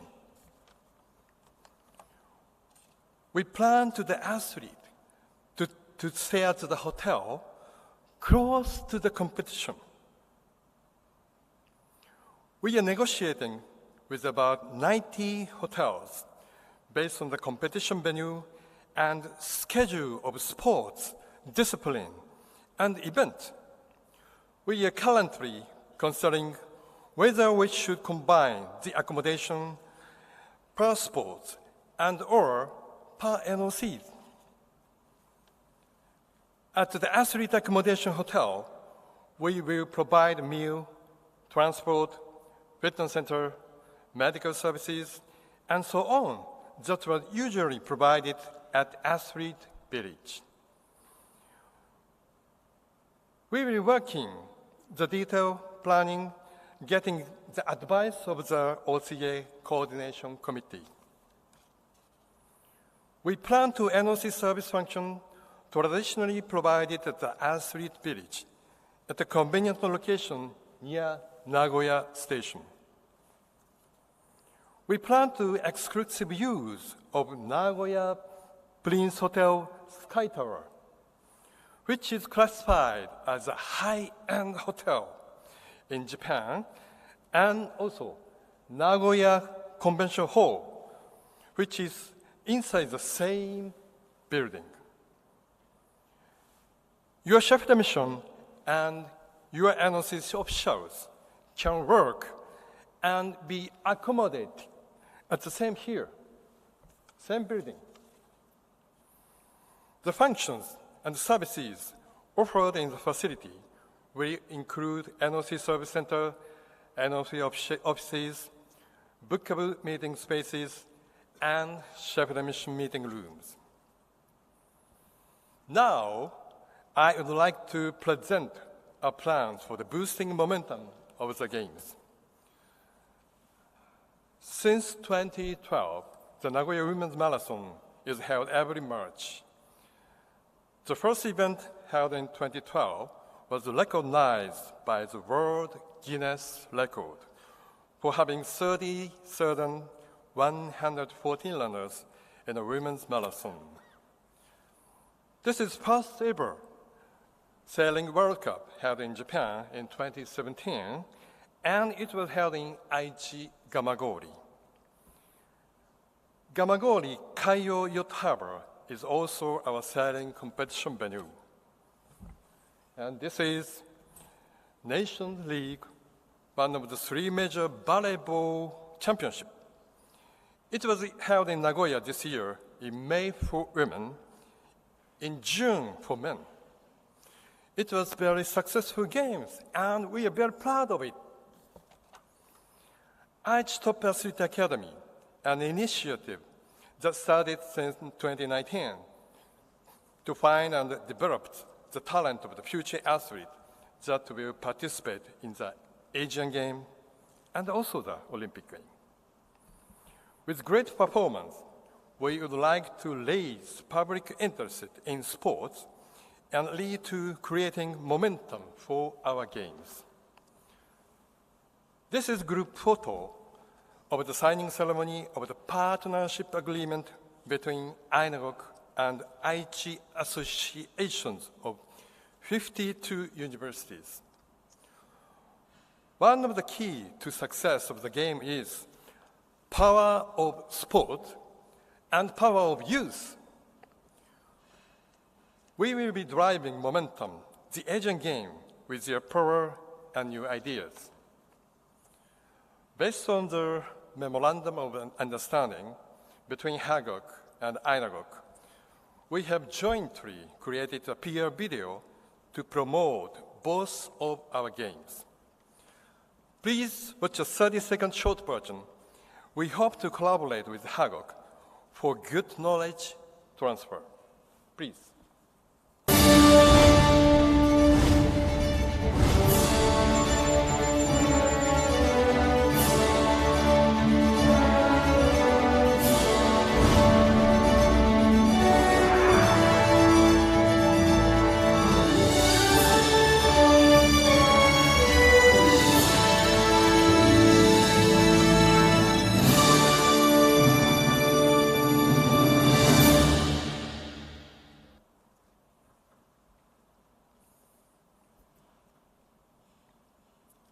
Lastly, we hope to take over the excitement from the Hangzhou Games and prepare for the Aichi Nagoya Asian Game.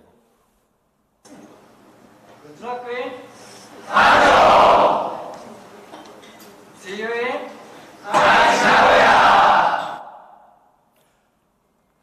Thank you for your attention. This concludes our presentation. Back to you, President.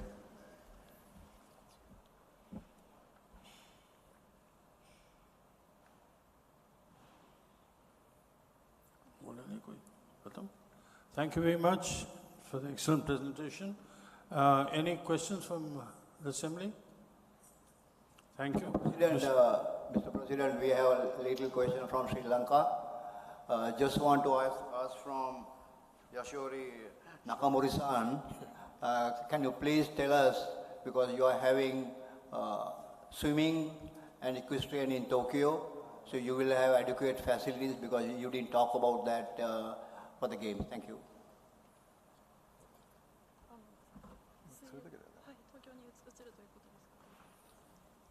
Thank you very much for your suggestion. We will try best to success of our games.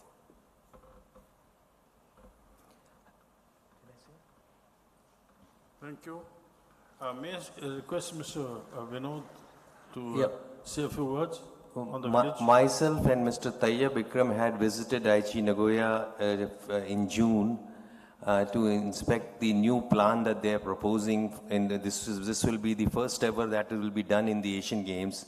The Aichi Nagoya Organizing Committee is proposing to use hotels as athletes' village. So we had gone to inspect there, and we are still discussing with them how it will work and how it will go. Nothing has been finalized yet, We are still suggesting them to have a village, even if it is a smaller number of athletes, beds village. But we are still requesting them to have a village, and looking at the plan that they are proposing for the as hotels as the athletes village. This is one. And Maxwell, the question that you asked was, because the rainbow pool in Nagoya was very small, so what we had done was that we should not make them build a new one, which will cost them a lot of money.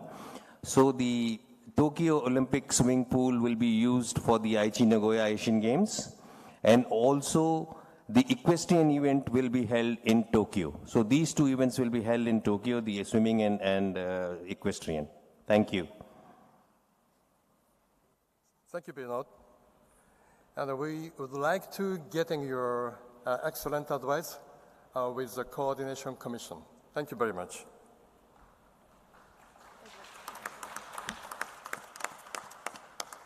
Thank you very much.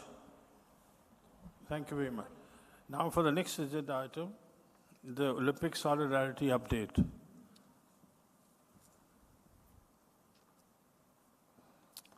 By James. Thank you, Jim.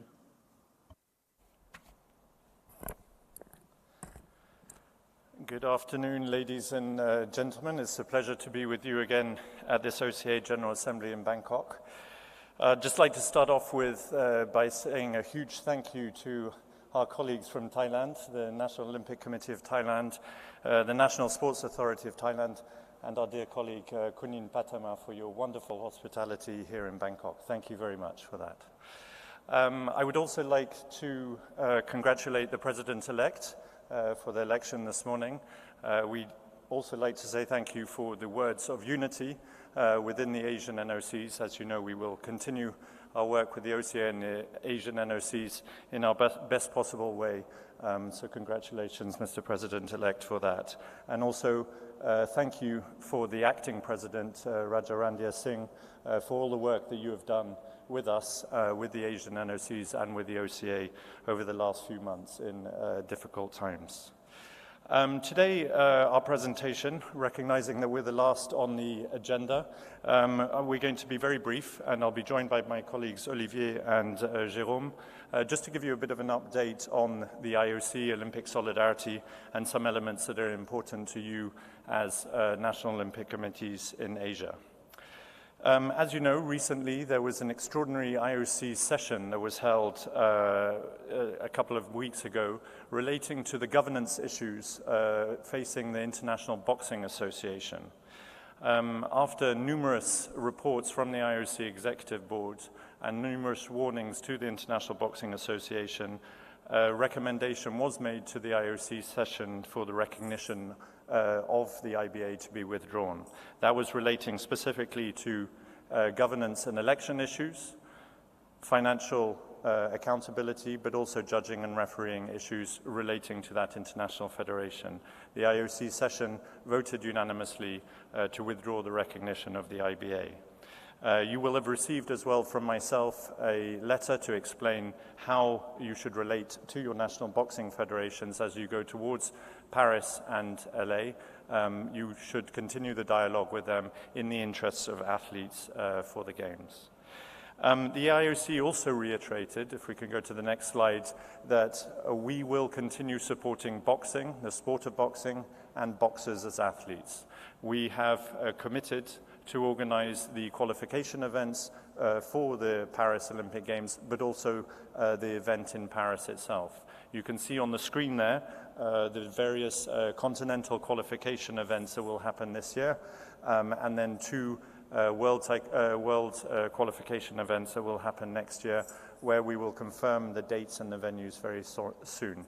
I'd just like to place on record our thanks to the organizing committee and the Chinese Olympic Committee for agreeing to host the event as part of the Asian Games later this year in Hangzhou. That will be a great success, and thank you again to our colleagues in China for that. On that note, I'd also like to congratulate the City of Harbin for their election today as the Asian Winter Games host for 2025.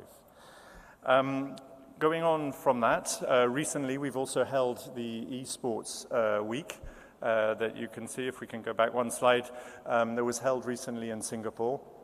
The esports series is something that is very important to the IOC, part of Olympic Agenda 2020+5, allowing us to engage with a community of gamers, of youth, that previously in the area of Olympic sports was something that we needed to rejuvenate. And through the esports series, which is something I know in the Olympic Council of Asia you've been dealing with as well, we think that it's a good opportunity for that outreach, and that esports week that was held in Singapore in June was a huge success. And I'd also like to say thank you very much to our colleague and friends from the Singapore NOC and Sir Myang Eng for his support on that. Now, coming to the team that's with you here, and Olivier and Jérôme will just give you a bit of an update afterwards. A couple of things. I'd just like to also announce that Lenny Abbey, that you can see there on the screen, that's here with us today, has been appointed my deputy across all of the different areas. You'll see Lenny as well next week in the Chef de Mission seminar in Paris, and Lenny will be with us. You all know him very well from the London and Rio Games, and he is now my deputy across areas, so you'll see a lot of him. Obviously, Jérôme and Olivier, I don't need to introduce, but they speak for themselves. But two new staff members that are with us, Verena and Sinead. If you could reach out to them, they'll come and see you relating to all of the various elements of cooperation that we have between the IOC Olympic Solidarity and the NOCs in Asia. That would be appreciated. So with that, I'll pass over now to Olivier, who'll give you a bit of an update on the Olympic Solidarity programs, and then we'll be available for questions. Oh, it's Jérôme, sorry. Thank you very much, James. Good afternoon, everyone. I'll just give you a very brief update on the institutional and governance services which we provide to all NOCs. First of all, as you know, good governance is absolutely key in everything we do in the Olympic movement.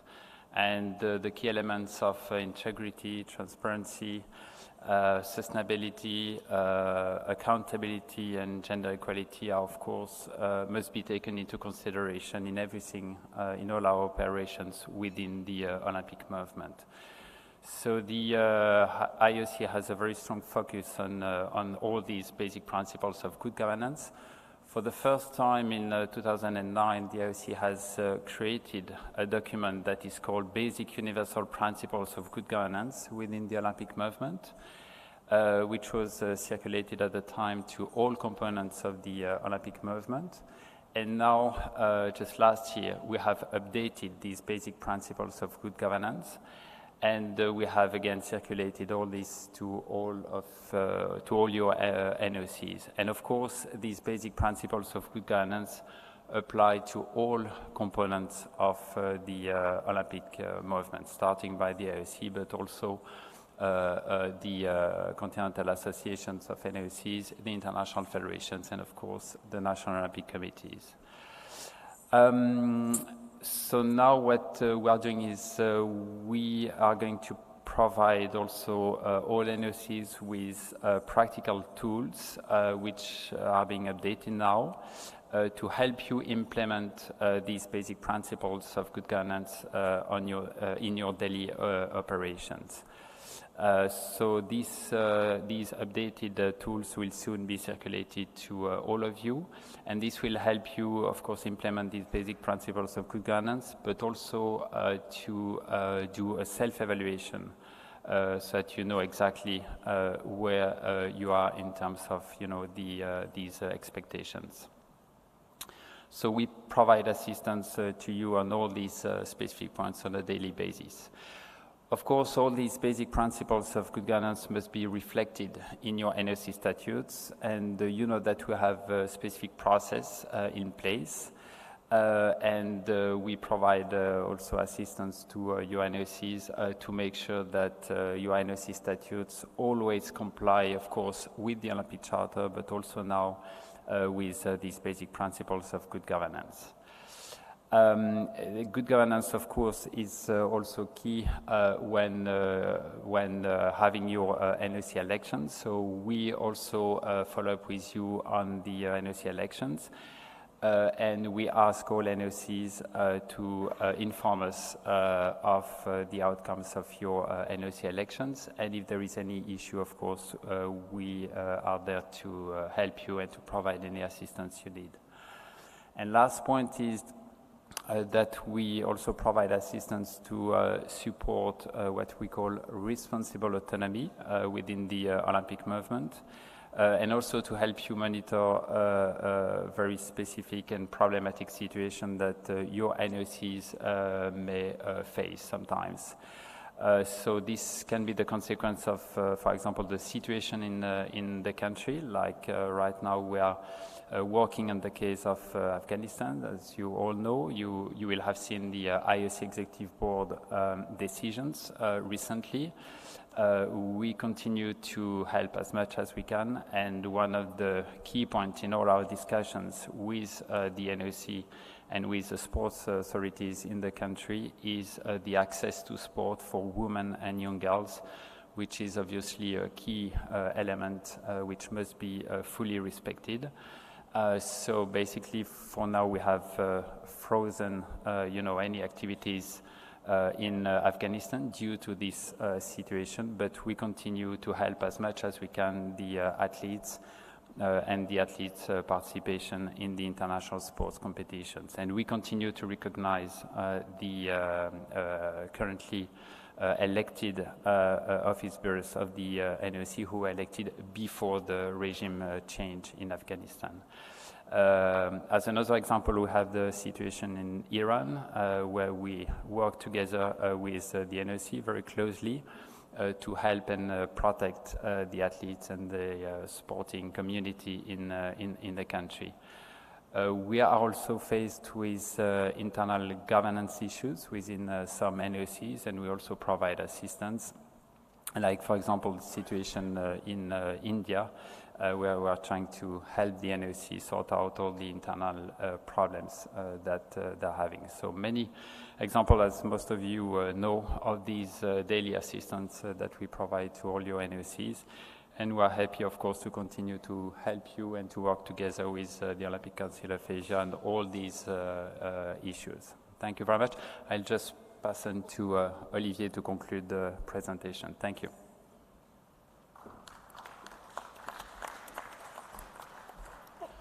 Thank you, Jérôme. Good afternoon, everyone. Allow me to briefly give you an update about Olympic solidarity. And I will start by mentioning and reminding all the world programs and continental programs that are available to your NOCs. I would not like to go into too much details. All the figures are available on our various reports. All the programs, guidelines, and information are available on our platform Relay. So I would just like to mention, if you allow me, one of these activities. It's the Athletes Forum, the Asian Athletes Forum that was organized here in Bangkok in the same hotel in collaboration with OCA. A very successful event funded by Olympic Solidarity and the Olympic Council of Asia, gathering athletes, a very interesting discussion, very interesting resolution. It was already mentioned during the Athletes Commission report, but that's one example of the impactful activities we have. Moving on to the next slide, I would like to explain you where we are when it comes to Paris. So we are in July, and July, as you know, is a very important milestone with the chef de mission meeting heading in Paris next week. But if you see on the screen, we divide the Olympic Solidarity support for the Olympic Games in 3 phases. We are now in the phase before the Games. So first of all, we want your athletes to be prepared, but we also want your NOC to be operationally well prepared. So through our various programs, we have Olympic scholarship that are ongoing. The same athletes are going to participate in the Asian Games in 2 months. They are preparing through various programs, and we hope that they will perform first in Hangzhou and then in Paris thanks to those scholarships. But we also have various activities for your NOC to be prepared. So first of all, the forum, for what we call the pre-games preparation forum. We also fund the participation of your NOC in the Chef de Mission seminar.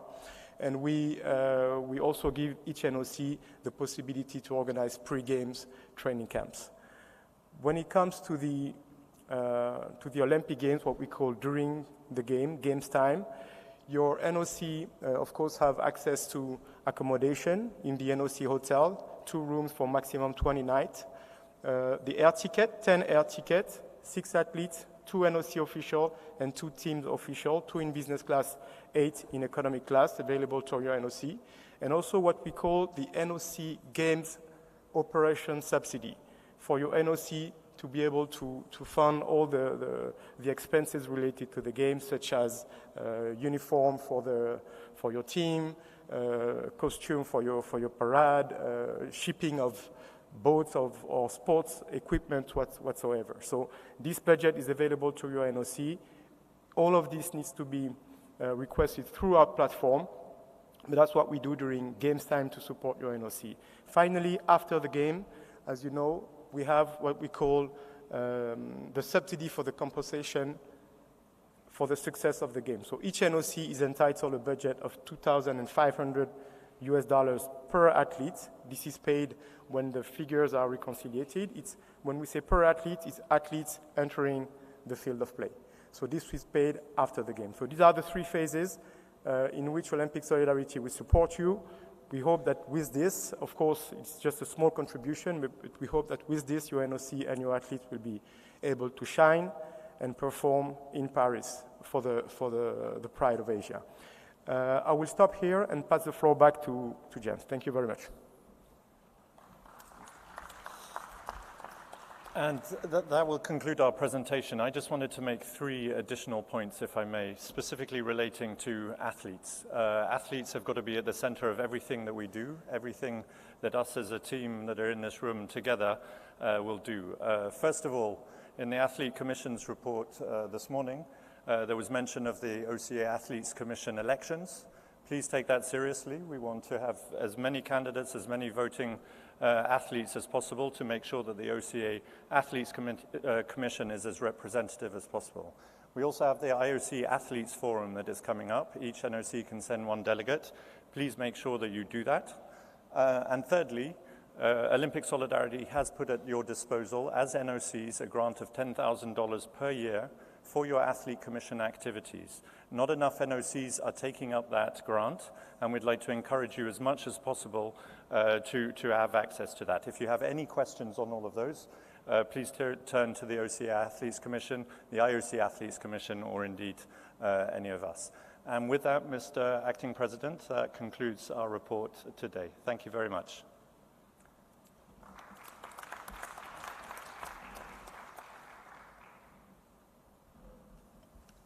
Thank you very much. All our colleagues of the Olympic Solidarity, James, thanks Siddhan. Any questions for Olympic Solidarity? Mr. President, we have from Sri Lanka a little question to James and Jerome. Jerome, thank you very much for all the support extended to Sri Lanka, particularly fighting against the ministry intervention and so sports law. And we hope you will continue to ensure that we see light in the tunnel, end of the tunnel. And also want to bring it to your notice today, since Lenny is here, to say that we have a difficulty with the National Federation in boxing, because the president is also EB member of IBA and a close associate of Kremlev. So we find it extremely difficult to assist the boxers because this guy is not listening to NOC. Thank you.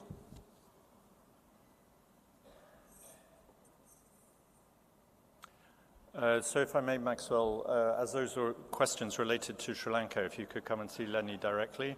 As I said in the letter that was sent to the National Olympic Committees, we want you as NOCs to be able to still help your boxers. So please do everything you can to do that, and we're at your disposal for any assistance in that.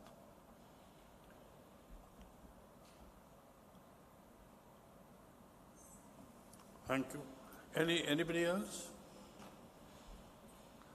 Thank you very much. Thank you, James. Thank you. Thank you, the Solidarity team. Thank you.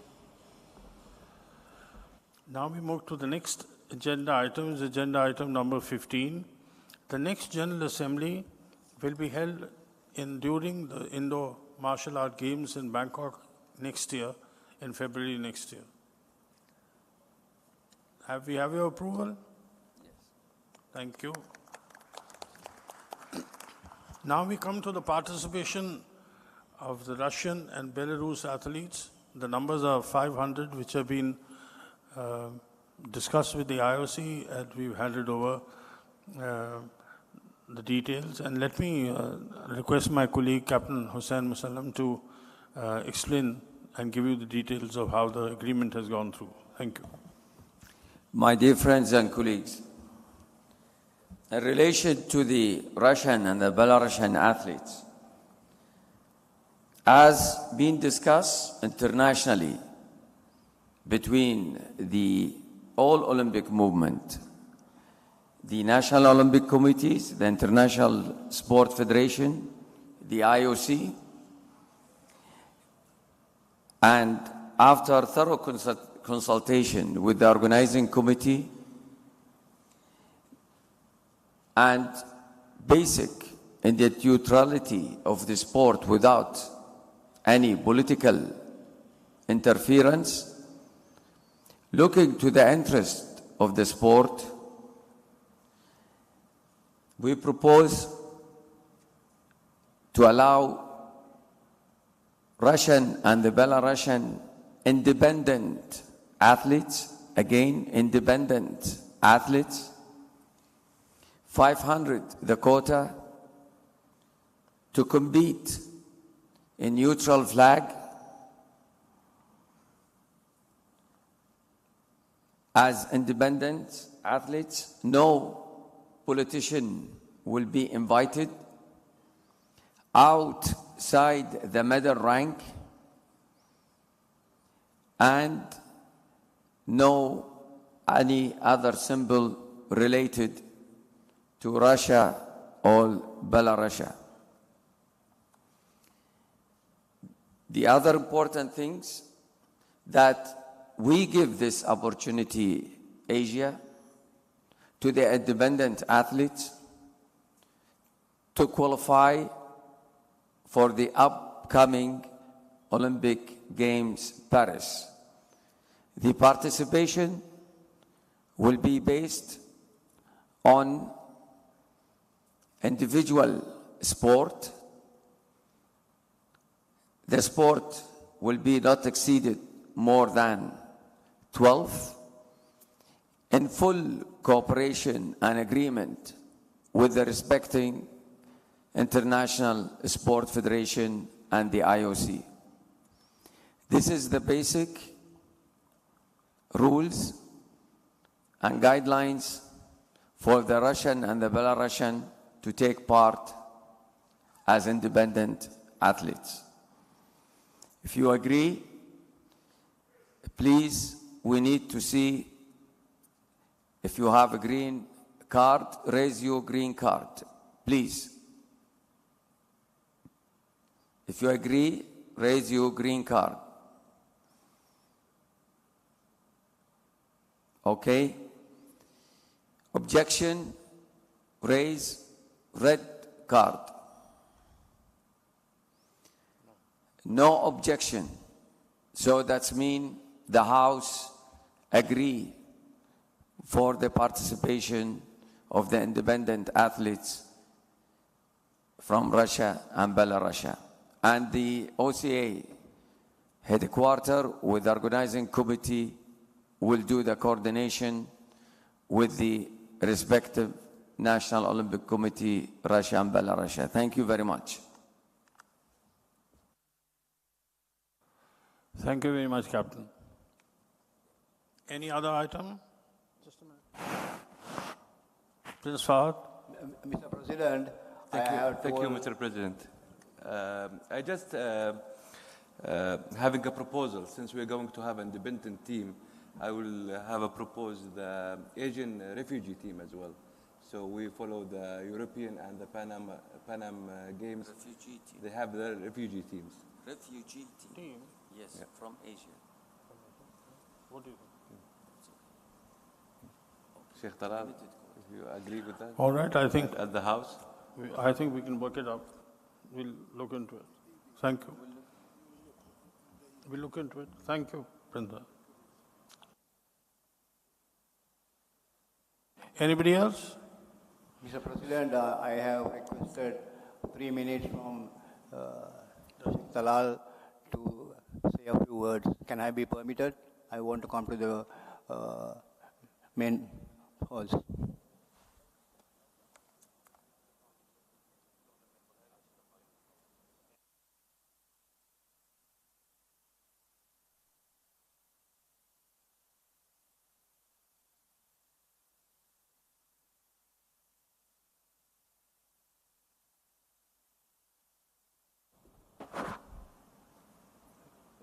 Your Highnesses, Excellencies, President Sheikh Talal, my colleagues. Firstly, on behalf of everyone, let me congratulate you as the new President of OCA. Job well done. You made an excellent presentation, which I want to highlight. Give me 2 minutes. Firstly, you said OCA one family. When we entered the room today, we felt there was so much tension, private security, and many things were done. I also want to see that fairness is practiced right across OCA. Your brother Sheikh Ahmed, if he happened to be here today, he should have allowed Syria to vote and to participate actively in today's deliberation. If you say we are one family, I didn't see it today as one family because Uzbek has to fight hard to be here and also Syria. For me, OCA, there were 3 staff members who has been the backbone of the whole OCA. My friend Vinod, Haider, and Nayaf. All of us, there was no need for us to talk to anyone else. They have done an exceptionally good job, and I am sure they will continue to do that. However, I saw a letter from OCA terminating Haider without following due process, which is very questionable at a time when an employee of OCA was also the candidate and a DG. So you need to put the house in order, ensuring fair play, good governance, and also conflict of interest. I also raised a point, Mr. President, about financial report. I, as the delegate from Sri Lanka, have every authority to study, because I used to study these reports, and if you're only giving me 30 minutes, I can't do it. Then why do you put it to the House? Probably you are within your constitutional right to say whatever, but in running the organization, everybody should be respected, and I was more or less told, Maxwell, sit down. I think that's not acceptable. Just because I come from a small country and I'm a small man, I should not feel that I'm not wanted here.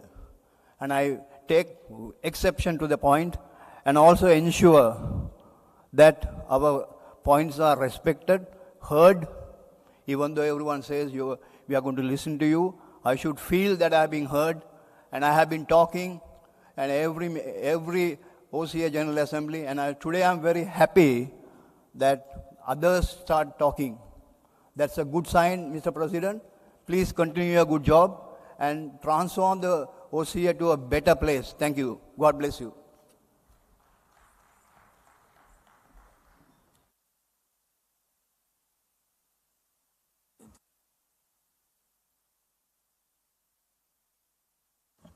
Thank you, my brother. Of course, as I mentioned before, today paper have been turned. Now, new day. Anybody most welcome. Speak and give us ideas, whatever he wants to say. Either he stay in the chair or you come to the podium over here. This is our job, to hear what you gonna say. It's our job to do what you want us to do. We are here because of you. You are not here because of us.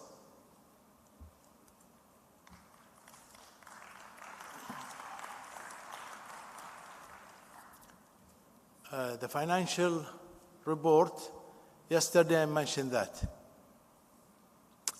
And inshallah, next financial report we will give you not less than 2 weeks. Not less than 2 weeks. So you can study, and also the ABs can study the report before you.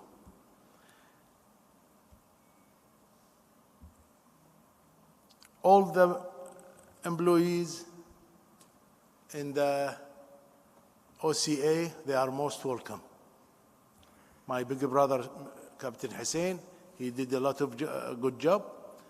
Finord, Nayaf, and I forgot to tell, thank you for reminding me, that Haider is coming back, inshallah, for his job again.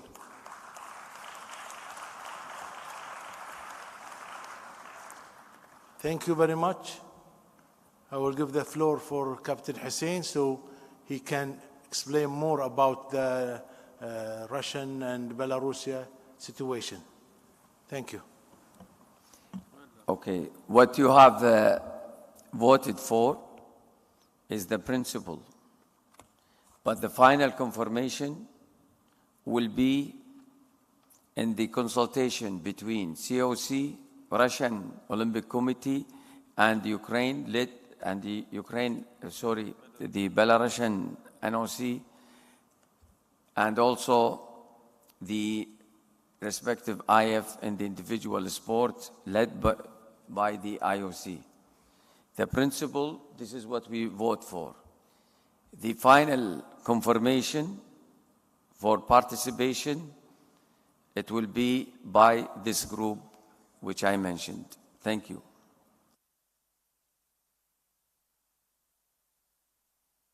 Any other item?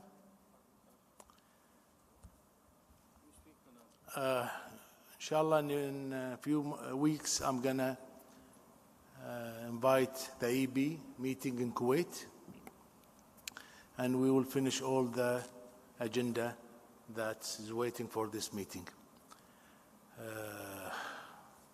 You can close the... Thank you. Thank you, Sheikh. Firstly, let me congratulate Sheikh Talal for being elected as President of the Olympic Council of Asia. And may God give him a long life and a very, very well-administered Olympic Council of Asia under his guidance. I would also like to congratulate the Vice Presidents that have been elected. And as Sheikh has mentioned already, as far as the other committee members and other chairs for the various commissions are concerned, that will be taken up by the new president and presented in the next executive board to be held in Kuwait. I'd like to thank my colleagues in the executive board. Thank you very much for all your support and who made it possible through the last few years with all this difficult time that we managed. And thank you, we managed to get through. And we got our games in place. We had all this pandemic and all the problems that took place, and we managed to survive and keep the Olympic Council of Asia running. And I would like to thank the IOC for their support to us always, and they stood by us in all our bad times, good times, all the times that they're always there for us. I'd like to thank our team for the ethics committee And also our election committee and the ethics together have done a great job to make sure that we had this election which we've had after 30 years, 32, 33 years, and to go smoothly. And I'd like to congratulate and thank you very much for the Election Commission. And thank you, Mr. Wejizong, as always, as a senior member of the family. Your support has always been very valuable. I'd like to thank my colleagues in the OCA headquarters, Captain Hussain Musallam, Mr. Vinod Tiwari, other members of the staff as well, and wish them all the very best for the future. And I would also, it's my duty, and also I would like to thank the National Olympic Committee of Thailand, the Sports Authority of Thailand, and Madam Patama especially, and especially that we look forward to her dinner that she is hosting today. And thank you all very much. And thank you all of you put together to make us a very happy and united family. We're happy that we had our elections and everything's gone on well. And I think the remarks by the incoming president have been very, very excellent. I mean, he's taken the right attitude and he's said the right things. Thank you all very much. Thank you, and thank you again for your support. Thank you.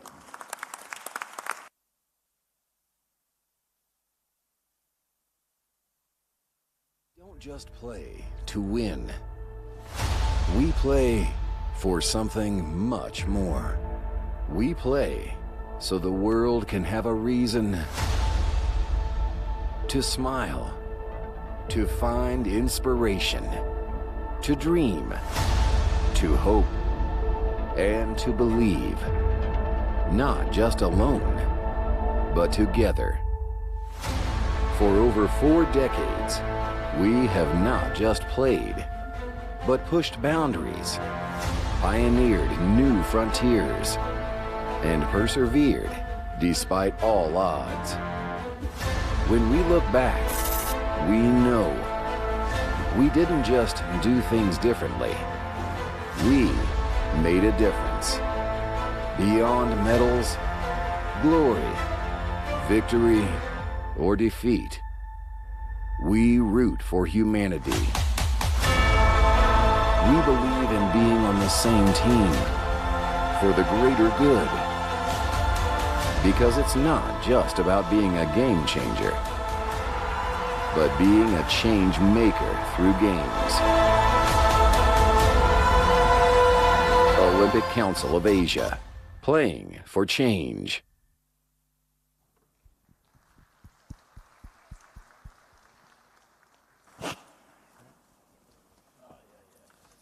Dear ladies and gentlemen, thank you for the participation. Please be reminded at 6:30 p.m. today at Hotel Level G, there will be a guided walk to our reception dinner, which starts at 7 p.m. in a nearby hotel, thanks to our dear friend Kuning Patama. The name of the hotel is Anoma. So 6:30, please, if you want a guided walk, the